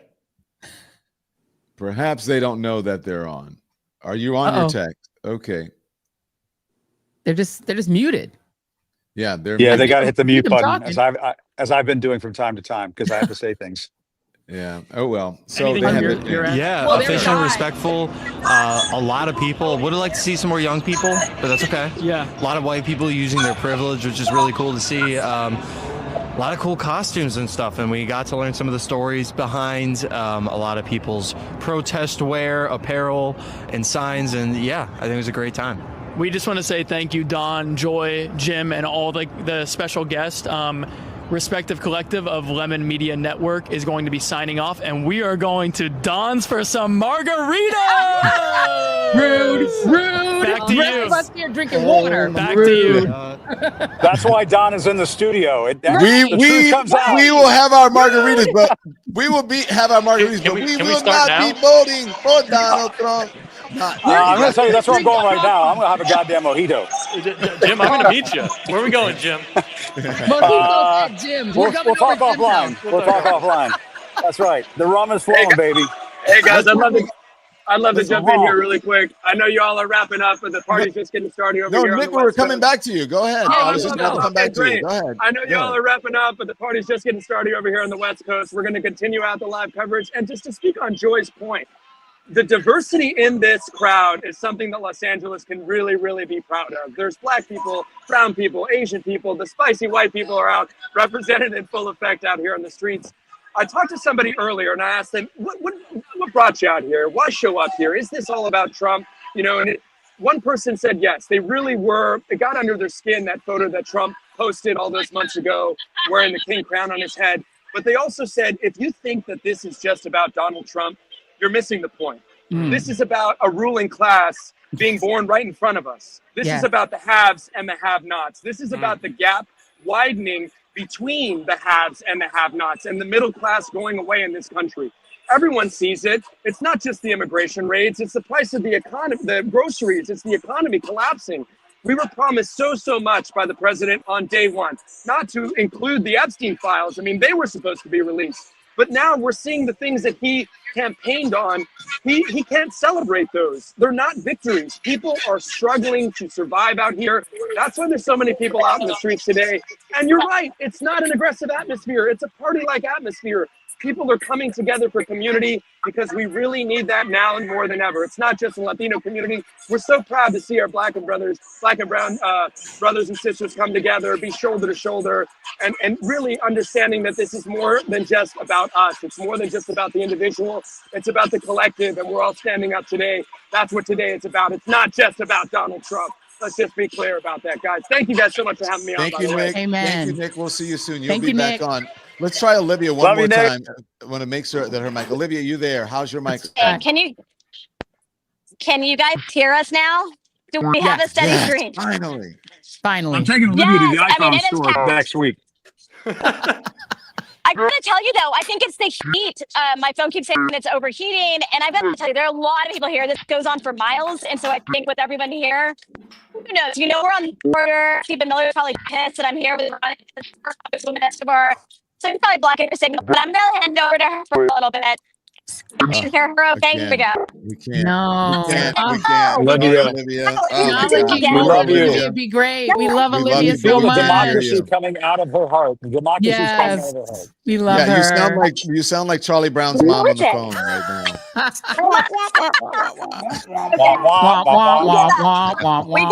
Patty. Okay. We love you, Olivia. Look, thank you, Olivia. Thank you. So there we go. Jim. How dare look, you? Jack. How dare you? Jack, I love you guys. That's Chris. Jack, That's Jack, refreshing. Jack, Ooh. I thought we were cool. What are you doing? Why are you getting to? I'm drinking coffee. I'm just. Did you bring enough for the rest of the class? I need a That's little right. out of a refresher. Don Lemon Show mug, by the way. Show your Where's merch. mine? Show your Where's my Mugs. merch? I know we need. Well, look, I think the chat needs to get together and demand Jim Acosta merch. We're trying to get him on Yes. OnlyFans. It's either merch or Oh. OnlyFans. We're one or the other, Jim. You either It's gonna have only to shake feet. it It's or Jack, I'm going to be doing what you're doing soon out of one of these. Hell yeah. What are we having? That is, I'd probably be a little tequila and something. How dare you? Rude. The Jim Acosta thongs are now available in the merch store. I'm just gonna Victory. yes. Act now while supplies last. I can show you a sample of mine. We have the Don Lemon ones as well. And there's a big lemon on the front, and it's also it makes you smell fresh. Ooh, Like lemon makes you lemony fresh. Oh wow! Boom. This is what Monique democracy is smells like. uncomfortable. Anyway. Monique she's literally like her sound went out just and then. She's like, I don't hear none of this shit. Guys, I'm a Christian, damn it. This has been this is my breakfast. I woke up. This has been my lunch. No. Oh no. Don, your blood sugar is gonna spike with that and tequila together. You realize that, right? Yeah. Yes. And lemon heads. And Joy. lemon heads. Yes, I'm a Monique. Texas girl. They don't let us graduate high school or go to college if we don't know how to handle our liquor. Oh, she told There us. you go. She told us. Handle liquor, walk in heels, and do a face. When I tell you every change Texas a tire. and change a tire. Every Texas girl I know, change a tire, walk in heels, do their hair, and do their makeup. No doubts. And they would just do that tire in a face, in a full face. Okay, how about that? Don, I have to bounce. So I just wanted to say to Yes. Joy's point a couple of minutes ago, I can't agree more that I feel like the right people are leading this protest and this movement. And I said earlier this week, this thing that is true to me that I want to repeat here. Shared suffering breeds community. Ooh, yes. And sometimes people don't understand why, and whether it's Black community, brown community, Asian community, why we are such a why there is such an enhanced sense of culture. But some of that we is because we have had to be the we that fights you. So if the you that we have fought breaks itself down and forms its own we, and it doesn't have to be a culture of whiteness. It has to be a culture of humanity and shared suffering. And that's what I see out there. And when enough of that part of us figures out, oh, wait, me too. Oh, wait, us. Oh, wait, you didn't mean it's not just gonna affect. They're snatching everybody off the streets. Yes. They're giving everybody the same poor health care. They're doing it to everybody's school system. My child has special needs too. When they figure that part out and lead it the way they are now, then I think we see the kind of change that is lasting, because then maybe they will not be able to be fooled anymore. Amen. Yeah. Hallelujah. Hallelujah. Thank you. Bye, Monique, and best of luck to your daughter. Bye, Monique. Tell her to break a leg. That's the saying. It's so big. Thank you. Okay, bye-bye. Bye. Thank you. Bye. Let us know where you are streaming and watching us from in the chat. We want to know what city you're in and what you did. Hey, team, do we have some pictures of, because there were a couple pictures of people who couldn't make it, but they couldn't make it to protest, but they did what they could in their own hometowns and in their areas. Did you get any of the shots of the dogs or anything? Oh, I love it. This person said, I cannot go to one of the things, but I hung this on my fence. Love that. That's awesome. That's awesome. Yeah. Do your little bit. Anything you can. There we go. No Kings. Yes. Yes. Oh, there's a dog. Oh, good girl or good boy. So cute. Oh. I believe that's my friend Quinn's dog. Look at that. Oh, amazing. Yes. Costume characters. We love it. Yes. Amazing. What else do we have? Is that it? Oh, check it out. Okay. And do you guys, we want to put your guys, this is a Don Lemon Show merch, and then we want to get you guys as well. Morons are governing America. Who's this lady, Andy? Do we know? This is Debbie Wilcox. Hi, Hey, Debbie. Shout out to Debbie. Debbie. Shout out to Debbie. That's a Shout out to seasoned Debbie. spicy white lady. No, I was she's about to she's say. the queen She's of the part of spicy this. whites. She's gonna be on. I've had it next week. That's the third host. We There we love go. I've had it, by the way. Not paid, just pissed. I like that. I These love are it. What else from do we have? Michael in Fairfax sent these. Love that. Oh, look at Thank that. you, Michael and Fairfax. Awesome. What else do we have? Is that All what kind of these? creature is that? Is that like a fairy tale creature? Is that a unicorn? Looks like a unicorn. A Yeah. unicorn. We love it. What Here's a else do we video have? from- Is that This it? is a video from Michael. Oh, love cool. it. Where's Michael? Look at that. Look at that. Look at the people. And these United will are never be towns defeated. all over America. People sent me some stuff from Long Island. I didn't send it to you guys. And Jim Acosta's in a bar, so Jim is going to get his, you know what, of course. Guys, I'm in an Irish bar. I'm in the Irish Times in Washington, D.C. Doxing yourself. Hey, this is a friendly crowd here, guys. This is a friendly crowd. Oh, nice. Fabulous. Say hello to everyone. You know, I mentioned the Cuban side of my family. The other side of my family has got a lot of Irish going on in it. So I'm just going to tell you right now, the Irish know how to celebrate after a big protest like we had today. Yeah. And I'm just going to say, just to get on a serious note, just for 1 millisecond before, you know, we start wrapping this thing up and everything. Get closer to the window, Jim. Your signal's cutting a little bit. But okay. I was going to say, guys, Don, Joy, love you guys. Love everything that you've been about and trying to, you know, bring independent media to the masses. I think by combining our forces, we are now a force to be reckoned with. You know what I'm saying? Amen. And we just need to keep doing this. I had this lightning bolt that came in last night. We should be doing New Year's coverage. We should be doing, you know, let's just do this more often. But on a real serious note, like I am so inspired and encouraged by what I saw today, because I went into this thinking, oh boy, they're gonna sabotage this. There are gonna be elements in the crowd who are gonna try to start trouble and so on. And none of that happened. Jack was down there too. He could say exactly what I'm saying. But this was an outpouring of love of the country. And I understand when you know, some of the guests are saying, you know, why didn't people vote this way in 2024 and all that? I get that. People are deeply frustrated with what's happening in the country right now. And they say the voters had their chance. They voted for this and now we're getting, you know, our just desserts. At the same time, Don, Joy, we're old enough to know that sometimes these struggles, they find us. Sometimes these moments in our country's history, they come for us. And this is that moment. And I think a part of what I'm so proud of in terms of what we did today is that Don and Joy and the whole team, we are seizing this moment. The corporate media, the legacy media, they want guys like us to just go, hey, they want us to go off to the island of misfit toys and go away. And what we did instead is we combined our resources and we did the kind of coverage that you should see in a free country, in a democratic republic that cares about free speech and freedom of assembly. And that's what I think we delivered that today, guys. But I'm really proud of it. Thank you very much, Jim. I received every word of that. I need you to stand by because I think you want to stay for a few minutes. Congresswoman Jasmine Crockett joins us now. Congresswoman, come on now. We love us some Jasmine. Jasmine. Hey, y'all. Hey. So, Congresswoman, were you out and about on the protest, and what do you give us your observation and your thoughts on today?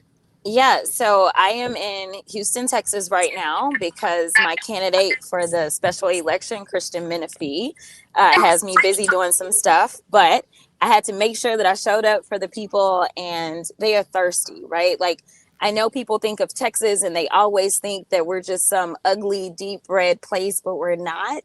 And so the resistance is real. The people are out there, they're energetic. And honestly, at a normal rally, I'm kind of like just trying to like get people pumped up. But as I've traveled the country, as I said to them, people are feeling hopeless. And I wanted to make sure that I like address the fact that there's all this hopelessness that people feel and how that is when they win. And so I really wanted to pour into them more than just kind of pump them up. And so it was great though. It's always just warm fuzzies, especially when I'm in a major urban city in Texas. Amen. And do you feel that, Congresswoman, the forced gerrymandering of the state of Texas and this drive to destroy the Voting Rights Act, has that lit a fire under people who now understand that they may not be able to vote for the person of their choice because Donald Trump ordered the governor of Texas to change the lines? Yeah, I think in theory that sounds right, but I won't know until we actually get out there and vote, right? I think that we recently saw polling that said that in the state of Texas, overall, they are not approving of this gerrymandering scheme, right? And so honestly, if we were in a state that had half the integrity that California has, then we would have put this to the people and let the people decide. And I'm pretty sure the people would have decided that they didn't want to do that because it's not a good feeling. And I think even those Republicans that are against this, they look at this like, well, what if this happens the other way? We would never want that. And granted, that shouldn't necessarily be your only reason or rationale. But there are people that are thinking like that. And with this administration, they are not worried about consequences. They are not worried about clapback. They are not worried about anyone responding in kind in the way that they do. And maybe it's because people know that, like, by the nature of being a Democrat, that you are someone who has a heart and that you are not necessarily just out to do evil. Like we, as we're in this healthcare fight right now, I appreciate the fact that it has been made very clear that the vast majority of the people that will be most detrimentally impacted by this fight over the Affordable Care Act, or even as it relates to the big ugly bill, they are not people that are voting for us, right? Like they are not. Like we are fighting harder for their constituents. And because when we swear in, while I am a Democrat, I carry my title. It is U.S. Representative. I represent for those that voted for me as well as those that didn't vote for me. That is what we're missing out of the real leadership in DC. We're not getting that from the president or the leader of the Senate, nor out of, obviously, the leader of the House. Congresswoman, where do you think that, Jim, do you have a question? Sorry, I don't. Well, no, I was just going to echo, to play off of what the Congresswoman was saying, is that so much of this is about the issues. And the issue of healthcare is one that I think is going to hit people in the face with a shovel. When people's premiums, their Obamacare premiums, start to double and start to triple because of this big, beautiful blunder bullshit of a bill, that is going to hit home for a lot of people. And I think it goes back to a lot of people voting against their own interests. And so, Congressman, how do we get across to those folks who have been voting against their own interests? Do they have to just sort of feel it and have it hit where it hurts, which is in their wallet? What's so interesting as I listen to you explain that, what I have found, right, when we look at the demographics that are voting for the Democrats, we don't tend to get those voters that are maybe have a little bit less formal education. We tend to get the people that will read and get down into the minutia and do the 1,000-page bills with us and all those things. But what we are missing isn't really where we stand on policy. It is our ability to communicate with people. And I'm going to be honest and tell you that a lot of people call Democrats elitists and things like that for us saying things like you voted against your interests, because it makes people feel small. And so for them, it's almost like a pride thing, right? Like, oh, I'll show you, right? But in the end, you didn't, you may have hurt us, but you hurt yourself while you were doing it, right? So I think that it is about some of the ways that we just kind of present and just being very plain language. I was telling a story yesterday to a group of young electeds about the fact that there's one specific group, I won't put them out there, that really is not necessarily a natural alignment that anybody would think of as being aligned with me. But every time they have a Hill Day, they bring them to come and talk to me. Now, I know that these people probably would never vote for me, but they love to talk to me because when I break it down, I'm just honest. I'm just giving them the facts and I'm telling them, as we were talking about one specific piece of legislation, I was connecting all the dots. So I was like, you may not agree with Democrats on a lot of things, but you need to rock with us on this because we lost a Congresswoman. Oh no! She went through a Damn no-go you, zone. Elon. He's up there with his little machine thing. They're coming for the feeds. Coming for the feeds. Man. By the way, just looking at this AP story about these protests, these are nationwide. We're going to see what the final head count is, but these appear to be the largest protests. Obviously since the No King's Day, June 14th, but I'm going to be interested to see what the numbers look like, Don and Jim, versus the anti-war protests, which were record-breaking, and also obviously the protests against Donald Trump during the Women's March. So we will see what the numbers are, but they're looking pretty big. And speaking of the numbers, Don, if you mind if I don't just jump in real quick, I think I just kind of want to echo a sentiment. Jim, you're talking about the incredible platforms, of course, that all three of y'all have built. And, when I was telling people to just absolutely, you needed to show up today, so much of it was about finding the community that we so desperately need right now. And obviously so many folks have moved away from Don, that lamestream media that you were talking about, but y'all also gave them a place to be. And the community is not just with us, it is with everyone who is engaging and watching our stuff. And I'm going to come back to that thought because I'm going to let the Congresswoman go, because we were trying to save a little time before you came in. I'll finish that later. I'll let you jump in. Go ahead, Congresswoman. I am so sorry, but long story short, I think that number one, we have to meet people where they are. We have been saying that forever, and we can't wait until election time. We have to be in consistent communication so that people actually build a rapport and actually trust us. As we went out and said, Project 2025 was the plan of Donald Trump. People were like, he said it's not, and they believe that, and that was just that, even though I could sit there and say he is mentioned over 300 times in this book.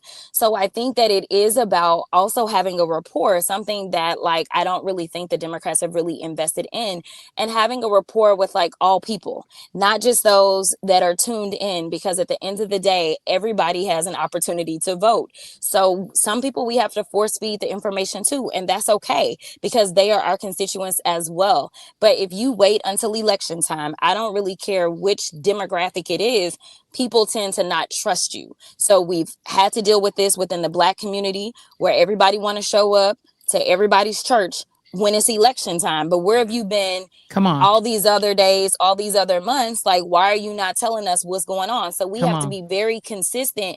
And I get it, because the old way of doing things has always been just put your head down and do the work.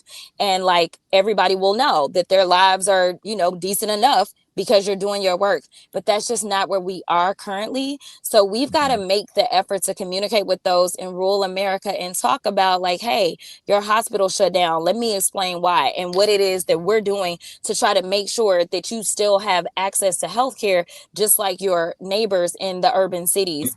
When the farmers are filing these record bankruptcies, we need to be having conversations. I know like the general public is like, that's what the farmers voted for. But at the end of the day, we all got to eat. So listen, let's have a conversation about it. Let's talk about the fact that like we need to do something to help each other survive, which is why a lot of times when I give speeches, one of the themes that I hit, because I always pick a song, it's a gospel song, that I need you to survive.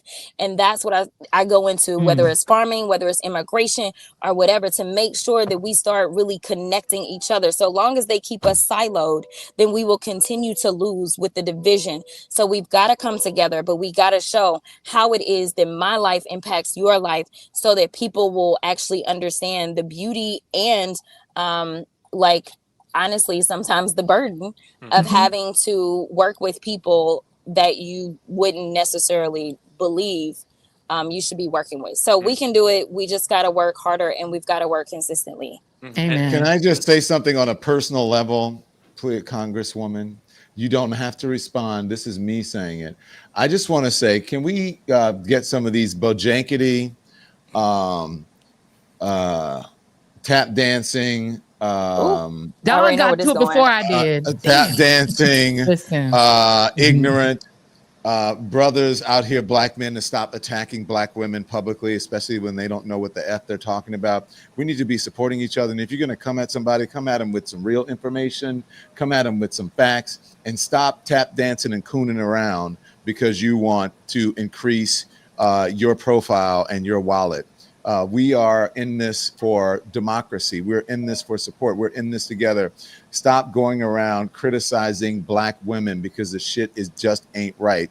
This is 2025. We have someone in office who is a tyrant, who doesn't care about you. Perhaps you don't care about you or what's happening, but just stop it. That's all I'll say. Can I just add something, Don? We got your back. No. Wait, you said what I was going to, and I thank you, Donna. We needed to hear this from a Black man first, but let me just say something. Everybody saw the movie Django Unchained. Remember the name of the person who cared more about the love of the slave master than he did about the love of his people or the care for his people? His name was Stephen.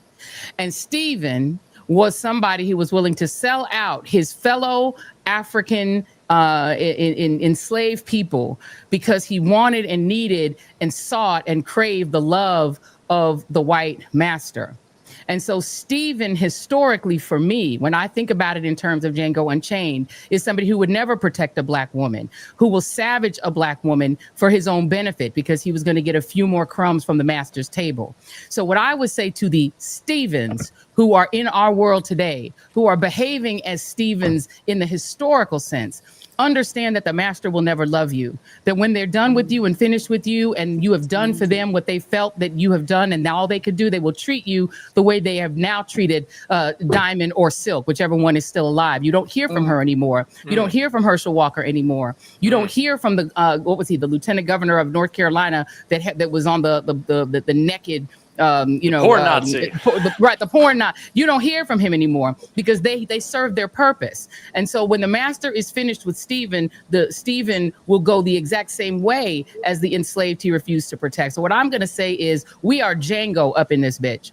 We are fighting against the slave master. We don't roll with Stephen.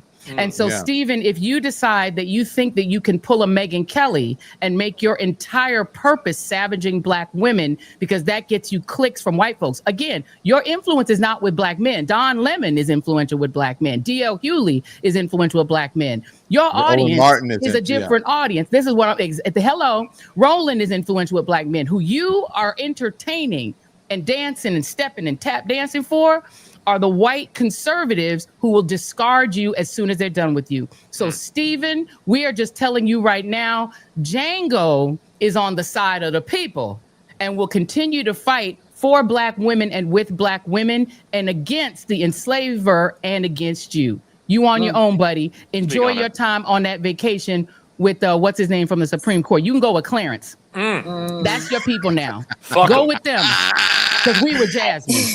Congresswoman. So I will say this because I've clearly not said anything. I will say that I appreciate the community because when you are in DC and you are doing the work and you are fighting, you never know who all is paying attention, nor what it is that they understand about your fight, whether they understand that life would be different if I opted to be out of politics. I would have more money in my bank account and I would have less death threats.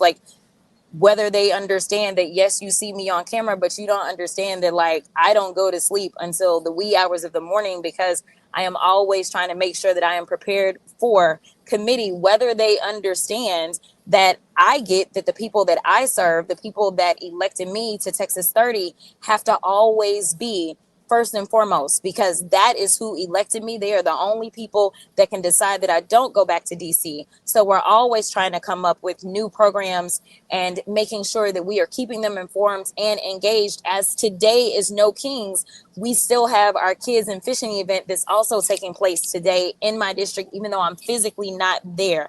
We are always making sure that we are informing them and we are listening to them. As I just had my quarterly town hall the other day, where it's not just me talking to my constituents, but it's also me listening to my constituents, or the fact that as a freshman Black woman Democrat in the House, the biggest thing that I accomplished my freshman year had nothing to do with Marjorie Taylor Greene, but instead bringing an ARPA H location, one of only 3 that had been approved through legislation, to the only Republican state, but to my district, and doing that in a bipartisan way where almost every single Republican in North Texas signed on to get that investment made into my district, which for those that don't understand how big of a deal it was, this is like bringing the CDC to Atlanta. There are people that have taken the time to understand that I always keep at the forefront the people that elected me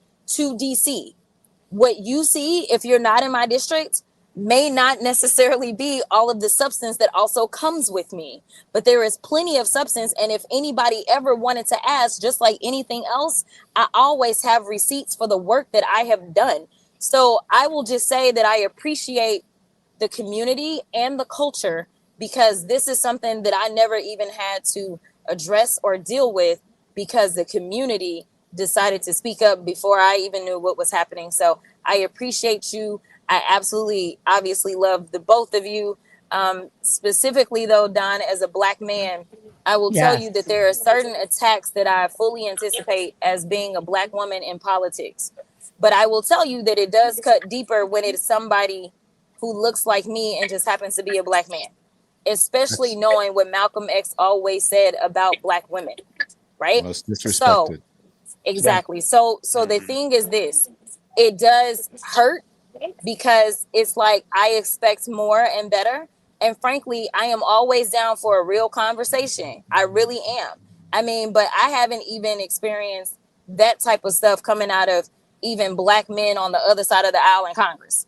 That's just the reality, because they even have enough respect to say we disagree on this policy or whatever, and we'll go back and forth.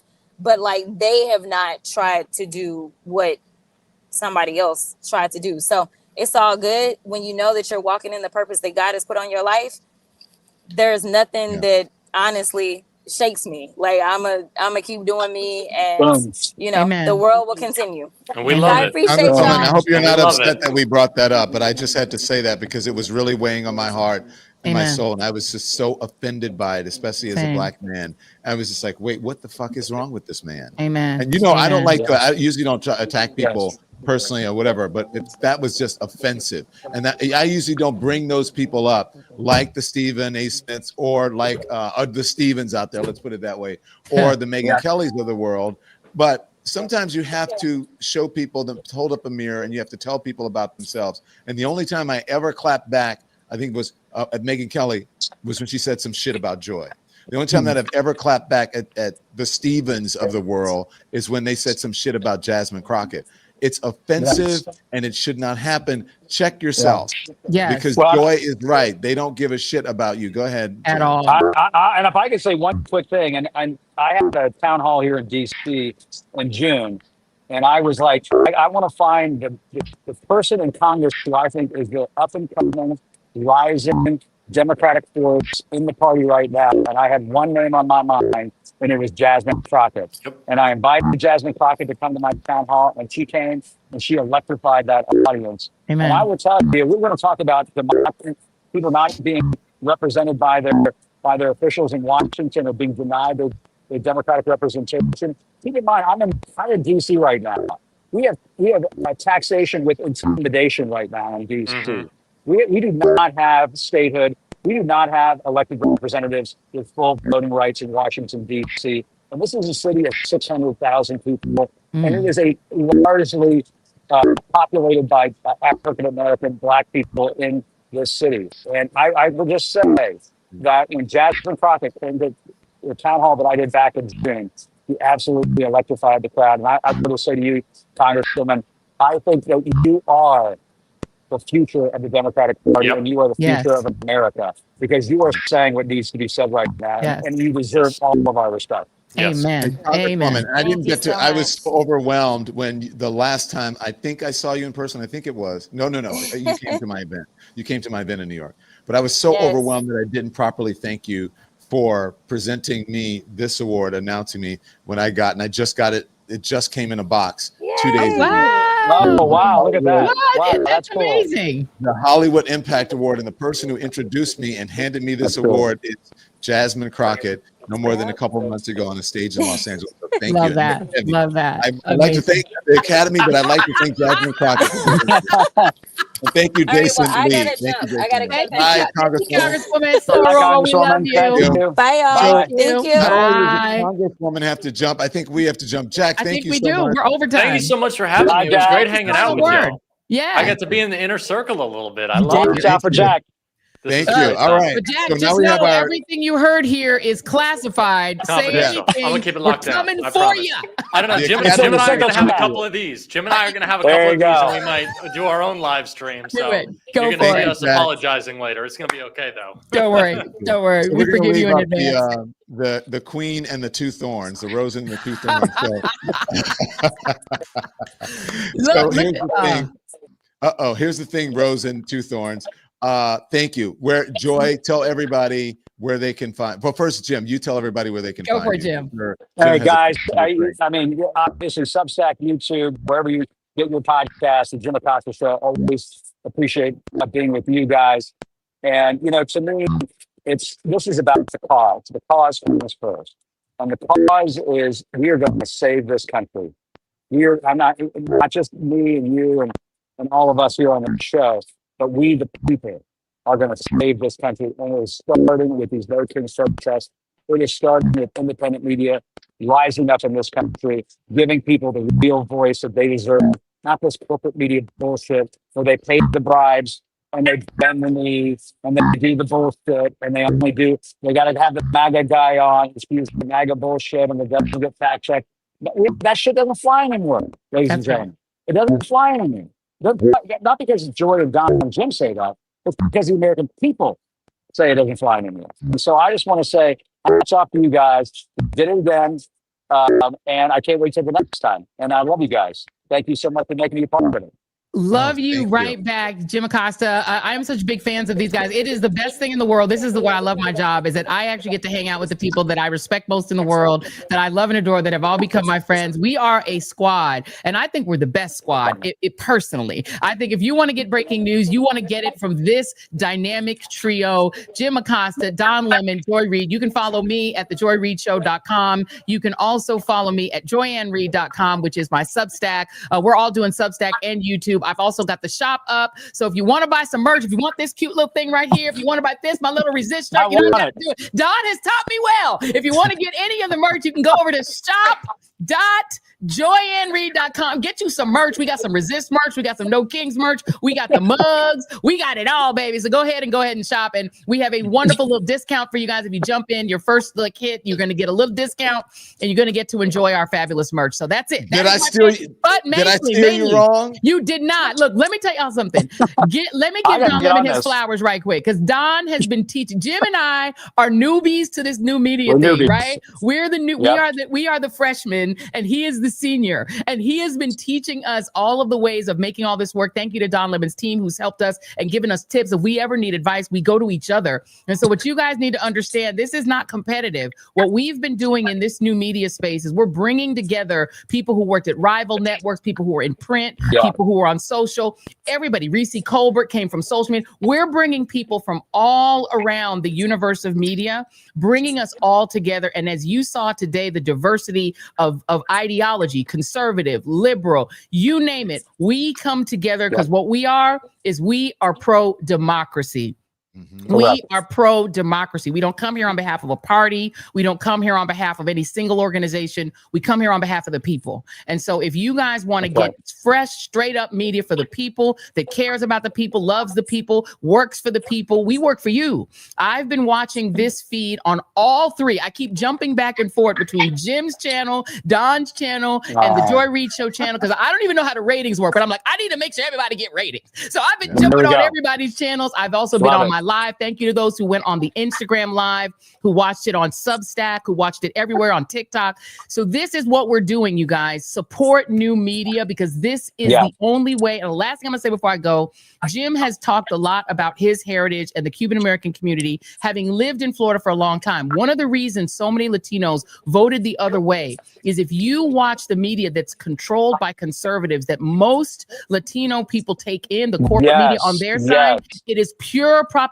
The same thing is happening in Asian American in-language media. It's happening in Haitian media. I experienced this myself living in Florida. You guys need to understand that immigrants in this community of color, Latinos, Asian Americans, are getting pure propaganda from their version of mainstream media. Abuela is being brainwashed. That's right. They're being brainwashed. And so don't always assume that people who are voting not your way are just evil or just racist or just hate you. They're being brainwashed too. Break your family and friends out of corporate owned media and get them all onto social media and onto independent media where they can see the truth. That is what I'm going to say. And I'm done. Thank you all for being here with me. I'm going to go back to Don. Throwing it back, Don. Love it. Love it. So let me just say this. Everything that they said. So I'm just going to be short because you guys have said everything that I wanted to say, except I just wanted people to know when I texted, I said, hey, No Kings, should we get the band back together? Before I could finish the text, a rousing all caps yes came from most people saying absolutely let's do it, let's set a meeting. So thank you guys for that. I appreciate it. And so look, and thank you for saying that I am the, somebody said I was an uncle. I forget what they said I was. Charles Bush said I was the dean and all of this. So what I say, support independent media. That's all I'll say. Support independent media. Support this channel. Subscribe to this channel. Subscribe to all the independent. Subscribe to Panone's channel. Subscribe to Jim Acosta's channel. Jolly Good Ginger. Jolly Good Ginger's channel, all the folks who joined us today. Make sure you like, subscribe, become a member. That's how we stay viable and we're able to bring you this coverage. If you want to know anything about the Don Lemon Show, all you have to do is go to donlemon.com. donlemon.com. You can click on watch, and you can see right there where it says watch. That's our main show on YouTube. He's you handsome. can become a member. You can join. He's handsome. Become a member, and you can subscribe. Okay. Also, if you go back out to donlemon.com, click on our merch. Our merch is there.